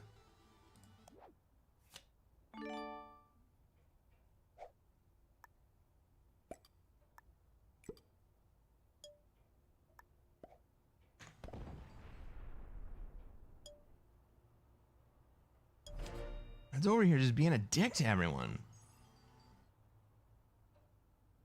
Red is confused. Oh, red, what the fuck? Alcatraz with a center bonus. Oh, no! Yeah. Rivertown is not great. That's my suit guy. Go in, tell him I sent you, and spend some money. Spend some money. Actually, don't spend some money. If you want to get a suit, let me know. I know how to do it so that it doesn't cost you $1 billion and you can still dress in a nice suit. Don't get any of that polyester bullshit.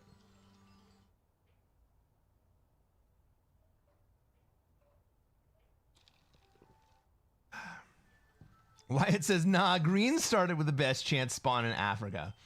What? I had a 6 in Madagascar. I had more Africa than anyone else.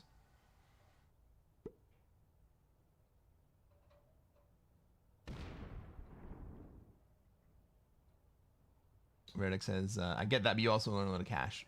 Fair enough. It's not much. In fact, it's genuinely not a lot.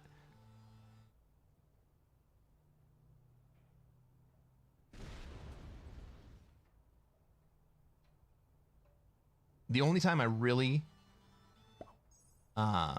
make any money is when you guys subscribe to Twitch or become a channel member on YouTube. Now, I know Matthew Scott. I love you, man. Matthew Scott is my oldest channel member on YouTube.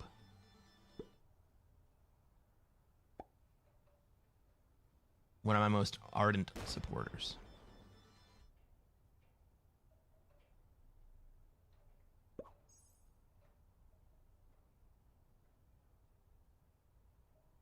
But seriously, for the ads that I run, and I wish that I didn't have to run ads, right? Because I make like $1.50 per stream on ads. Not even kidding.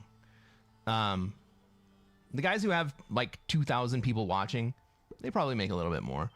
But like, I seriously make like $2 a stream on ads. And if I could figure out a way that Twitch would not make me run ads in order to not run pre-roll ads, I wouldn't run them at all. Because they do nothing for me.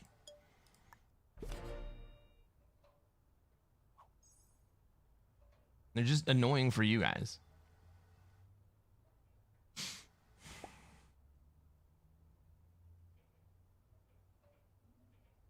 Chad Risk Gaming says, how much money do you make? I'm telling you guys.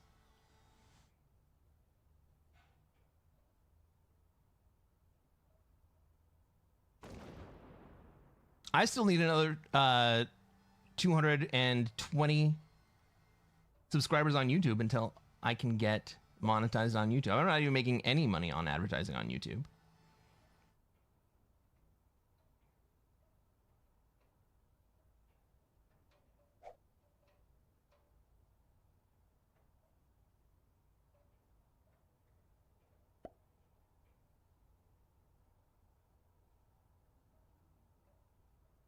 Oh my God, Veridak!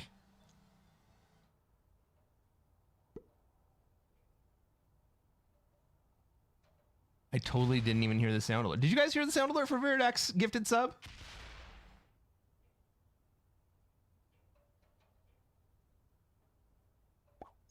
Corduroy for the win. I love corduroy. I have a couple corduroy suits.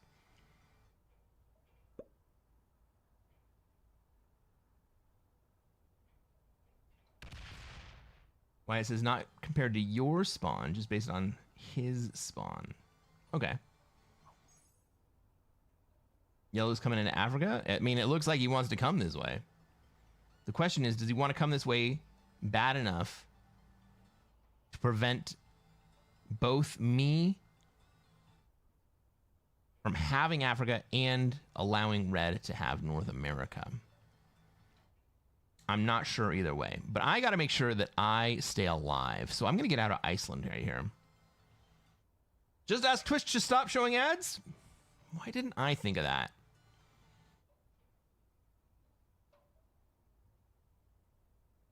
Bamster says, you know, Cresquin, it'd be funny to me if you were actually like a plumber or electrician and you only put on a suit when you stream. Every other time you're just wearing super casual clothes. I wear casual clothes. I mean, what is casual clothes? I'm not a plumber. I respect the hell out of plumbers. They helped the shit out of me before.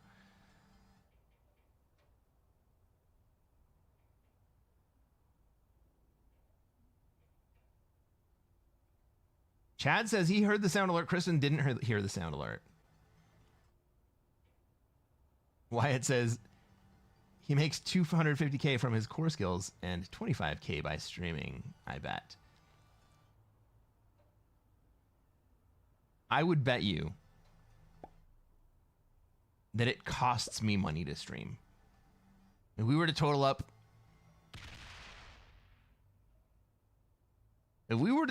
all of the IO that goes into streaming, I would bet you that it costs, that I am net negative on streaming.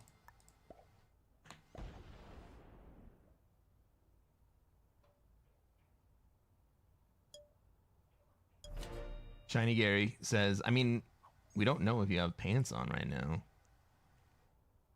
Fun fact, my aunt used to run TV stations for a living. And every time we would come into town, she would take us on a little tour of the studio, and they had the local news they had their local news studio, and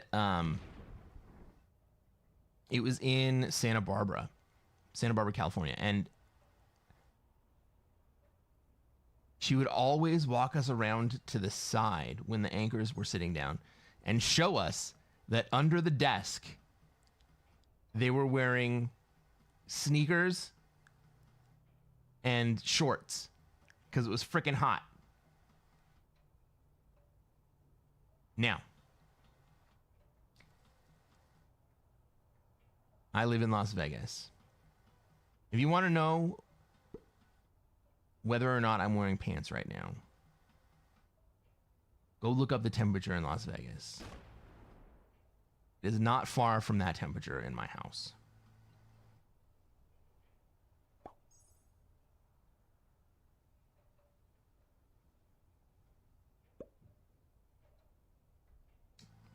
Kristen should be able to help to skip ads, so we can win the words quiz next time. Oh my god, I love it. Bamster says, I'm talking like ratty shorts and a t-shirt and thongs. I don't own any thongs. Come on, man. Oh, flip-flops. Thongs in the Australian sense. That makes a little bit more sense.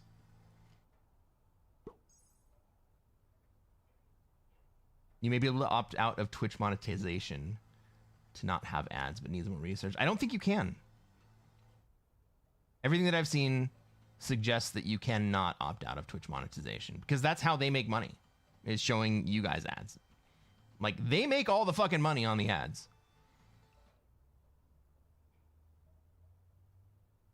Kristen asks, how much does it cost to get a suit? Well, it depends. A lot of the suits that I get are actually secondhand. This one is secondhand. It's a beautiful suit. I technically imported it from England. It's a Savile Row suit. It's Jeeves and Hawks. If you don't know who Jeeves and Hawks is, look it up. I think I paid $120 for this on eBay, and then another $30 to have it tailored. And that's the key. Spend the extra $30 to have it tailored. Take it down to your dry cleaner. That's how the suits look good on you. Take your measurements. Know what your measurements are.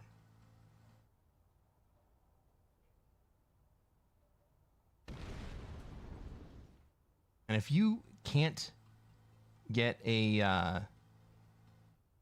measuring tape around you yourself, get your dry cleaner to do it. They will take your measurements. 10 trade. Let's freaking go.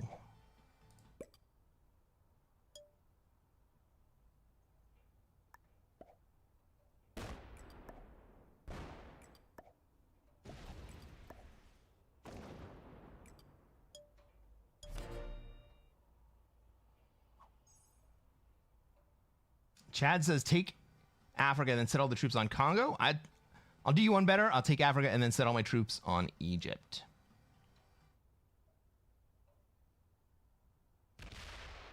Veridax says, but if what if you were in Scotland? Would they still show you what's under the desk? Ooh, probably not. I says, yeah. I got you pegged. You pay for the privilege to vent your born entertainer nature, the holistic Cresquin. It's an investment. Love it, bro. That is a special. Guys, I'm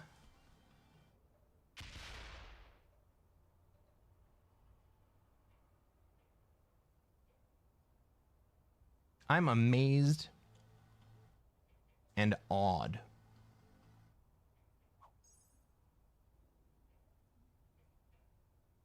You guys want to come and hang out with me. I love this. I love this so much. I don't think of myself as an entertainer at all. I'm a fucking introvert.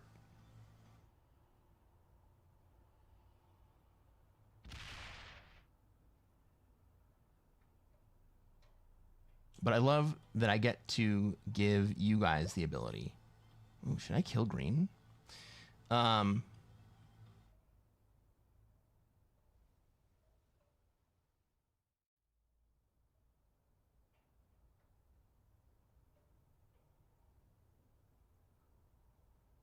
I love that I get to give you guys the ability to enjoy this little thing that I know how to do.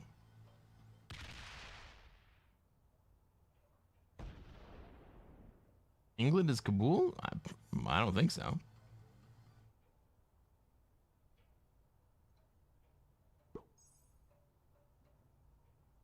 You said that like 2 turns ago. Sorry, bro. It's probably like 4 turns ago.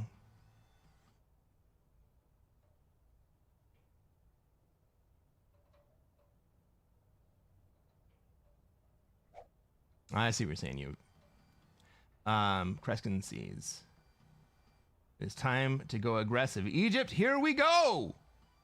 We're gonna kill green? Fuck me.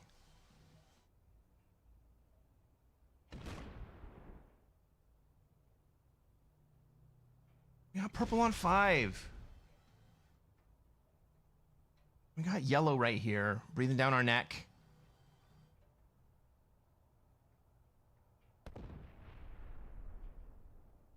Isn't it better for me to just hang out and let green and purple have their goddamn war up in Europe?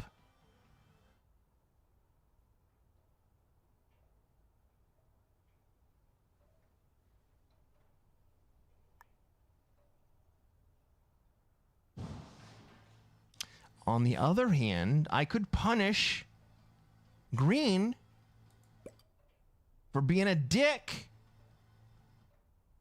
and not getting out of my bonus early, but he did eventually get out, so we're just gonna...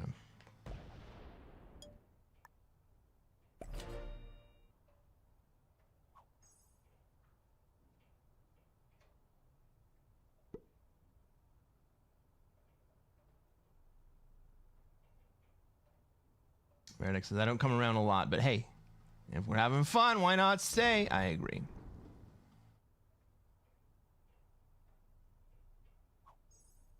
Introverts don't break out in song during a live stream. It took me so long to get there. Holy shit, guys.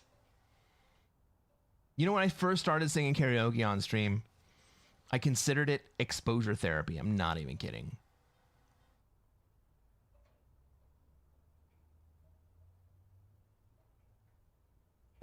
Five cards now.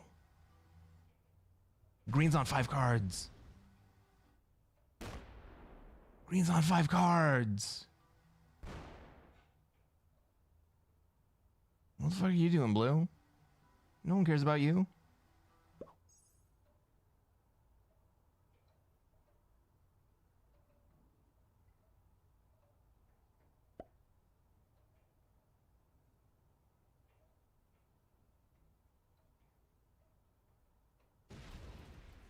Fire Muffin says, if it gets you a set, and green is probably still pissed off from the Africa exchange. Do you think he's still pissed off? I'm not sure. We all must be pretty lonely. I know I'm. William, I'm glad that you get to hang out with me and all of us right now. That doesn't always get to happen. And that's why I'm streaming right now. To be totally honest,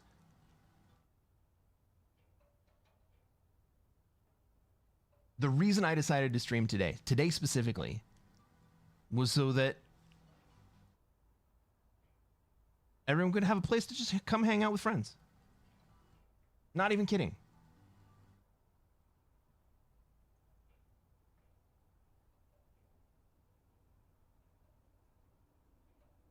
Wyatt says, yeah, dude, you're born for this shit, but much more, up a few more levels. Oh, God, I hope so.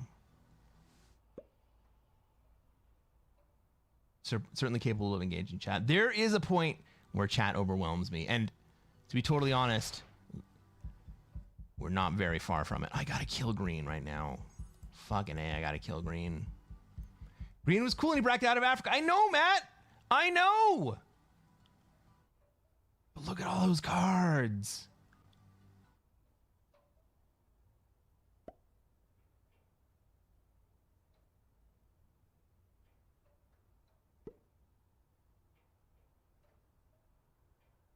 If purple moves out of Europe entirely, you kill green, take Europe, let yellow take Africa, and the deadliest trap with blue and red in North America? Maybe. I gotta kill green. I gotta kill green. I gotta kill green. I don't want to, but I got to. It's the play. It's the fucking play.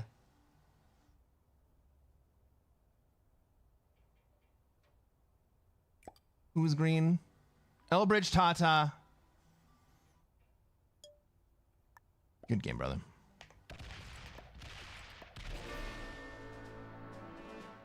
Double trade. I think I only get it. I think I only get one here. And it's not even a great one. Fuck. Do I take the dudes or the...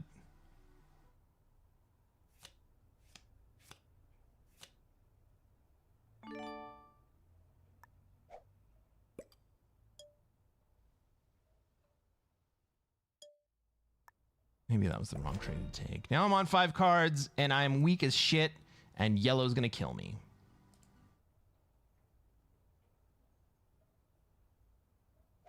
That was a bad roll. What was the roll? Let's take a look.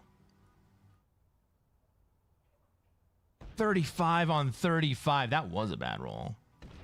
Oh my god, blue just saved my life! Yellow can still get me. I mean, purple can get me.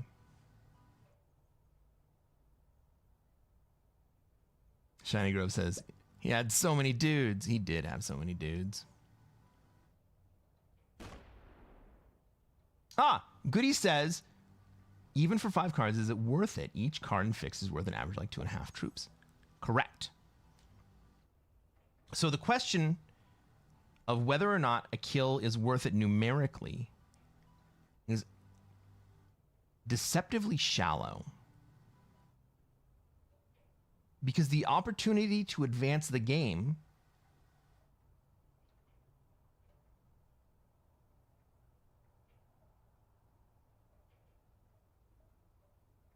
is as important as whether or not you're going to profit. Now, nobody in the game takes big leaps. It's not like Progressive, right? Nobody's going to get all of a sudden 80 troops in a turn. And so you think about it not just with yourself in mind, but with the rest of the board. What else is happening? Who's concentrated where? Where can they spend their resources? What makes sense for them to do or not do? What lines do they have? Right? We don't have to worry about red. Red's not an issue. We don't have to worry about blue. Blue's not an issue. Purple could get us. But if they do, what happens to them? Yellow can get us. If they do, what happens to them? Yellow should kill us dead right now. Dead, dead. D-E-D, dead. And we survive.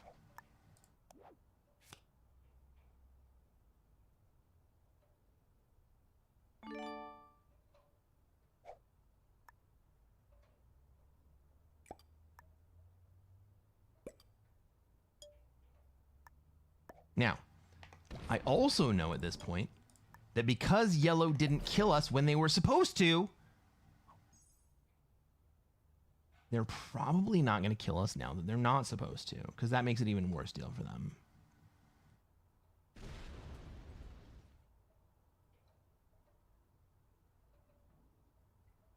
I lost 35 on a 35, yeah. William says, I got to hang with the owners of the bar where I work. Their family today. Had some food, would have been home otherwise. I rent in a basement.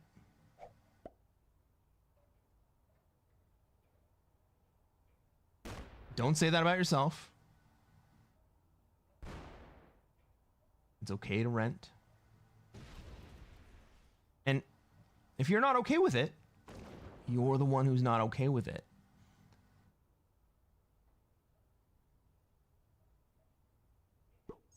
What do you think you can do to level yourself up?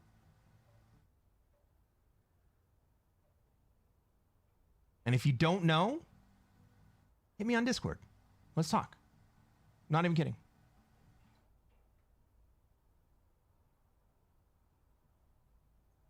Give yellow a fizz bump? Or do we have alliances? No, we don't have alliances in this lobby.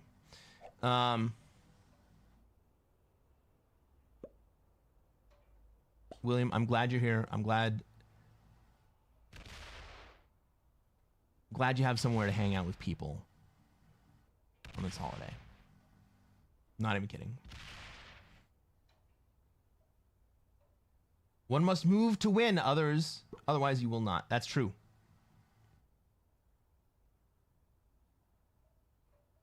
What did you do to get suspended, William? By the way.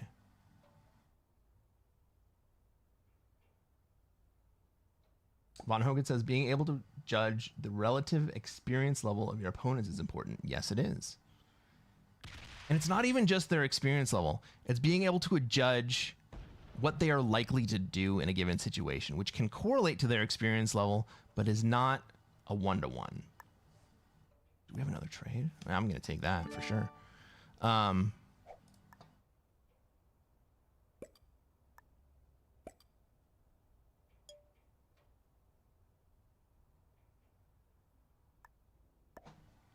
Yeah, Blue. I'm gonna give you a path into your homeland. How about that?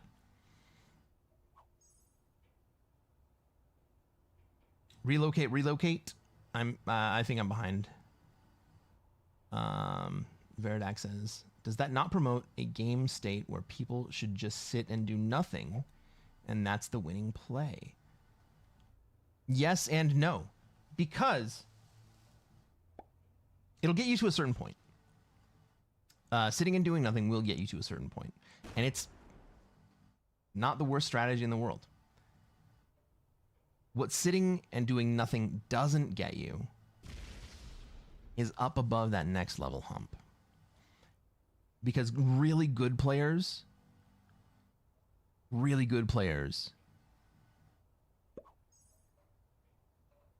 will team up and take down that player that does nothing. Everybody sits and they recognize, they see that player that's doing nothing.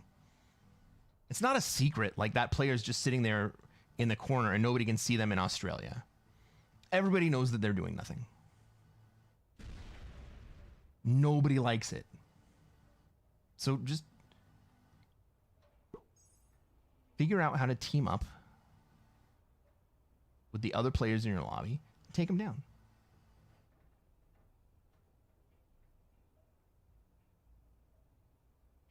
But the problem is that you're thinking about it math-wise. Profitability is the wrong way to measure whether or not you should do something in a fixed game. Right? Look at me. I killed the green player. I was very weak for a couple turns. Now,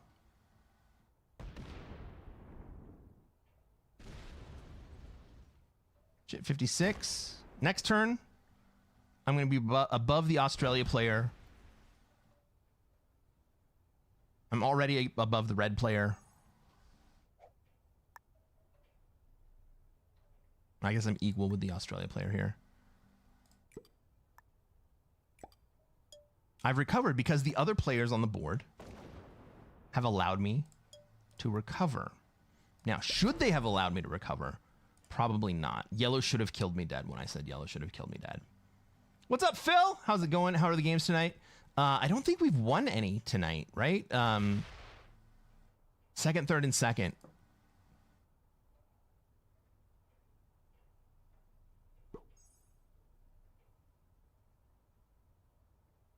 Goody Time says, for sure, it's tough to put a value on progression in the game. The psychology of the game is fascinating. That's the great thing about this game. The thing that I love about this is the psychology. What is everybody thinking? What's their state of mind? How can I manipulate their state of mind? Are they thinking about it only in terms of game theory? That's not the worst thing in the world. But if we can move on beyond from game theory into other psychological frameworks,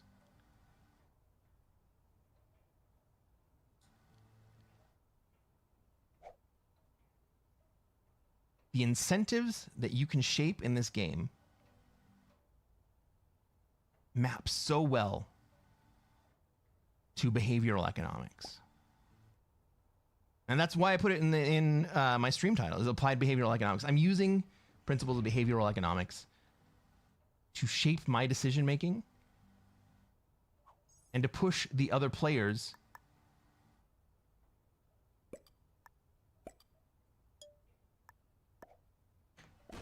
into making emotional decisions that they don't even necessarily know that they were about to make. I fucking love it. William says, I'm honest and self-aware. I don't care. I'm a beginner at life. How old are you, William? But I would absolutely love to talk to you.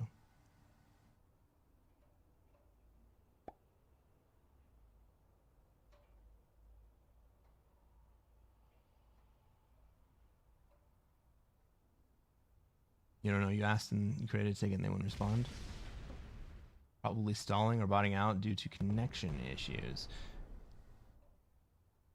Stalling due to connection issues? I mean, it could be.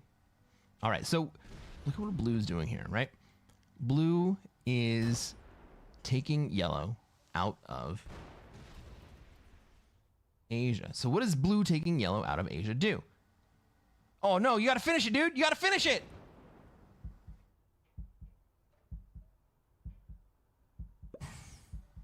Purple's not going to do it. Blue, you got to do it, man. It's your job. I can't do it. If I do it, yellow comes into me. If purple does it, yellow comes into me. If you do it, yellow comes into me. Maybe yellow comes across me and goes all the way to you. But the thing is, I can't be the one to take yellow out of Asia. Oh, shit. Oh, shit. Red has just decided to die. All right, this game's ending quicker than I thought it might. Why did red take such a hard swing at blue for hitting yellow? That's very strange. John Foxfire says, brings up Oz for free. Veranex says, is that one of the reasons you don't like caps, because it protects players that sit and do nothing? That's one of the reasons. It's not all the reason. I imagine fixed caps would not reward a player who sits and does nothing.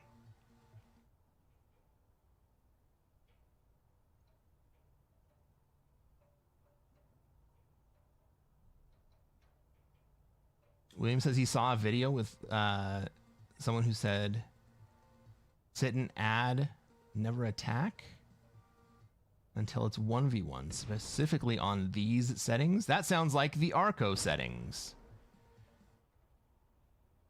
Or that sounds like the Arco strategy. Blue wants to advance the game state. I think blue is doing the right thing. I think blue was doing the right thing. I think red did the wrong thing. And so what are we looking at here? Purple and I.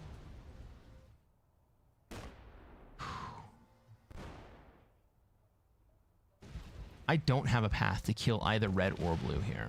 I don't think I want to anyway. Maybe I move forward.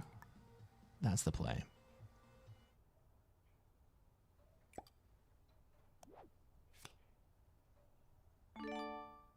Got yellow taking advantage. Do I want to move forward? Yeah. Let's make sure we don't miss.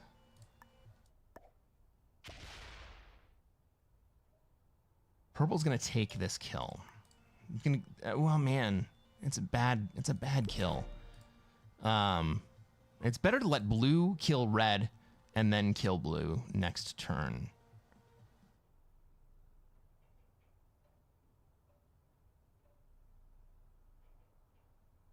So it's a 3-player game between me, purple, and yellow. Who's gonna win that war? Maybe I should have lined back up in North Africa. I think that's what I should have done. I still have a path this way. But I kind of have to fuck up yellow here. If purple doesn't do it, I have to do it.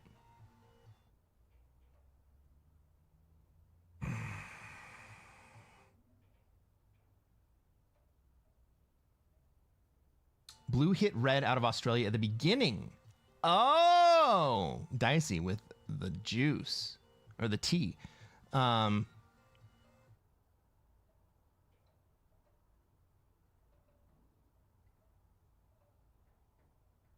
have been times when I play when I'm working. Cook at a bar. I'll have 2-minute timers at 3. I'll run back and forth doing dishes, cleaning, cooking orders. Taking my turns, bad idea. Oh, that is a bad idea. Looks like I'm stalling for sure. Really not only speculating. You tell me why. Okay. Panda, happy Thanksgiving. It's not even Thanksgiving in Austria. What are you talking about?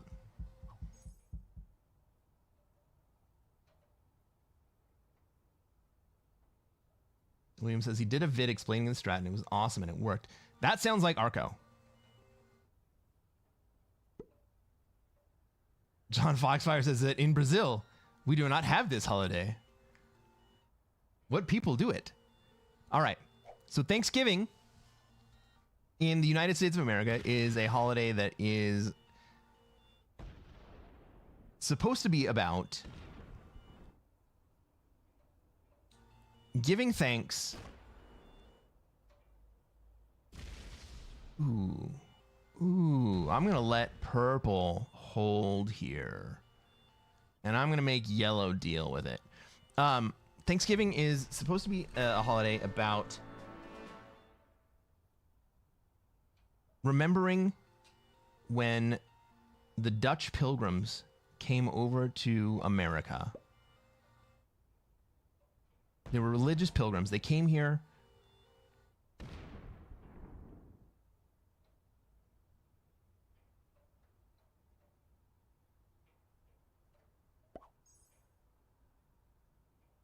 and didn't know the environment. They didn't know the land.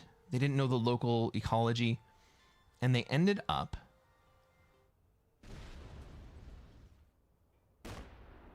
relying on the native people to teach them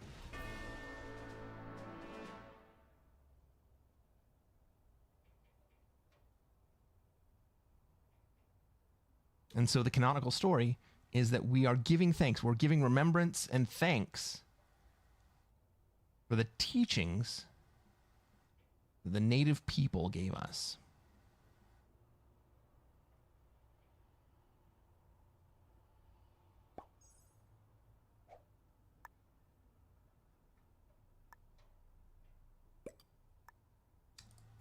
Now, Canada also has a Thanksgiving. I'm not sure if their story is the same.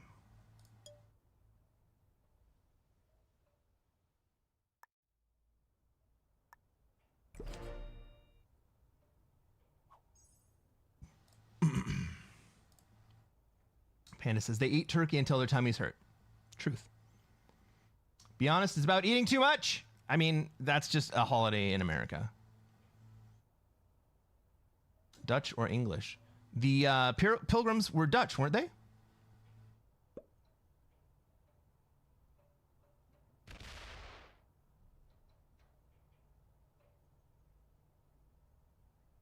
Big Wave Dave says, we thanked them with smallpox.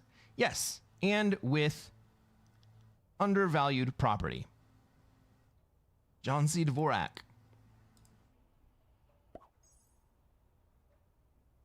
The traditional story is bullcrap. I know it's bullcrap.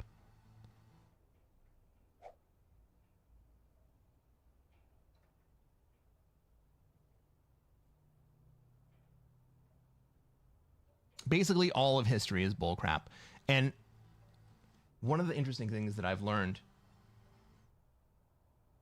is that not only is basically all of history bullcrap, basically all of the stories from your grandparents and your great-grandparents are also bullcrap. They embellish that shit. It's just what they do.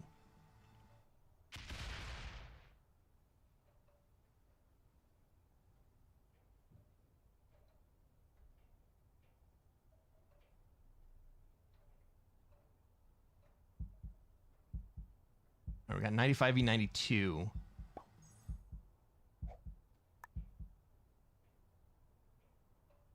I'm going to take this.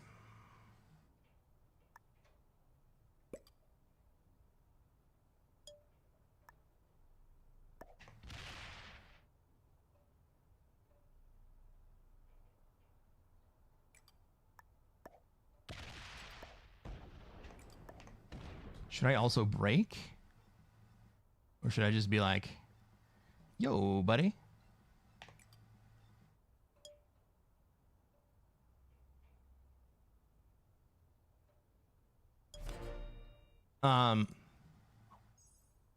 What's important is the story. What is the story telling you? Why would someone stop to tell you this story? What does the mythology do for society when they all buy into the story?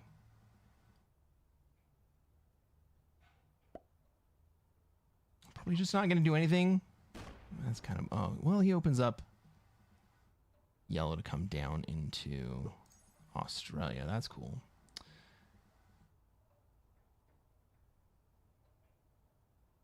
And the winners write history. Well, that's true. Everything is a scam. Everything is a lie. Everything is fake and gay. Stacy's mom ain't got nothing going on. Here's the thing. Just because it's a story doesn't mean that it doesn't have value.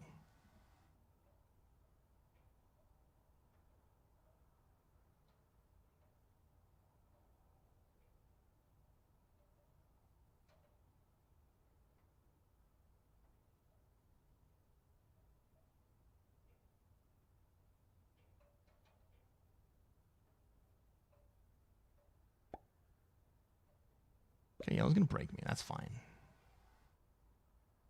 Yeah. I get it. I understand why you would do that. Like, why...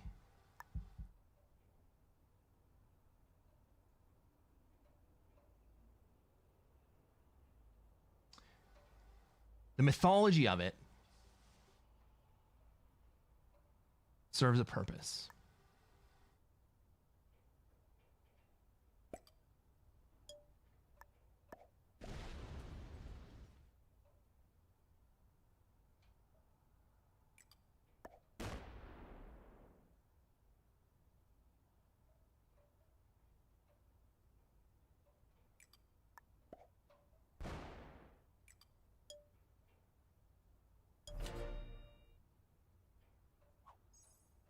There's a cohesion that can happen when everybody in the society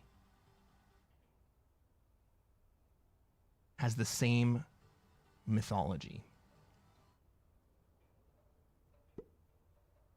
Let me go back and chat a second. William says originally it was a Veterans Day after the Civil War created by Abe Lincoln. The traditional story is bullcrap. We thank them with smallpox. Yeah. Zeus from YouTube is correct. And winners write history. Absolutely true. Winners have always written history. That's another important thing to recognize. Winners write the history, and winners have always written the history. All right. We are going to take it in the ass from yellow. That's going to be the end of the game.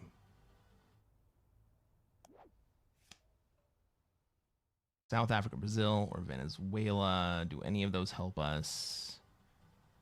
Not really.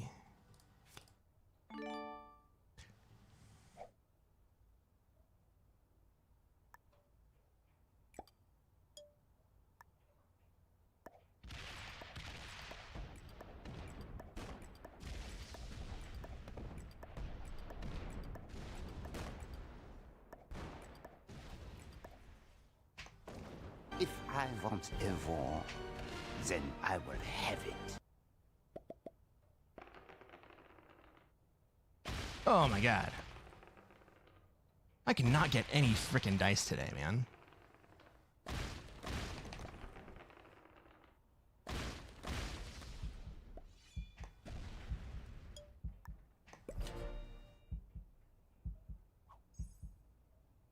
Now here's what's fun. That 76 has to go through the 20 to get to me.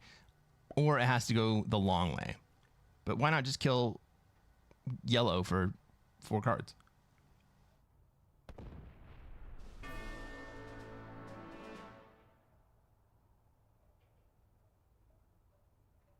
Dave says, I chopped down a territory. I don't believe you, sir.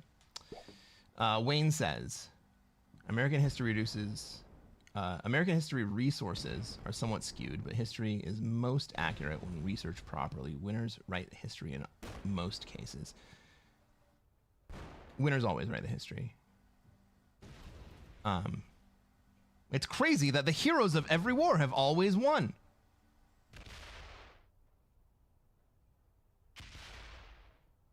Move your stack out to Middle East. Might then see it as U plus purple against yellow and attack purple in Australia.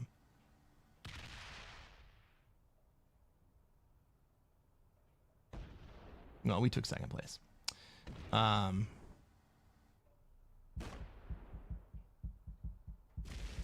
William says there is a why. We are indeed brainwashed for a reason. Are we brainwashed?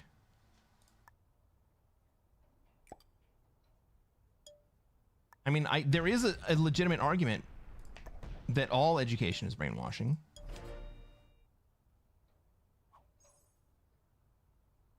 Purple did you a solid by not clearing yellow a path there. He sure did. And I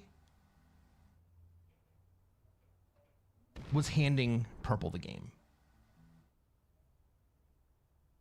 I think we're going to see purple is at least intermediate. He's kind of slow, but I think purple is probably at least intermediate.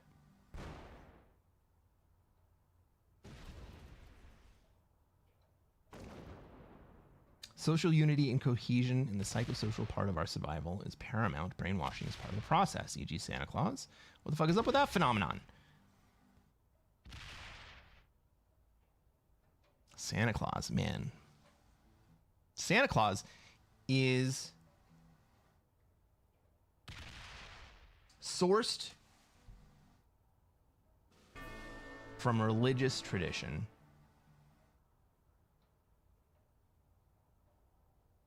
Combining St. Nicholas and Sinterklaas as a way for parents to manipulate children, which I don't think is necessarily a bad thing. Plus, it gives kids a fun thing to do.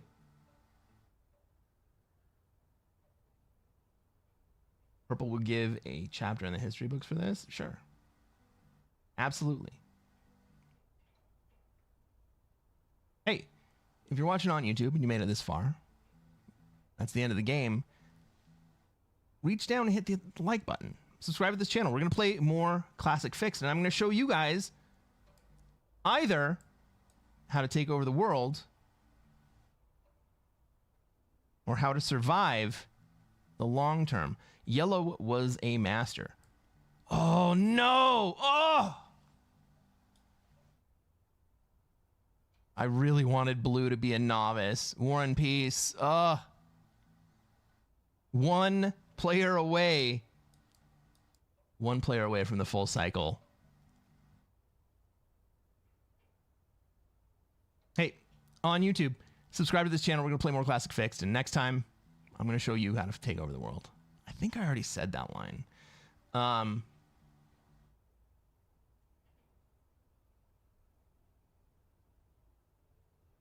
In that situation, if I did nothing in that situation, well, we gain points this time. Let's freaking go. If I had done nothing in that situation,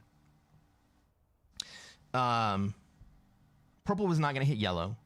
Purple had their own +7. Yellow was not going to hit purple. Yellow had their own +7. I had to do something to move the needle, and I had to do it when I did it. I'm not wearing any underwear. Panda. I hope you're having a good night.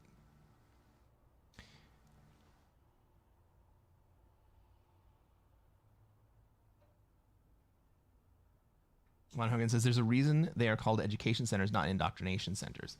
And that's the subtle difference, right? People is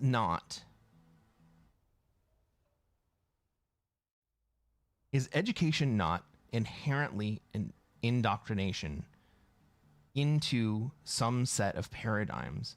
I think that it is. I think it unavoidably is.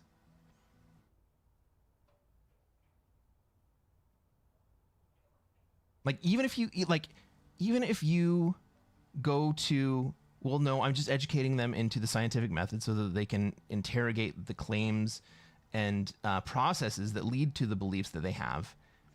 The scientific method itself is a philosophy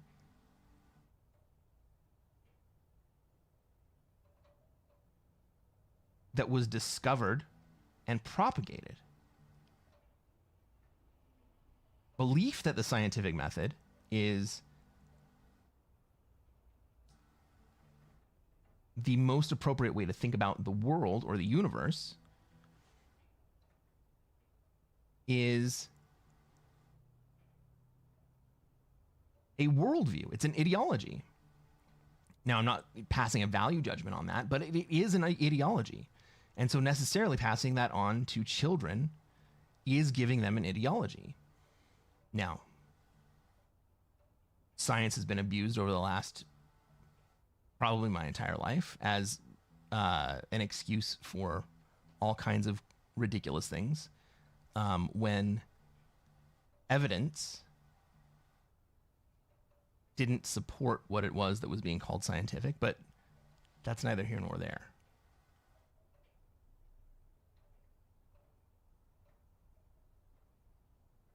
Education is indoctrination.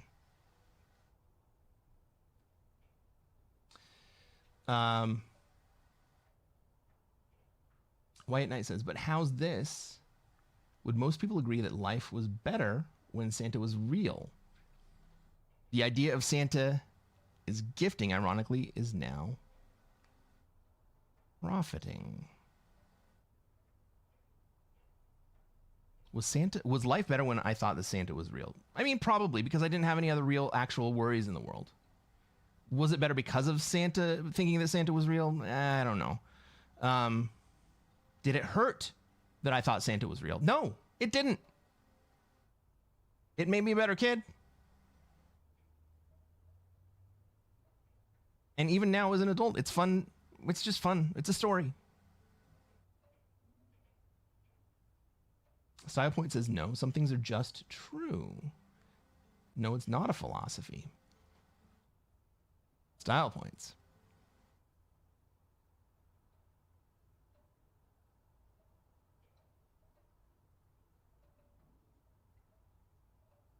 Some things are just true.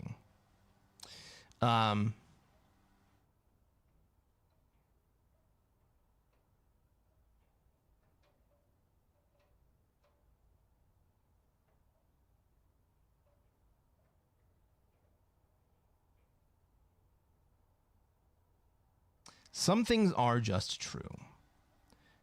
But what those things mean is not quite so cut and dried. If you are able to limit the things that you attribute to science and the scientific method as things that have been observed, predicted, and demonstrated to be true consistently, I agree with you.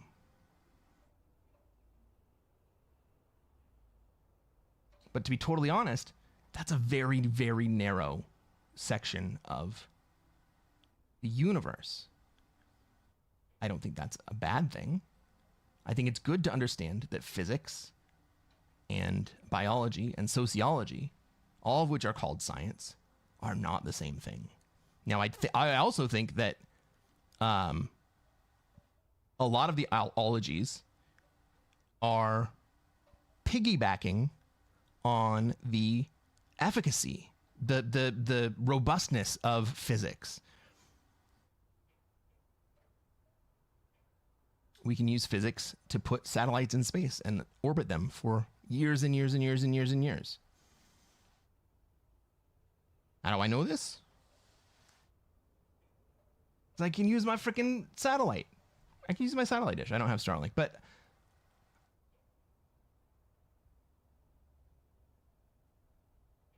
I have seen in telescopes the International Space Station. I've seen Soyuz capsules in telescopes. I have seen the light reflections off of what I think are Starlink satellites, but may not be. I have seen in long exposure night photography satellites moving across the sky.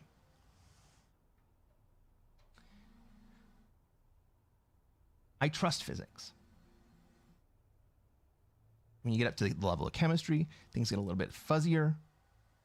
They still kind of work. They still mostly work. There is like yields, right? How effective is the yield going to be in this reaction that we can map out with all of the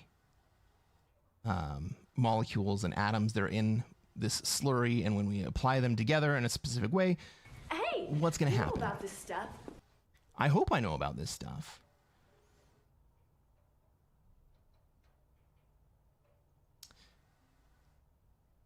When you get up to biology, it gets a little bit fuzzier. When you get up to social sciences, are those even really sciences? Like, what about systems that are so big that they can't be isolated? They're so big, they're in motion. They can't be isolated. We can't isolate the Earth as a system. And so we use models to kind of simplify things and figure out what we think might have happened. But we've been using mathematical models for 100 years, and more or less on complex systems, mathematical models are never right.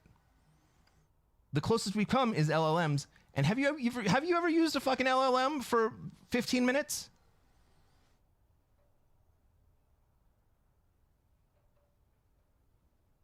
I have used some of the best ones for quite a while, and they break down so hard when the conversation gets longer. There are no models. Every time someone says a model has predicted it,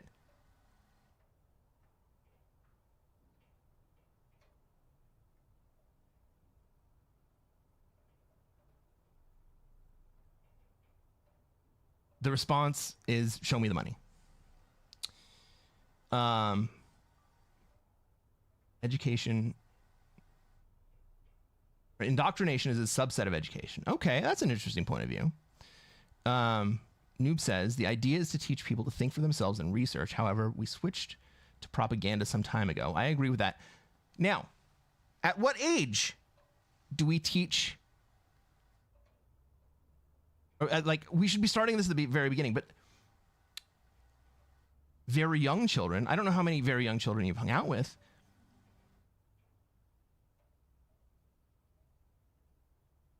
They're not quite capable of taking some of the leaps that are necessary to be able to do some of the things that they can be able to do if they're given the instructions. There are certain people that are not able to make those leaps. People cook from recipes, not because the recipe is so complicated that they couldn't figure it out themselves, but they have subscribed to the idea that the person providing them the recipe knows what they're doing and is going to give them the ability to make a good product. Is that learning for yourself? Or is that accepting rote guidance and allowing it to be your guide?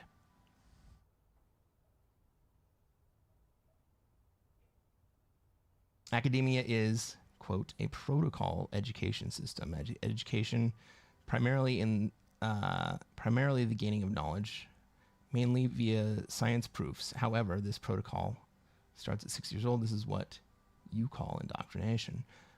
Maybe. Kind of. I have much less issue with physics and chemistry education and even math education than I do a lot of the other things that we're talking about, just to put that straight. However, teaching kids about how correct Newtonian physics is, and then breaking their heart when you then say, oh, Newtonian physics is wrong, we're actually talking about general relativity, or we're talking about simple relativity. Oh, wait, no, not simple relativity, general relativity. Oh, wait, nope, quantum physics. Oh, and remember all of that general relativity stuff we were talking about. Astrophysics doesn't quite fit that picture either. So what are we going to do?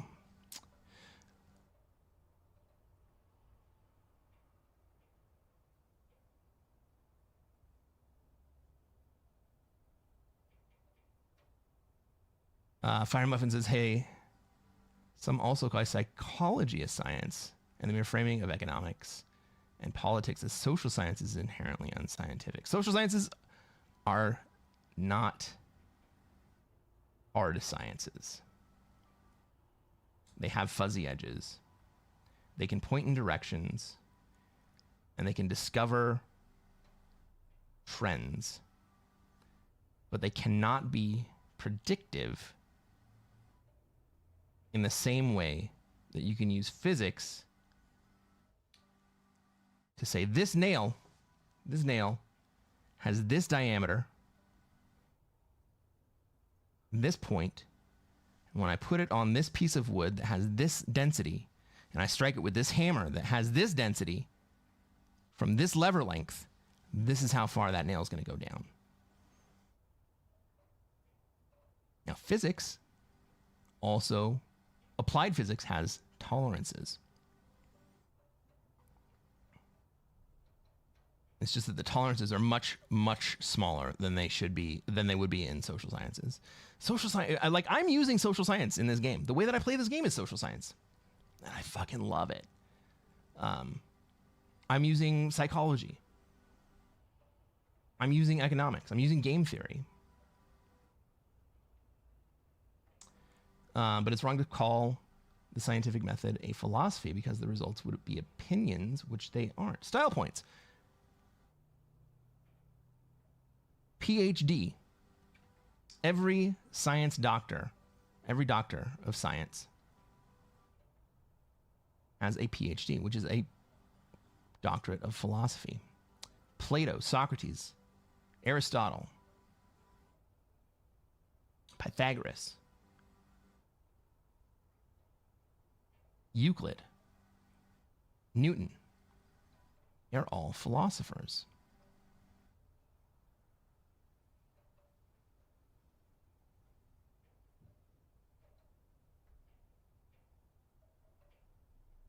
Let's pay off this prediction. Where did I get? Second place there?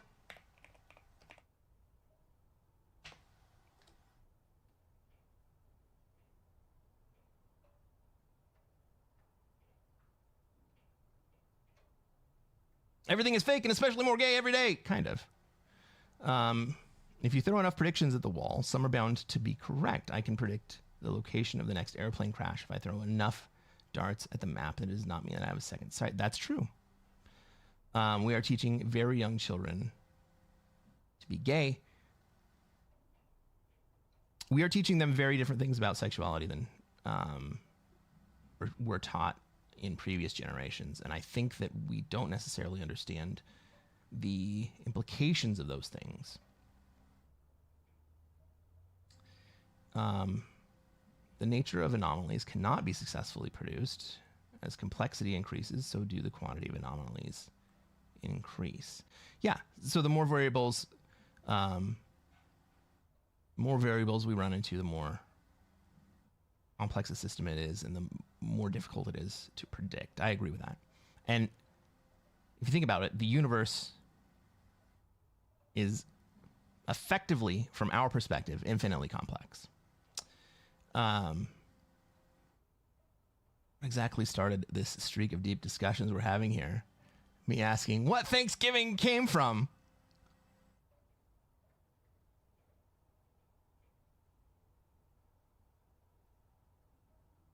I don't think it was Thanksgiving. We didn't start talking about oh, it was. Oh my God. It did start about where does Thanksgiving come from?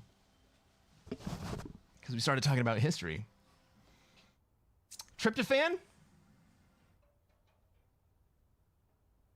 You mean whiskey?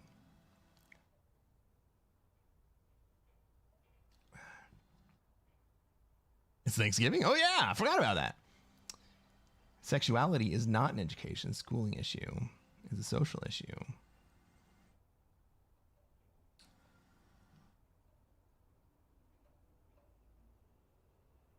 Yes, and we used to have social institutions to take care of things like that.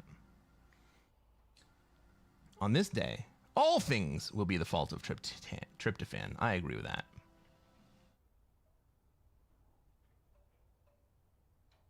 So social issues, man. Oh, man. How much do you want your neighbors to be involved in your business? How much do you rely on them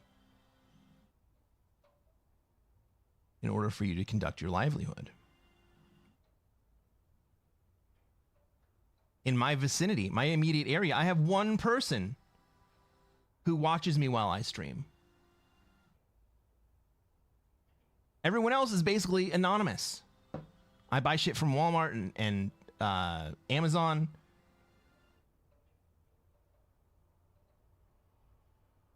My car was made in North Carolina.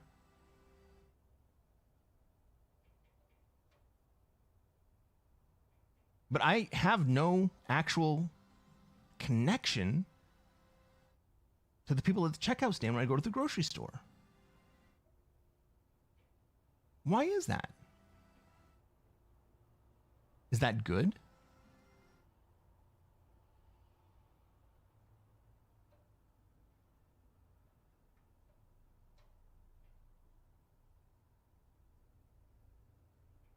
If we all knew each other and we all studied the same social directive texts, would that be better? What are social directive texts? Is it the Communist Manifesto? Is it the Invisible Hand? Is it the Folly of Utopia?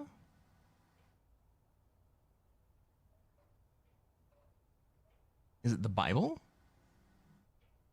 Who gets to decide? Are you born into it? When you move somewhere, should you adopt the social structure that is there already before you get there? What if there is no social structure before you get there?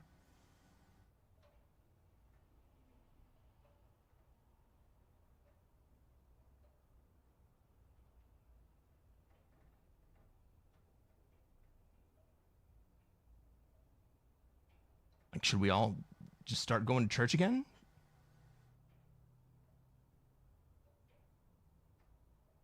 Should we go to a sports bar on Sundays and watch local football team, win or lose, just so that we can have human connection, so that we can enjoy the thing that makes community community? Like, what are the things that make community community? You and me, we have Risk. And not all of you even play Risk.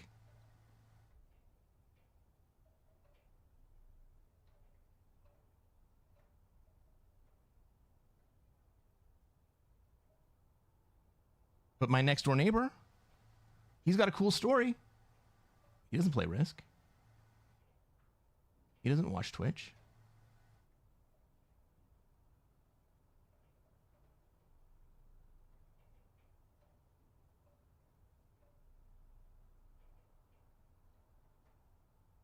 How is it that we are connected except for a fence wall?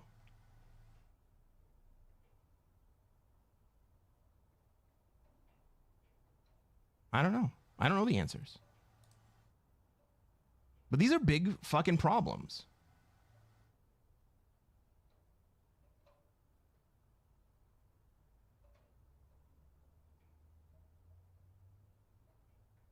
Von Hogan says having different perspectives is important, otherwise improvement stagnates. I agree. Having different perspectives is very important.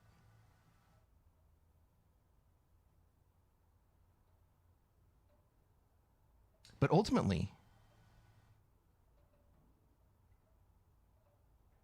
I'm debating whether or not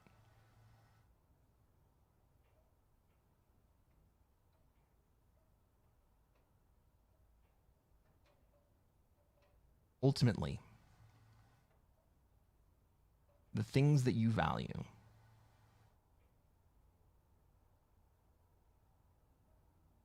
you choose them.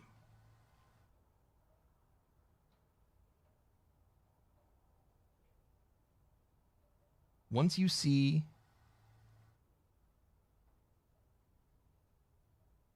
have visited the abyss,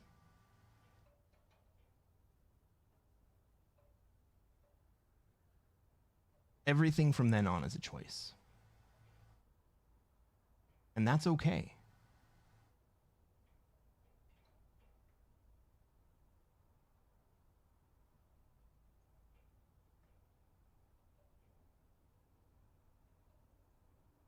Should we have World War III and live in caves again?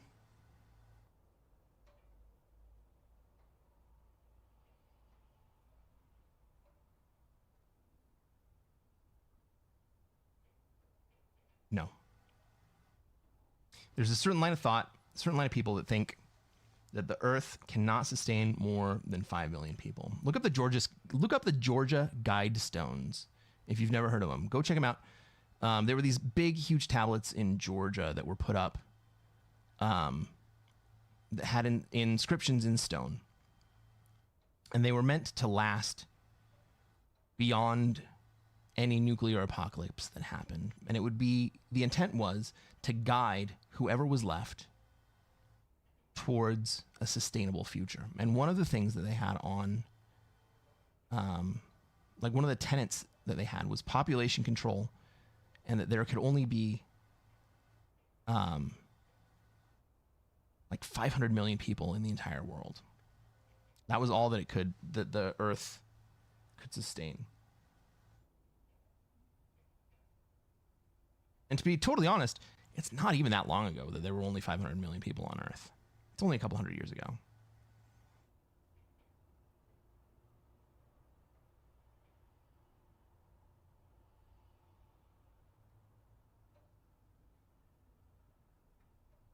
Wyatt Knight says, no, what you do is do good.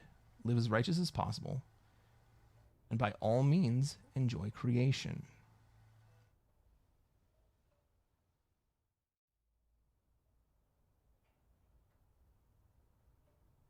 How do we derive what is righteous?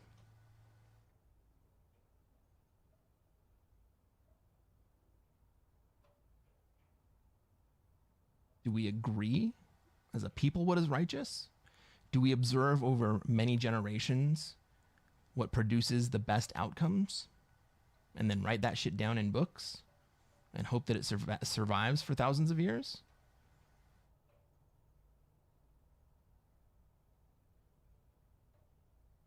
Do we observe what doesn't work and write that same shit down in books and hope that it survives for thousands of years?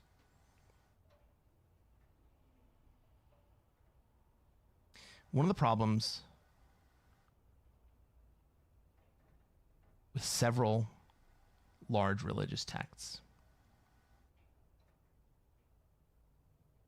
not a problem, it's a feature. One of the features of religious texts, the big ones that have lasted for thousands of years, is that they are written in a way that they can be understood and appreciated by people of different levels of sophistication and different stations in life. The one that I'm most familiar with is the Bible, the Holy Bible, the Holy Christian Bible.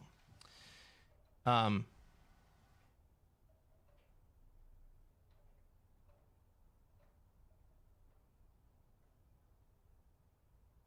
going to pull two examples here.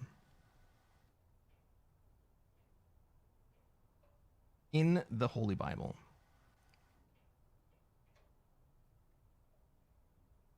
the concept of the Trinity, the Father, the Son, and the Holy Spirit as God. Why are those names, why are those words used to describe the Trinity that is God, the three and the one, the Father, the Son, and the Holy Spirit? Did they just choose random words? No. They wanted people to hear Father and understand that they're talking about the father of the household. They wanted to hear Son and understand that they were talking about the firstborn son of the household. The Father is the God of the household. Son is the God of the household. The Holy Spirit. Well, they were polygynous. But I am very convinced that the Holy Spirit is the mother.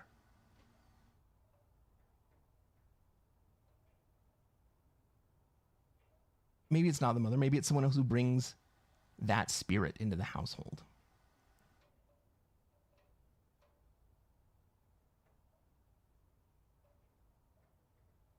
But those words, those names were not chosen by accident. They were chosen in order to teach people who didn't have the sophistication to understand the rest of the text. That if they can understand this much of it and recognize that those words are the same words, that they should behave in that same way. Now, those same stories apply to the people who are the head of the household, the Father, the Son, and the Holy Spirit. Are you serving that role? Well, then look at that story from the perspective of someone who is the Father. What does God do? What does the Father do in those stories?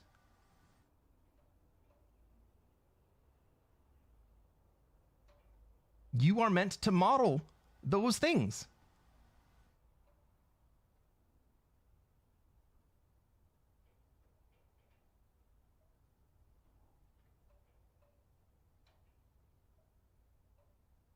That's why you need to respect your parents. Yeah.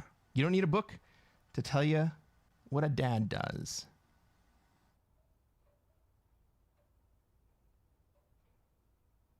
There is the wisdom of generations baked into those books.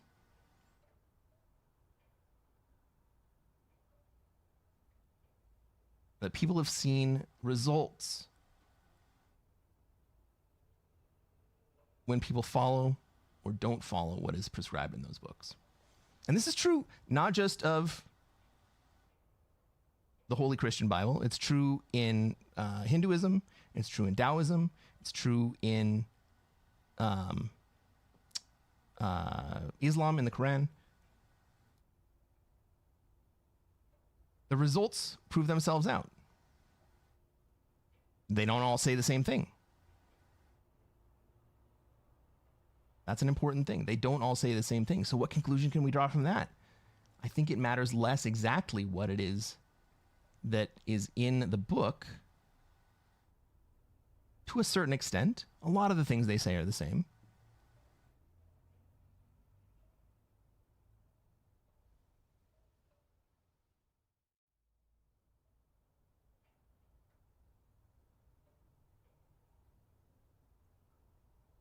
But what it tells me is that people need a common structure, a prism, a lens for how they look at the world, how they understand the world, what's happening. And that allows us to relate to each other, and that allows us to operate with each other. Do you need to be told that murder is evil?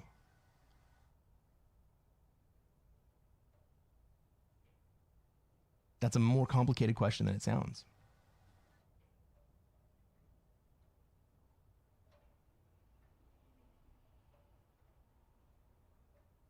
Basically, all warfare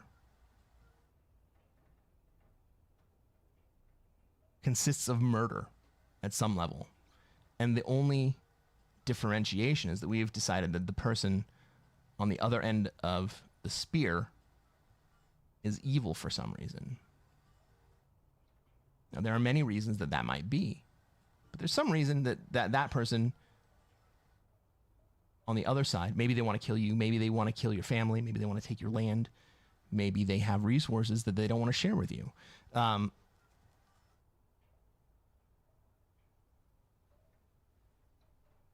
ultimately, that's murder.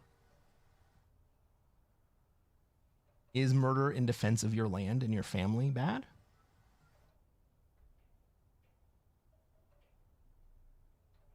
Is murder if you don't have sufficient resources for your family to live, and the only way to get them is to take them from someone who doesn't want to give them to you? Is that bad? Yes? No? I don't know. But it's not quite as simple as, is murder bad?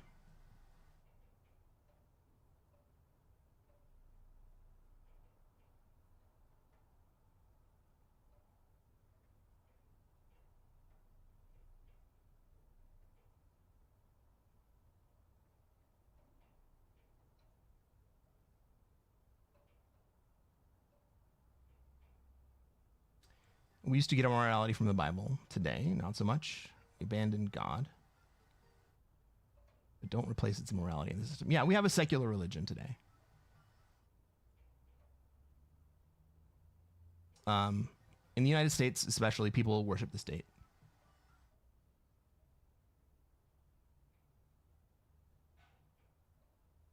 Von Hogan says, I had a coworker that firmly believed that without religion, there could be no laws because without the fear of eternal punishment, there would be nothing to stop people from being entirely self-centered until society became extinct. I don't believe that. Dave says, risk, please, we'll get to it. I'm just going to get through more of these comments. I don't think that's true. I think that religion backs up a lot of the reasoning behind the rules that we have. But I don't think that you need religion to be taught to share and what is and isn't murder. Bamster says, I agree to some Bamster says, I agree to some extent. I believe religion allowed us to put societal framework with consequences that were so profound that ensured adherence to the rules and laws. Beyond that, we have a propensity to ask why, and religion gives us a reason why things might occur that are outside of our control, such as floods, pestilence, and so on. Yes. I would even go so far as to say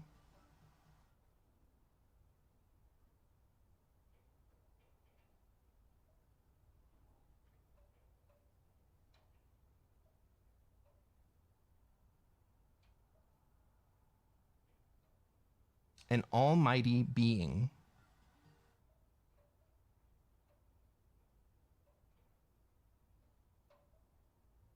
may or may not exist.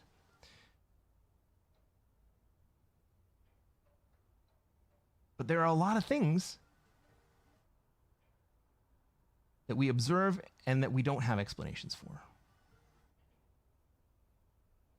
And I think everybody in the world would be served very, very well by intelligent people admitting, I don't know. And it's okay that we don't know. Yeah, that happens. I don't know why. But neither does that guy. He's full of shit. But people will follow someone who says that they have the answers. And so can we set up a honeypot that attracts everyone to a specific set of answers that everyone who understands that, yeah, we don't know, can we attract all the people who will follow people who say that they have answers and give them a path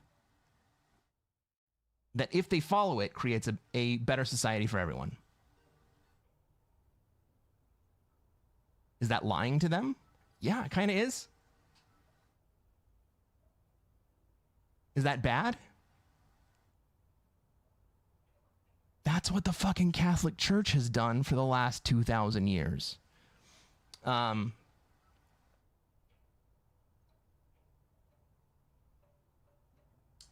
William needs a pep talk. No family?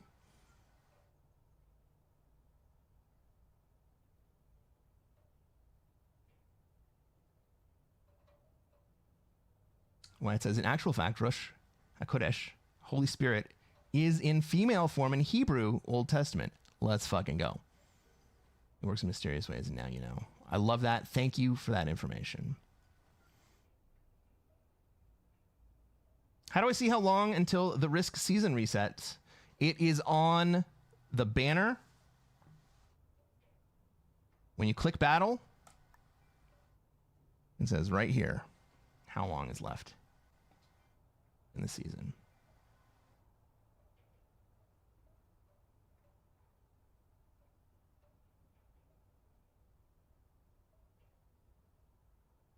There'll always be some form of religion for most people. I agree. Listening to the Russian experience through the communism is interesting on this. Putin said they are pretty much just replaced Christianity. Yeah.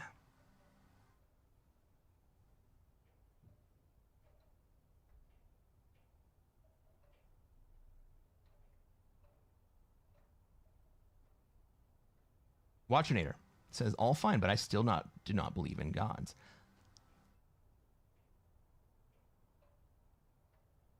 I want to talk about this more and what your definition of God is.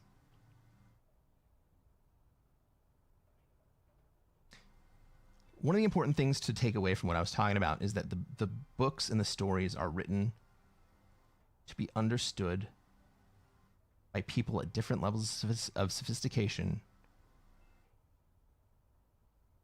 and different stations. And if you are here and you're looking at it from the base level perspective, it's going to look like ghost stories to you.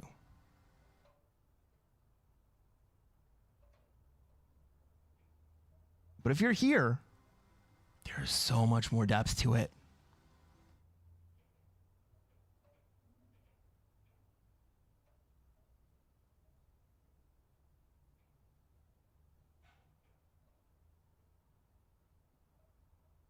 Why it says, no, it's simple. Murder is wrong. Murder is not easy for most. If it was easy,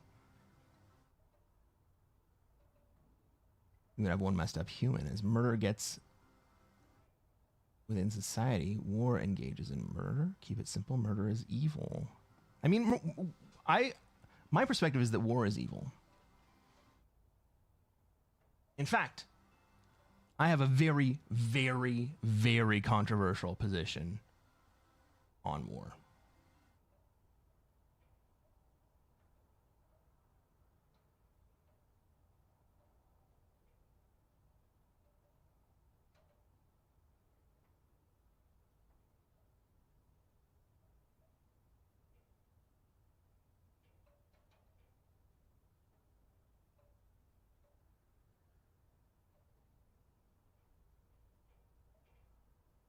Someone controls our individual simulations. Speak whomever they are. That's another interesting thing. Simulation theory, right? People suggest that because there is physics, there are rules that we can learn, that we can follow, all this fun stuff. Because there is physics, we must live in a simulation. Okay, let's accept that premise. Who made the simulation? Who made the rules? How did the rules come about? If the rules emerged through many universes, which is possible, who made the simulation that created the many universes, that allowed the rules to emerge in a way that was stable? Simulation theory implies the existence of a creator.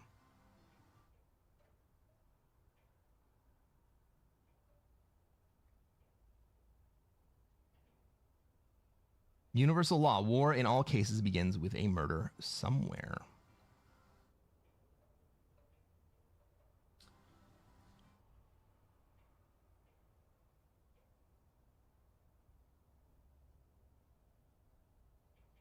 Let's say we live in 1800, and you live on a creek somewhere out in the mountains.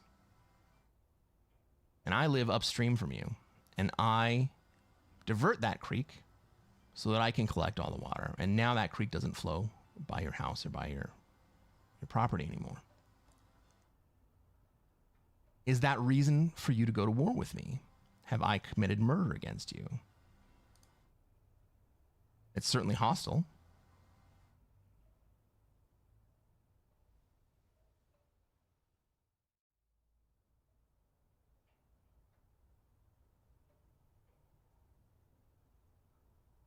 Right, but it's not that simple. I want it to be that simple, but it's not that simple.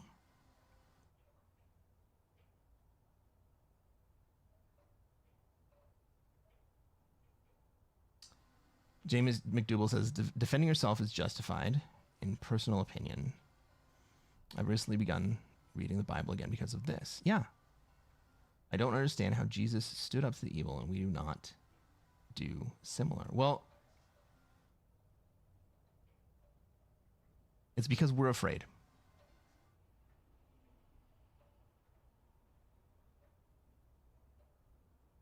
We're afraid of what might happen to us, our reputations, the people we love, our home, our life. We're afraid. That's why we don't do what Jesus did. Fire Muffin says, I think without the groundworks of religion, society would never have been able to establish itself into what we know today. However, now that legal and technological developments have established, religion is no longer required as a tool for organizing groups or society. I agree with the first part of it. I don't agree with the second part. I think that religions organize and develop regardless.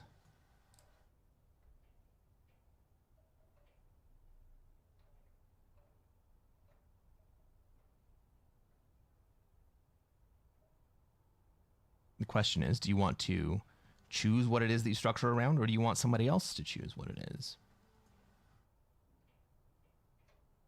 If it evolves organically, then really whatever picks up the most popularity becomes the thing. Is what is popular always the right thing for large groups of people? Almost never.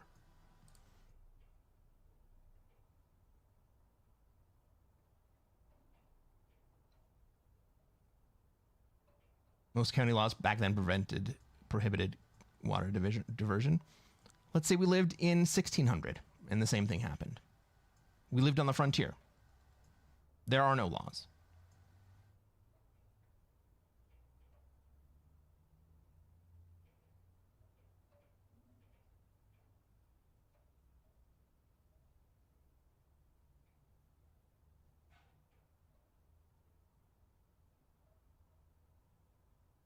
Back to Risk. Ladies and gentlemen, Welcome to another episode of Cresquin Plays Classic Fixed. I'm Cresquin. I'm a Classic Risk Grandmaster. And what are we going to try to do tonight, chat?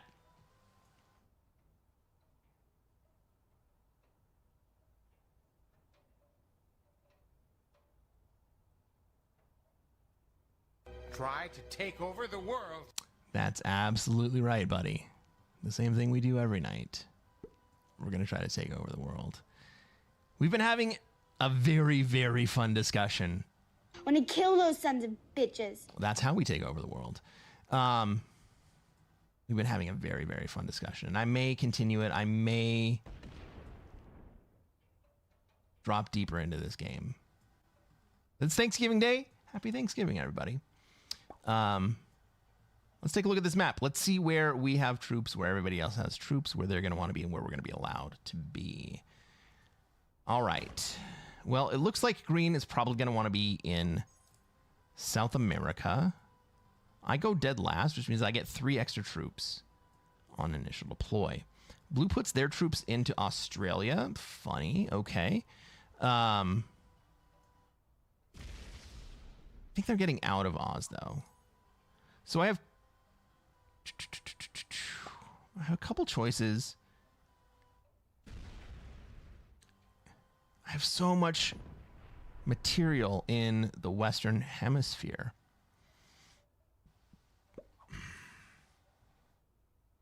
Africa is basically vacant, especially now that red went down into Oz. Green is going to want South America. Now, if I'm green, I move into Africa here. And maybe that's exactly what I should do.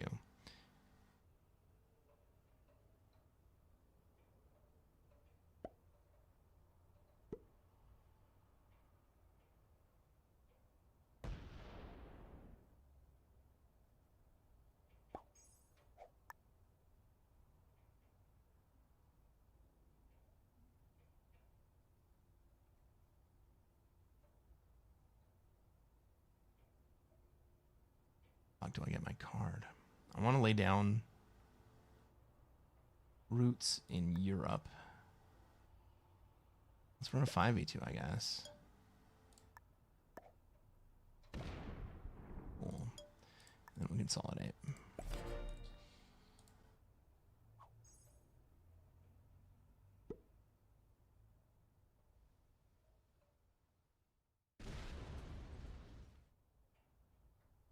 And it says, I'm playing Classic Fixed right now. I don't think I'm doing it right. I have Africa 30, 30, 35. No, just consolidate all that.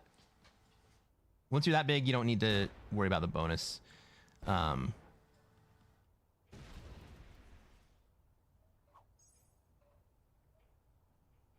don't need to worry about the hard guard of the bonus. It's better to have a single large stack to be able to make plays.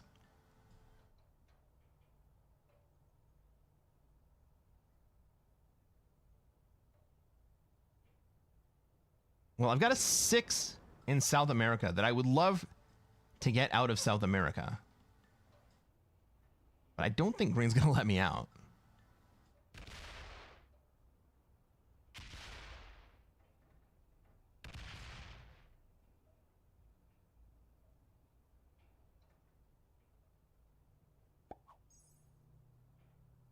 Well, red has very aggressively taken Australia. Let's not forget that red also has Madagascar here. Oh, I forgot my macro.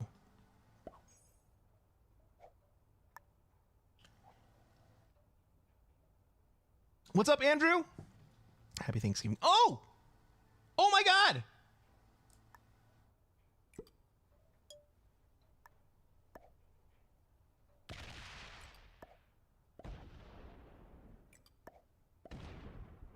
Green just says, my lord, would you like to exit? Andrew, it's great to have you back. Happy Thanksgiving to you.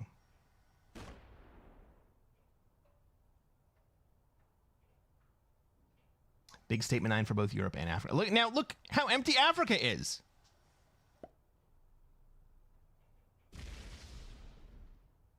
How are there even 6 players on this board.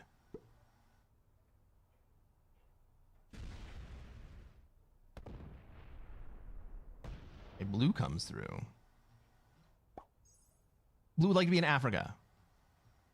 Fucking great. All yours, bro.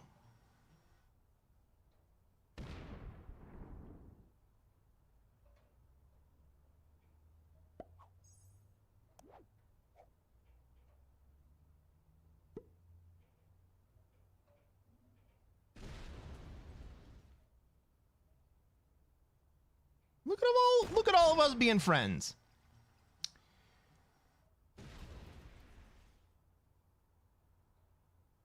Hamster says, wow, you got some very eager beavers in this one. Red and purple are very keen to burn through their troops. Yeah.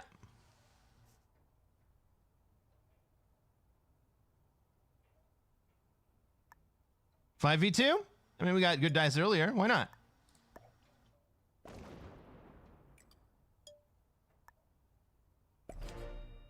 Is this payback for all of the shitty dice I got? The rest of the... Oh my god. And I have a set on 3. 10 set. Red isn't making friends? No.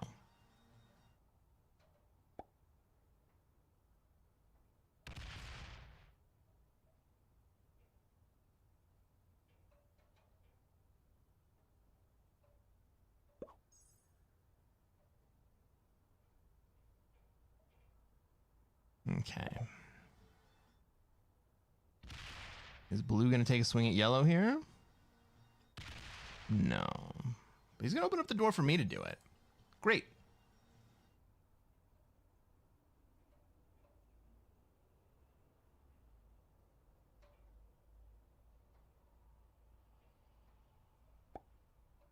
I can definitely kill yellow with the trade.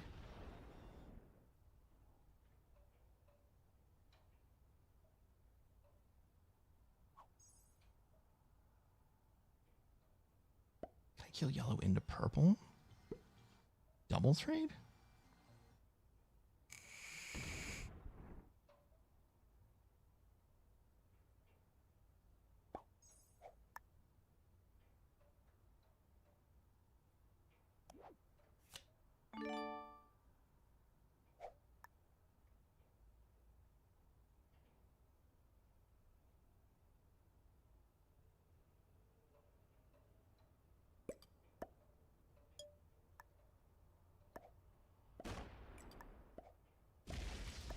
What are these dice, everybody?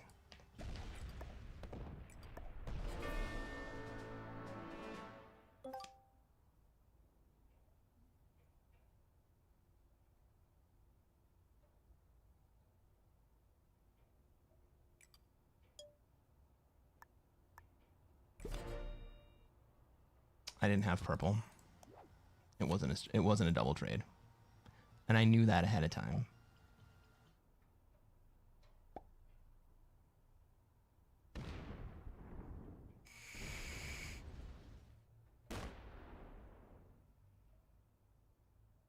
Okay, blue might kill me right here. They can. And we'll set them. They're not going to. Great.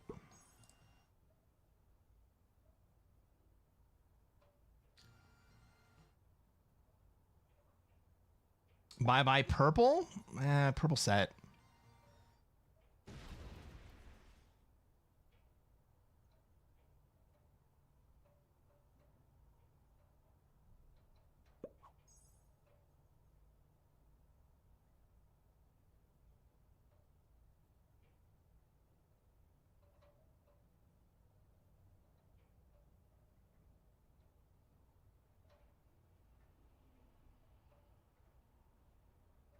The board's going to settle a little bit here.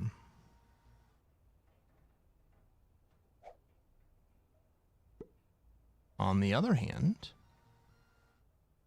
oh, maybe green kills me and purple here.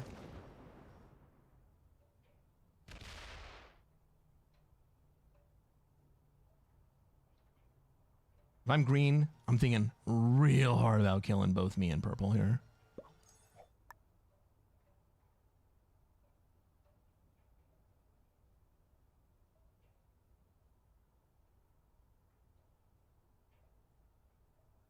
could gift the purple kill to green.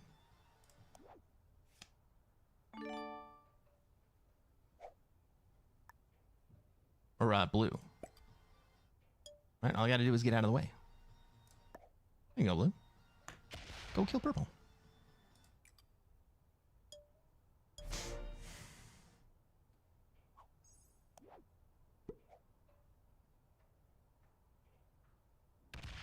Oh! Purple doesn't need to take a card. They just tell green to eat it.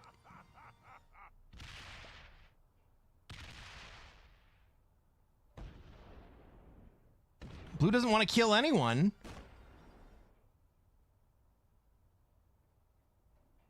Green gets the purple kill here. Puts him on 4. We can kill green on 5.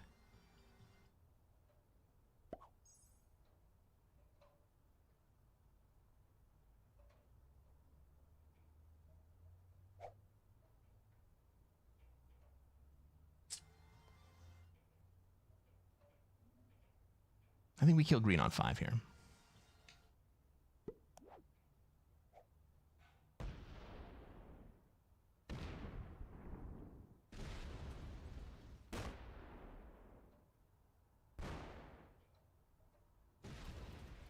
Red gets amazing dice and gets the purple kill. That's sad.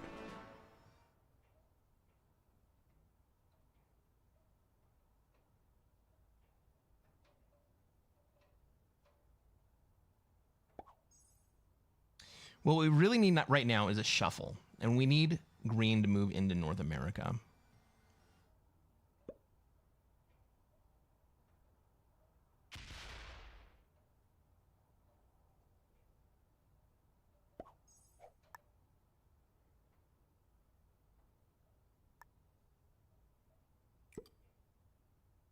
Red's on 5 cards. Let's assume that red will break us.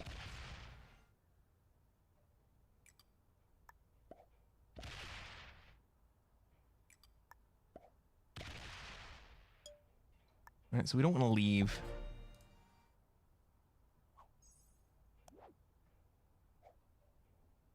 We don't want to leave too much guarding here because we assume that red wants to come break us, right? We assume red wants to break us. And so I'd rather only lose 3 troops on a red break plus my bonus. But that's not, I mean, that's counting your chickens before they're hatched. I'd rather lose 3 troops up there than lose a whole shit ton. Yeah. Red could come full force at my 22.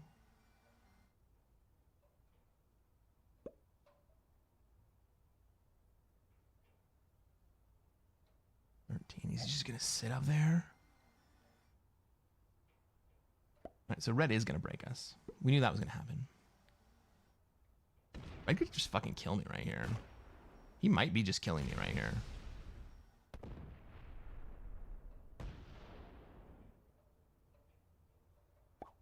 No, he just doesn't want any friends. Cool. Red makes war with everyone. Trendy Wiz, subscribe to the channel. Subscribed for 9 months. Let's fucking go. Thank you, Trendy.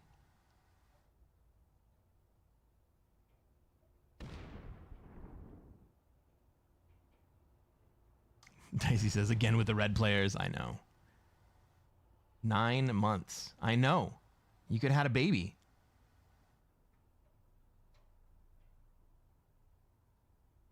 Oh, I know what that means.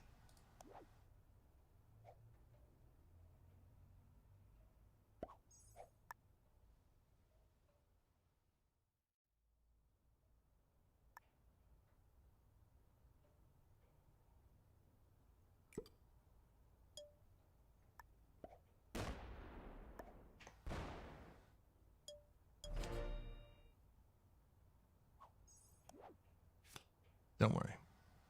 The 9-month mark will be over, and then we don't have to talk about this shit ever again. Deal? Fucking deal.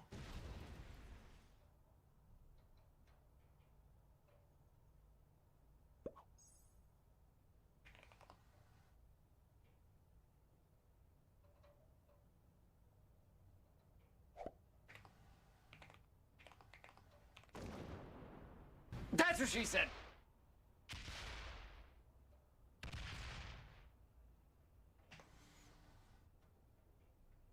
Deal.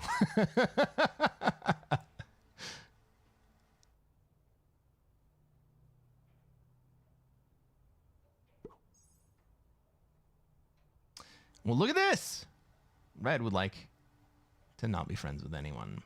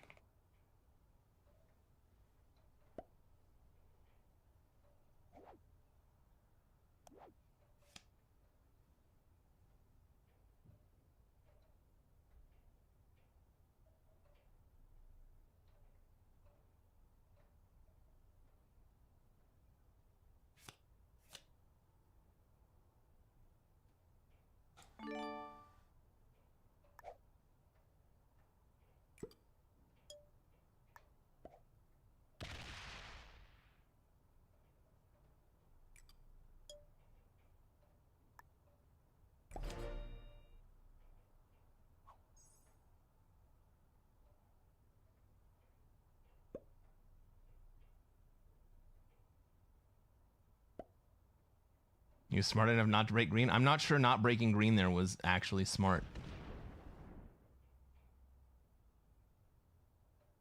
Because green is about to fuck up North America.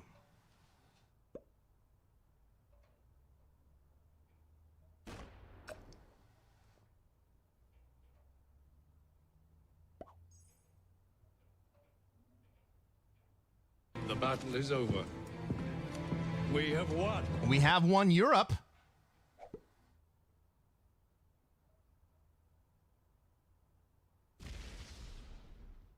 Now, red does not have access to green right here. But he does have access to me on the front side. So, I kind of need...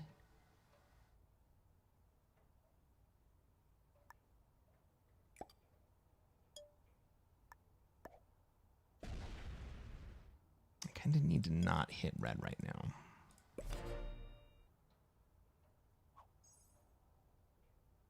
But he says, November 20th, 2020. I suffered a severe spinal cord injury at the C4 level. I was in Guam. It took the military 3 days to logistically evacuate me to Hawaii, which is a 9-hour flight. Oh my God, buddy.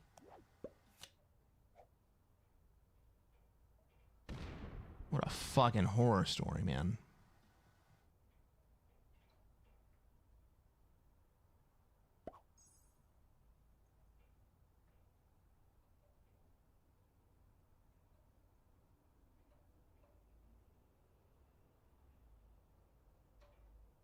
Massive cardiac arrest.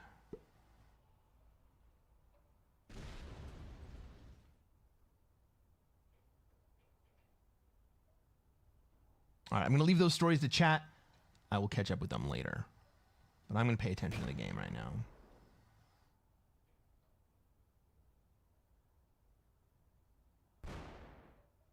But I would love to hear the stories, right? So please feel free to copy and paste this stuff into Discord for me so I can learn more about you guys.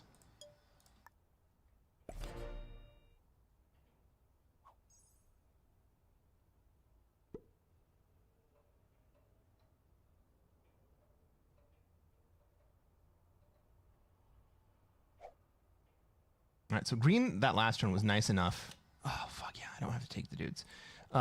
Last turn, green was nice enough to log off their path for their 30 to come in to take Europe away from me. Now,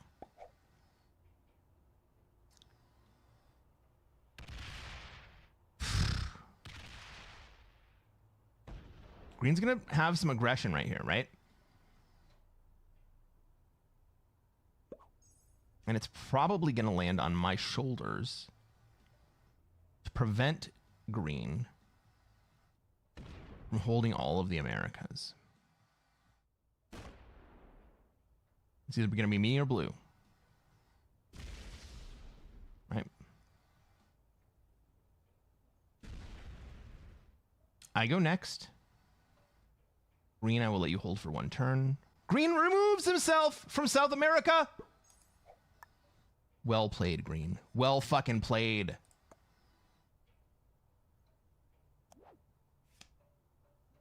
We don't see it often.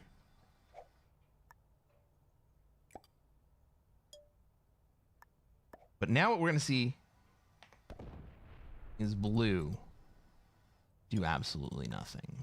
Instead of moving into South America, which green just fucking granted. Oh my god, blue. Oh. Oh, you're so good. Don't fucking break him. What would Brian Boitano do? You know what Brian Boitano would do? He'd kick a little ass or two. What's up, Battle Sausage? How's it going, man?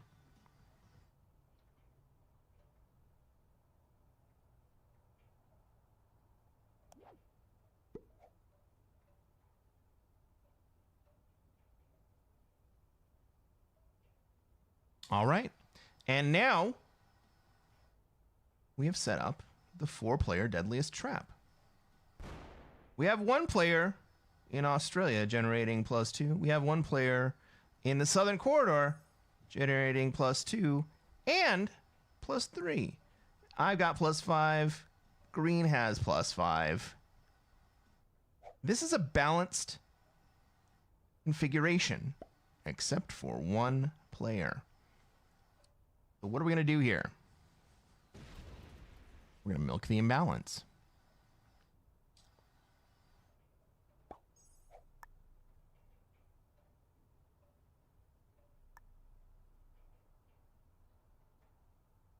What's the turn order look like? It goes green, then blue, then me.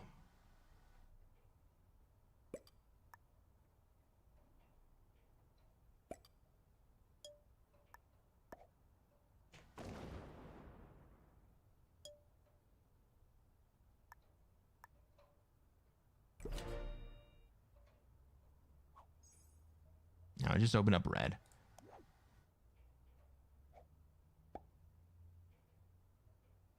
I imagine what we're going to see is red immediately close himself back off. What should green do here? Green should chill and regenerate. Gain troops.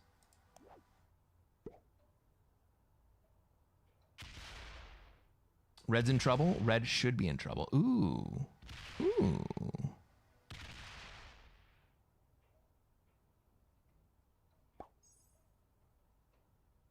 Fair enough.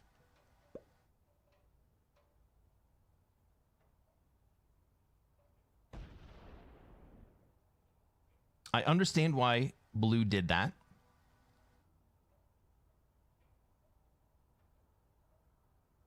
Because honestly, that's the right play. But now we've also pulled red back into Siam. They no longer have that 11 in place.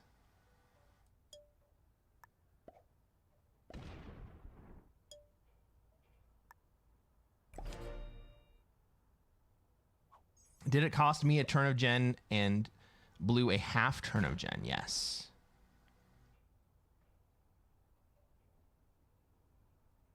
Blue's going to stay back. Because they don't trust that I'm going to make the right decisions. Fair enough.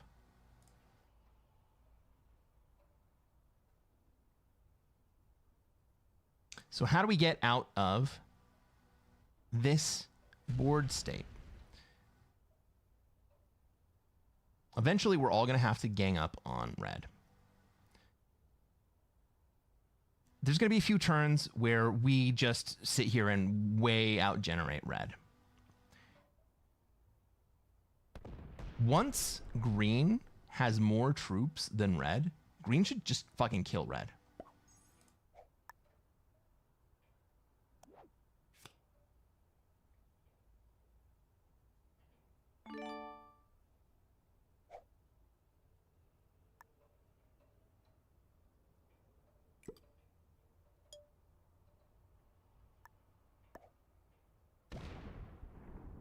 What happens when green just swings as hard as they can at red? Well, what happens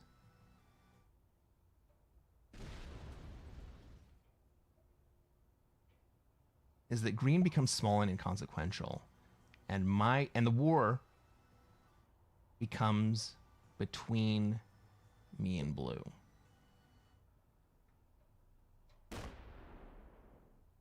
So what happens? I kill blue. Who knows how many troops I'm going to have left afterwards?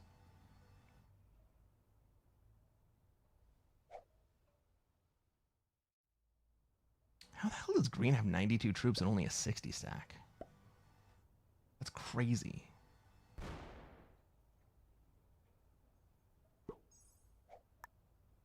Blue's not in a position to do anything to green.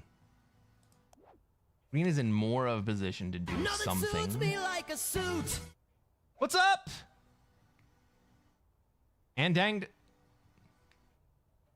Welcome to the stream. Thank you very much for the raid. What's going on, guys? That's my suit guy. Go in, tell him I sent you, and spend some money.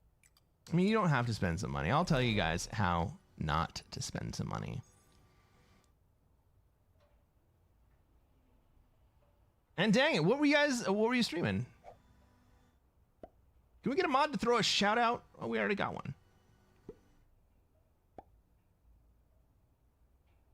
We were playing Risk? Fan-fucking-tastic. How were your games tonight? You know what I've kind of noticed is that the games tonight have been what I imagine are balanced towards really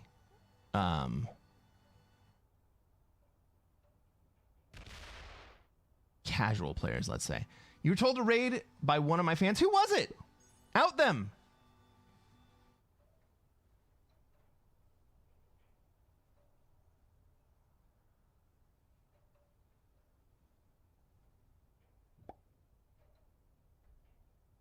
Let's throw some raid emotes at ya.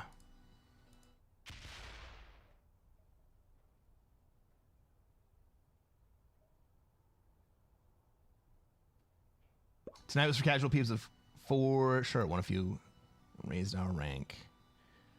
What settings do you play?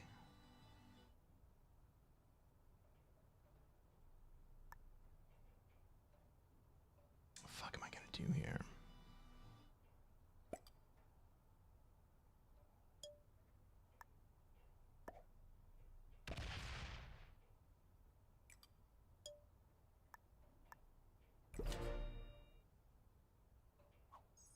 Classic without fog, progressive or fixed. We're playing classic fixed. But to be fair, we play classic fixed all the time.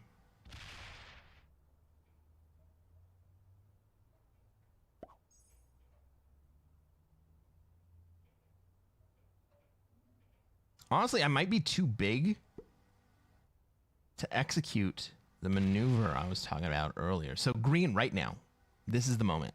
Green should set and kill red.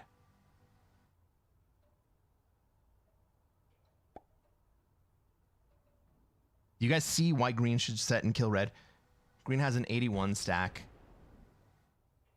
That's enough to come through and kill red and leave green relatively weak. I have 136 troops.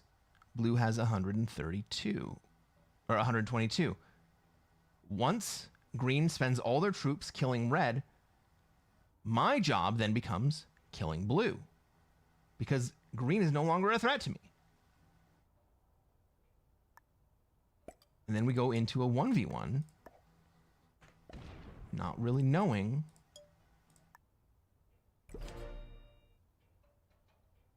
how they might play out. Are you always this dressed up? I dress up for my peeps. I respect the opportunity. I respect you guys.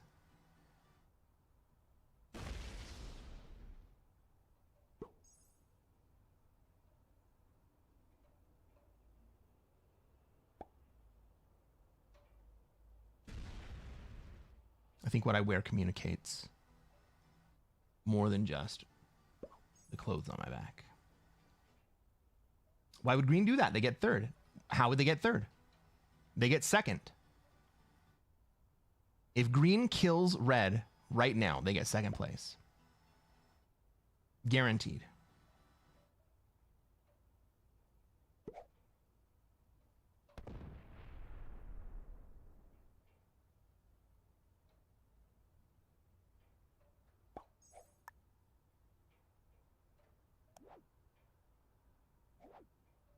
Fire Muffin says, doesn't it make more sense for green to slam a third of red's troops and leave the other 2/3 for the other two players in white and blue? In an ideal world, yes. Bo Skidley sent us over here? Aw, I fucking love Bo. In an ideal world, yes. Green should send a third of their troops, and we should all send a third of our troops cascading into red. But then what? We can kill red pretty easily.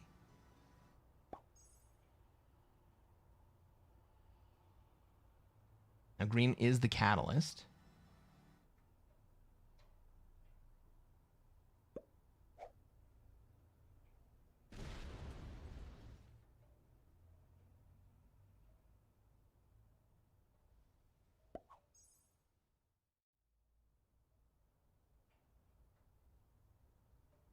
But once green is small enough not to be a threat to me, after I kill blue, then my move is to kill blue.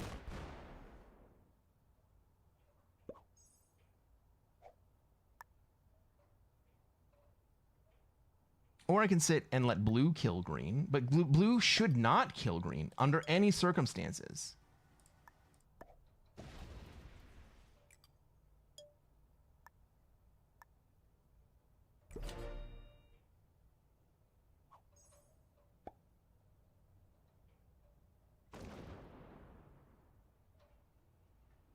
Blue's not strong enough to kill green. Blue's not in position to kill green. What if blue kills red? That's a second place play. It's not a bad play. Especially now that green has more troops than me. Or we're equal, I guess. So everything that I said about green a few turns ago now applies to blue. The question is, will blue end up with too many troops such that I believe that if I kill green on the subsequent turn, I will be at a significant disadvantage.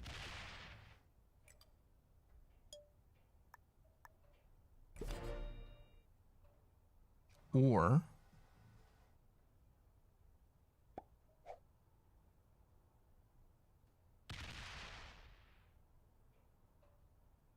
a significant disadvantage if I kill them. But it's a balancing act. You have to maintain enough troops that the other players can't just straight kill you without sacrificing their own position.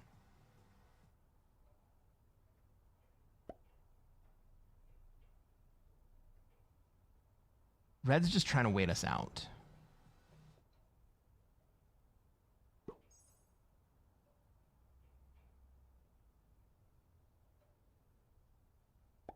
Can I do anything to encourage?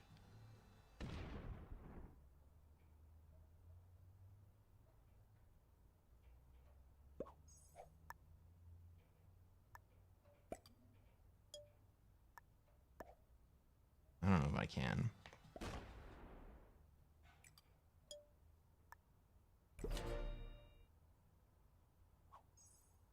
Blue's probably going to hit my 3 here, and I understand why.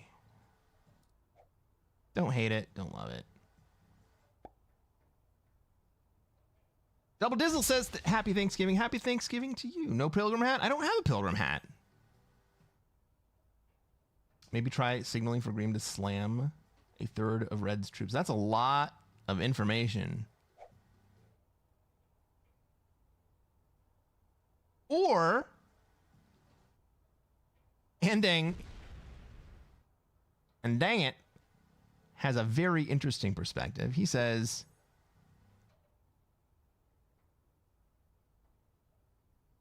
break green's bonus and see what everyone else does. They get out of the way as green runs their entire troop stack into me.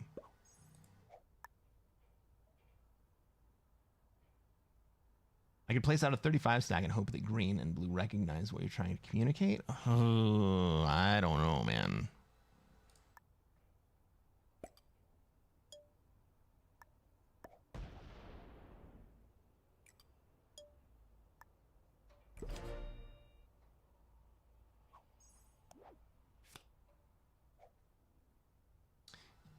In order for that to work,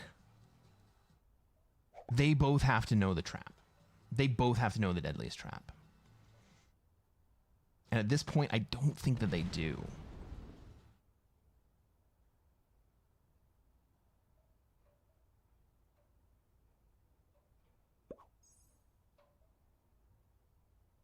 All right. Red is about to choose the winner of this game.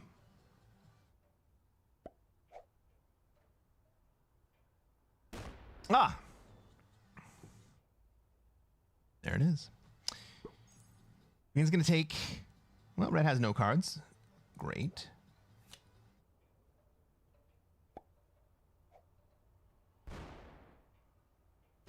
Green should not kill red here. He should just send everything into me. Taking the rest of the board is a huge miss. Like this, by green, just hands me the game. Green should break me here.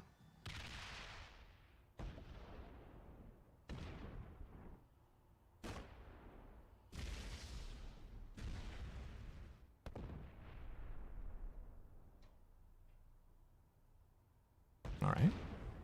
Look at this. So what green should do is kill blue, and then send the rest of that 118 stack into me. Into my 171 stack. Every last troop. 118 v 171.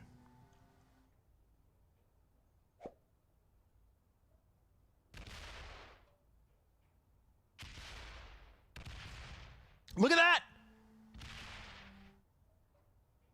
What a great fucking roll! Jesus Christ.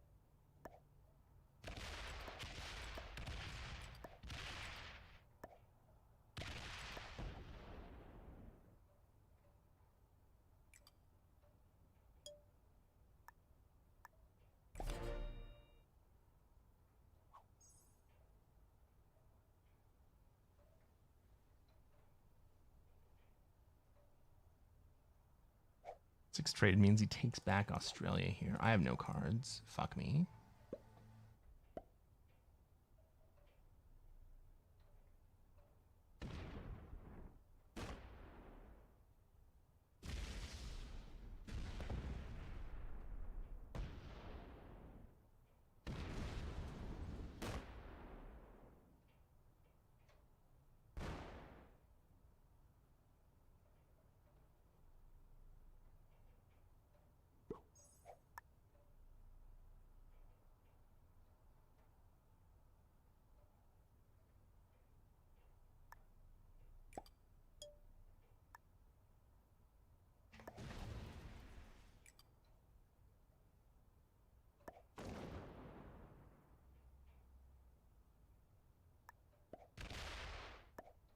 Can we get this?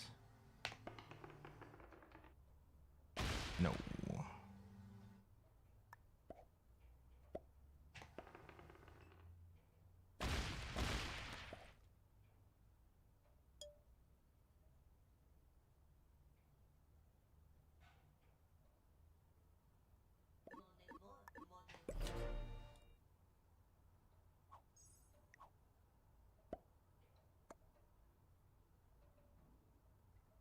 My dice have been really rough all fucking night.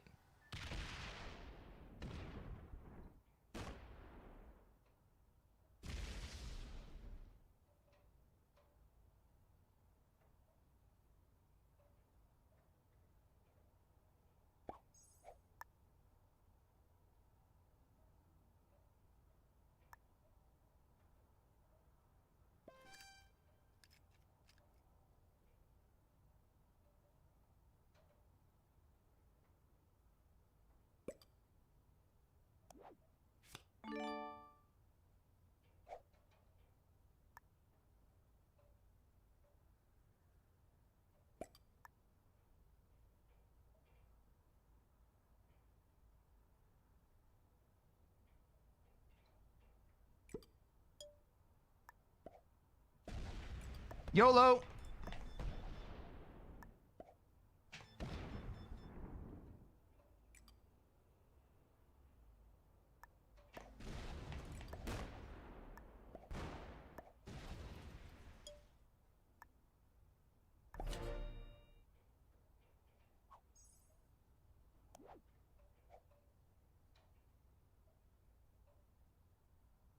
No trade on 3 save me? No, he comes down and breaks me anyway. We're playing cat and mouse.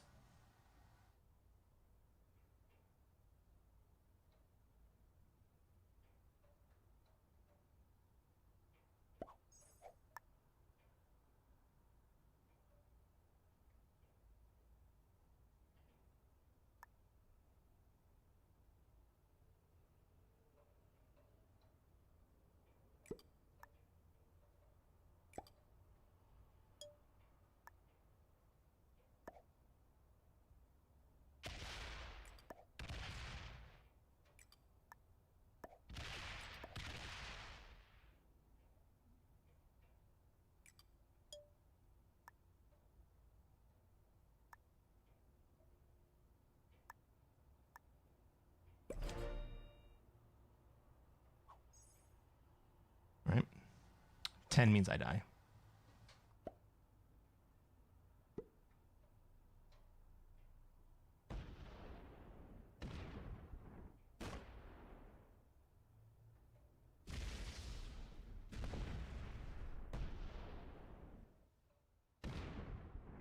Yeah, that's GG. I mean, maybe if I had a trade here. That's my last turn. Or this is my last turn.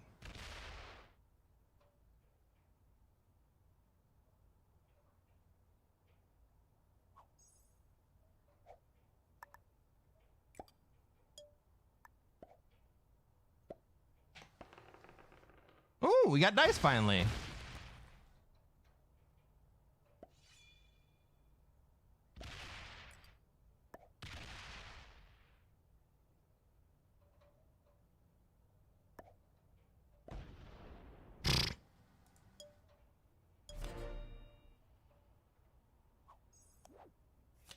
Green's an expert. Green's not bad at 1v1s.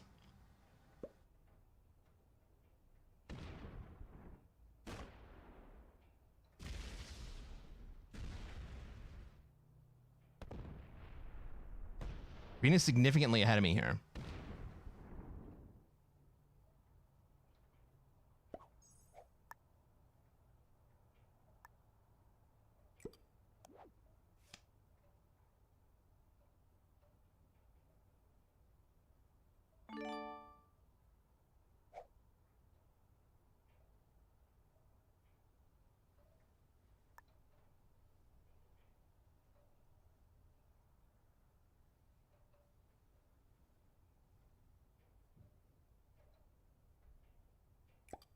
I have to break North America.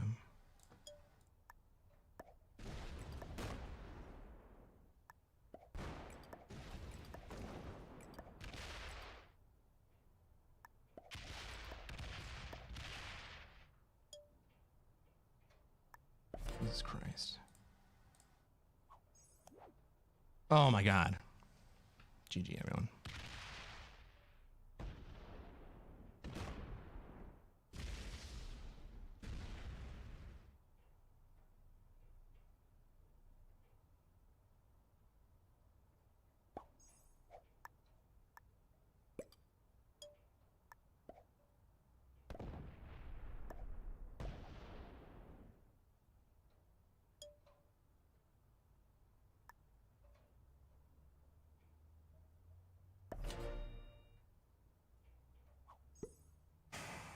Are we playing another game tonight?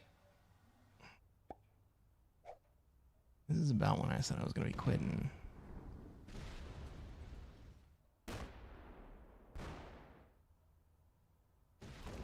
We had that long rant, though. And this game was pretty quick, right? Let's play another one.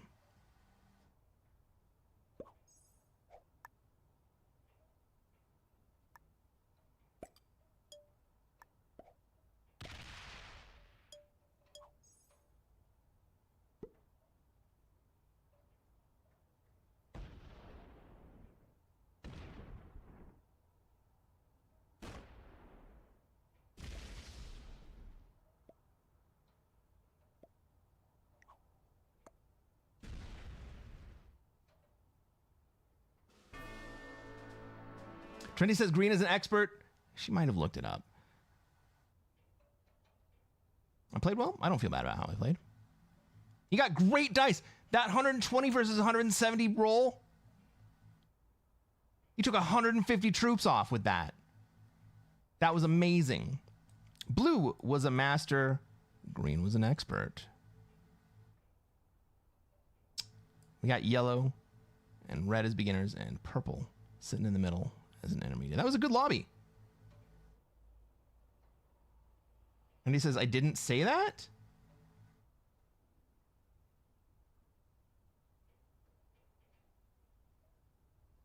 Oh, Buddy said, I'm sorry. On my screen, it's pink next to pink.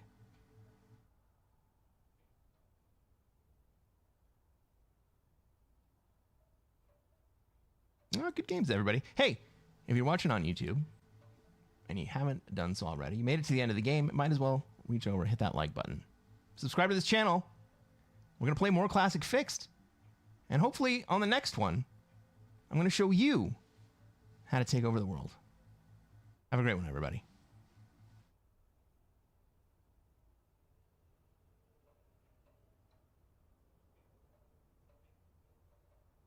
Pink next to pink. You're welcome. Thank you. That was a good game, everybody. That was a good game. And we actually gained a couple 100 points for second place on that one. Love to see it. All right, let's play. Here, we'll show everybody where we're at. We started the stream at 27,300, so not too bad. Let's play another game.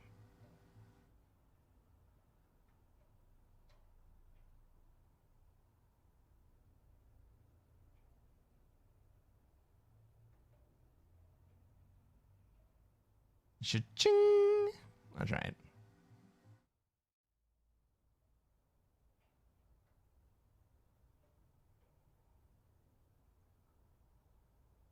Oh, let's run some ads. Oh, we just ran ads. Okay. Never mind.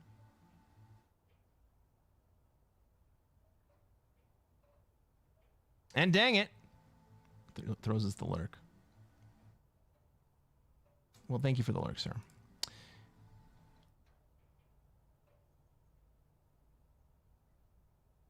Let's give Dang It a follow real fast. Why not? Let's throw him a little follow.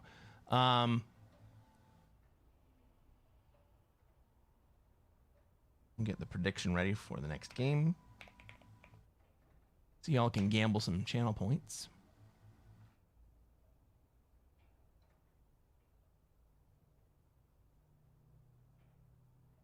There we go. Ready to go. Woo!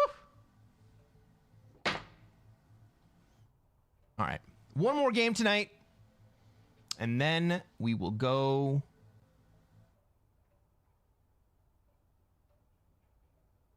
No, one more game. Then we're going to sing. And then we'll stream again tomorrow. How's that sound for everybody? I'm feeling that.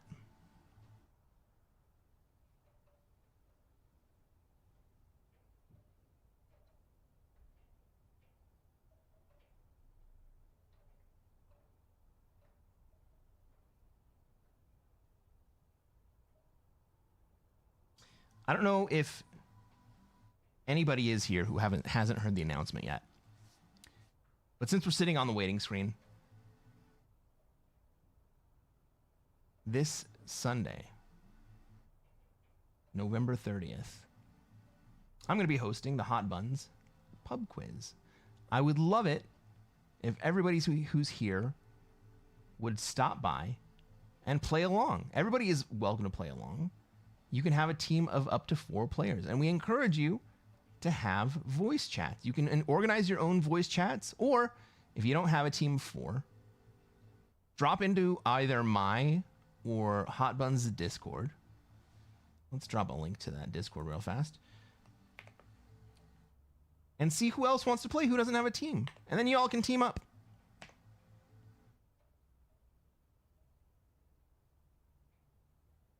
But he says, you mentioned Jackbox earlier. Perhaps not tomorrow, but the stream after.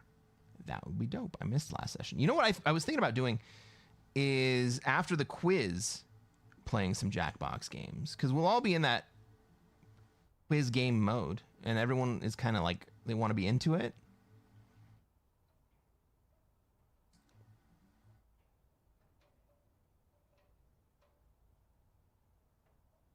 But he says, anybody here on YouTube, look me up on Discord, same name.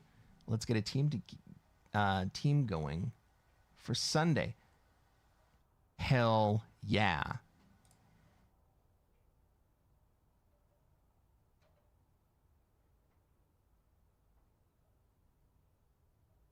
Buddy's on my Discord. He's a moderator.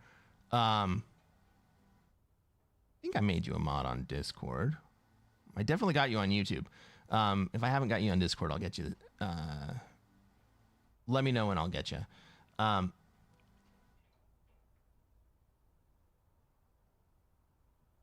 Fantastic human being. Go play trivia with Buddy. You can either be on VC or, if you're more comfortable, type back and forth inside of a private chat.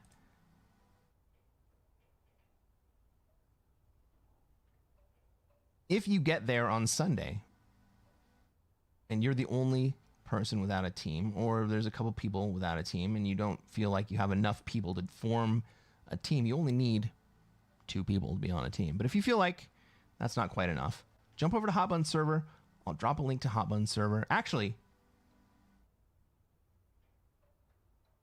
Trendy, can you drop a link to Hot Buns server in my Discord server? Play pink color now? I'm playing as white.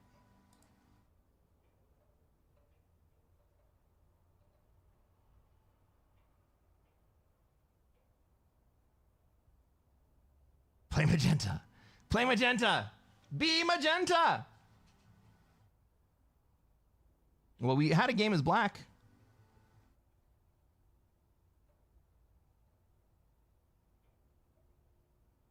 Zoo says, I refuse to follow her. She hardly ever plays Classic Risk anymore. Fair enough. All right, everybody, let's get this game on. Everybody, we got a lobby.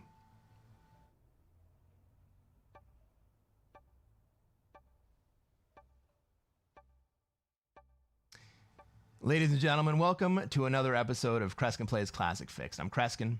I'm a Classic Risk Grandmaster, and what are we going to try to do tonight, chat?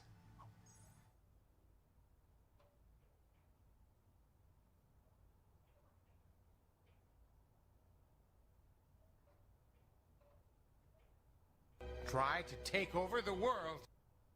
That's right. The same thing we do every night. We're going to try to take over the world. Let's take a look at this map. Let's see where we have troops, where everybody else has troops, where they're going to want to be, and where we're going to be allowed to be. I want to be in Australia. I don't give a fuck about red.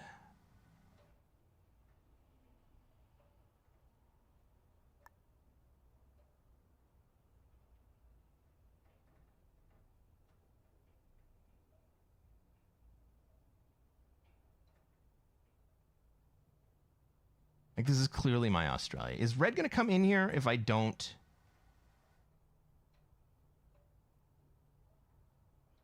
I don't have another fucking card.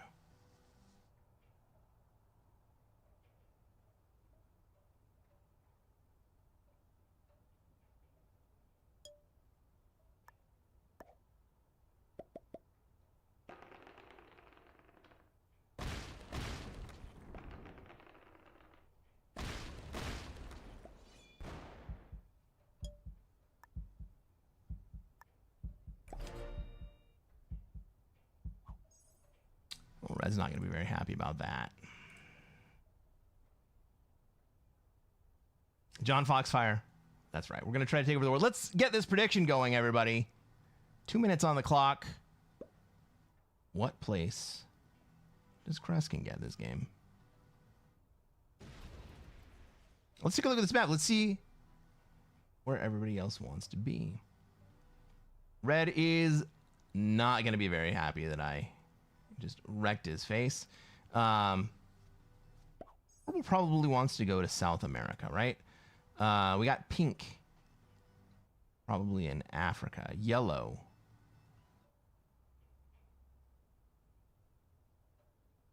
Yellow's moving over the top to Europe. We got blue out in Asia. They're kind of scary. Maybe blue moves into Africa here.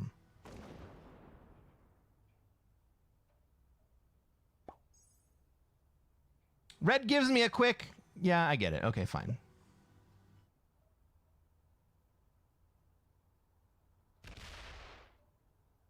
Blue goes down to Africa. Cool. Pardon me. Double Dizzy says first place. Well, let's find out. We're not in a bad spot for it.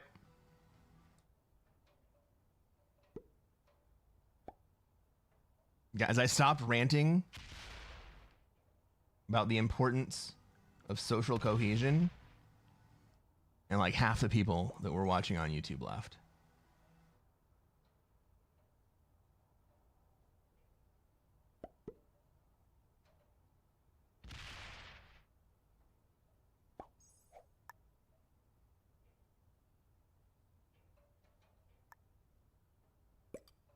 Six v 3. YOLO, 91%.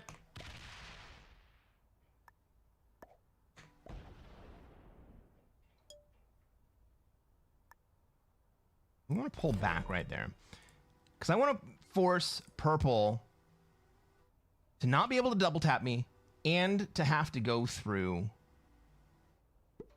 an extra territory to get to. Purple can still come take Australia right fucking now. The battle is over. We have won. I have taken Australia. It is true. I don't know if I hold it. Right? Purple's going to get +5. That's 10. 9. And then in. 9v5 is 100%. Or it's very close.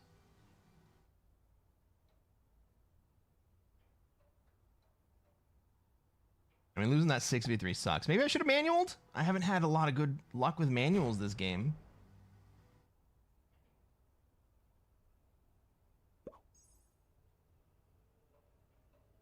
Let's see if purple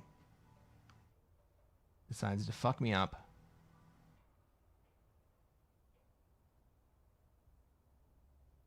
To allow me to live.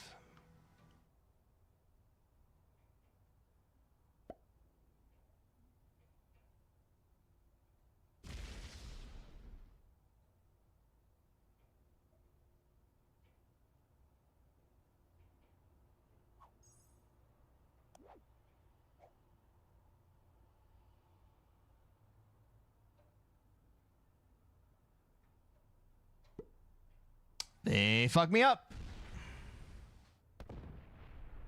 Oh, but they don't get all the way in. Cool. Okay.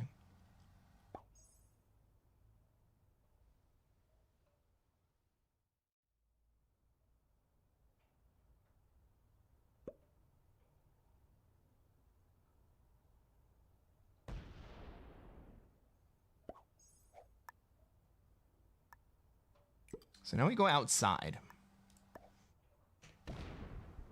Oh, I'm dead. I'm so dead.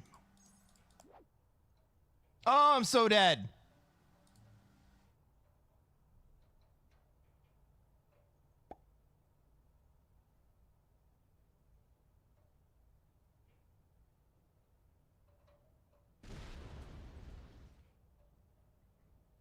Even on 2, I'm dead.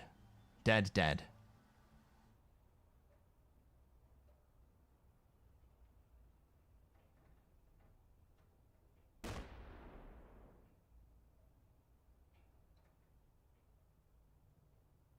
I think on 3, someone still kills me for cards next sequence.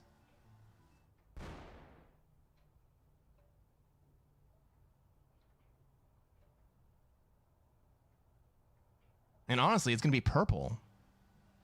Purple's going to... Who predicted 6th place? Did anyone predict 6th place? Nope. Nobody predicted 6th place. That's what I get for going goddamn Oz.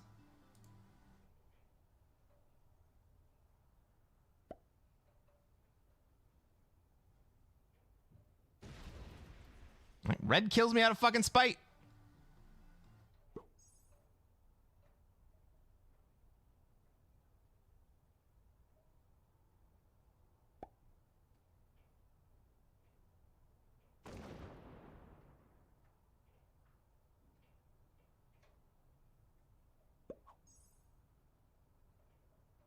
Blue protects me from everyone except purple.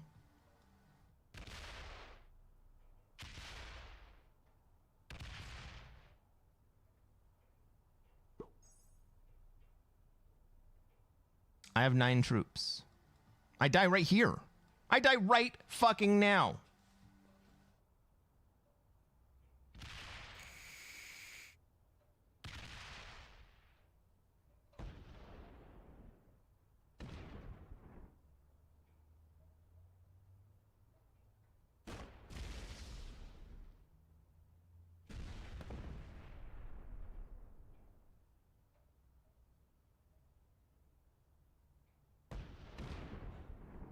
Take the 6v3 and lose.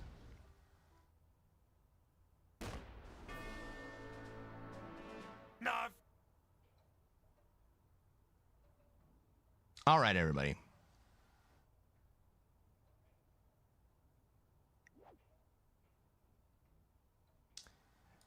Pink was a master. At least there's that.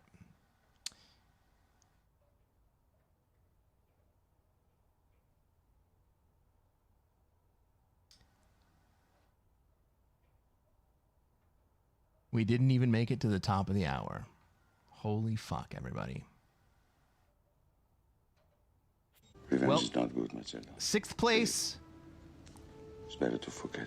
6th place might be enough to take us down below GM here. At least there was a master in the game. So there's that. So.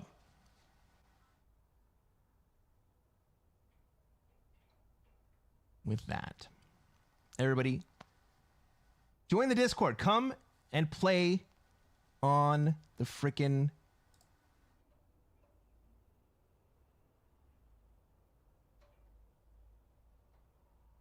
come play.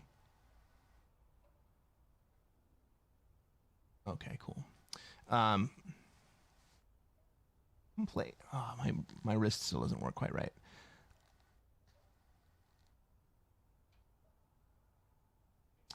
Come play the quiz. I'm going to stream tomorrow.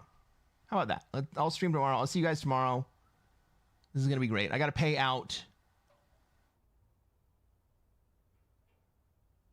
everyone who... I got to steal your channel points because nobody picked 6th place. I'm sorry, guys. I got a song to sing.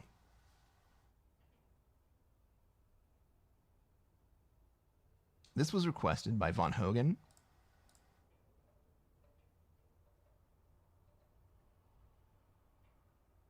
And I kind of know the song, but I don't totally know it, so forgive me.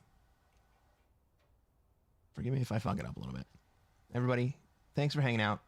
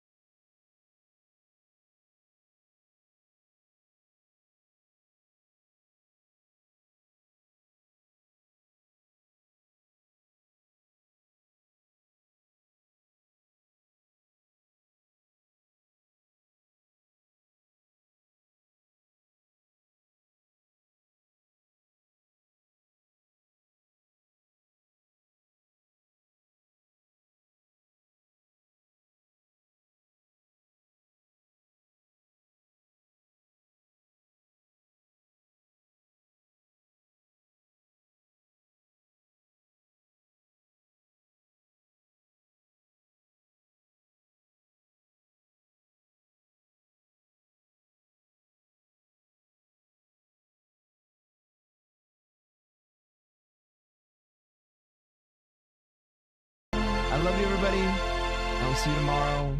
I will do better at the karaoke tomorrow. I love you. Have a great night.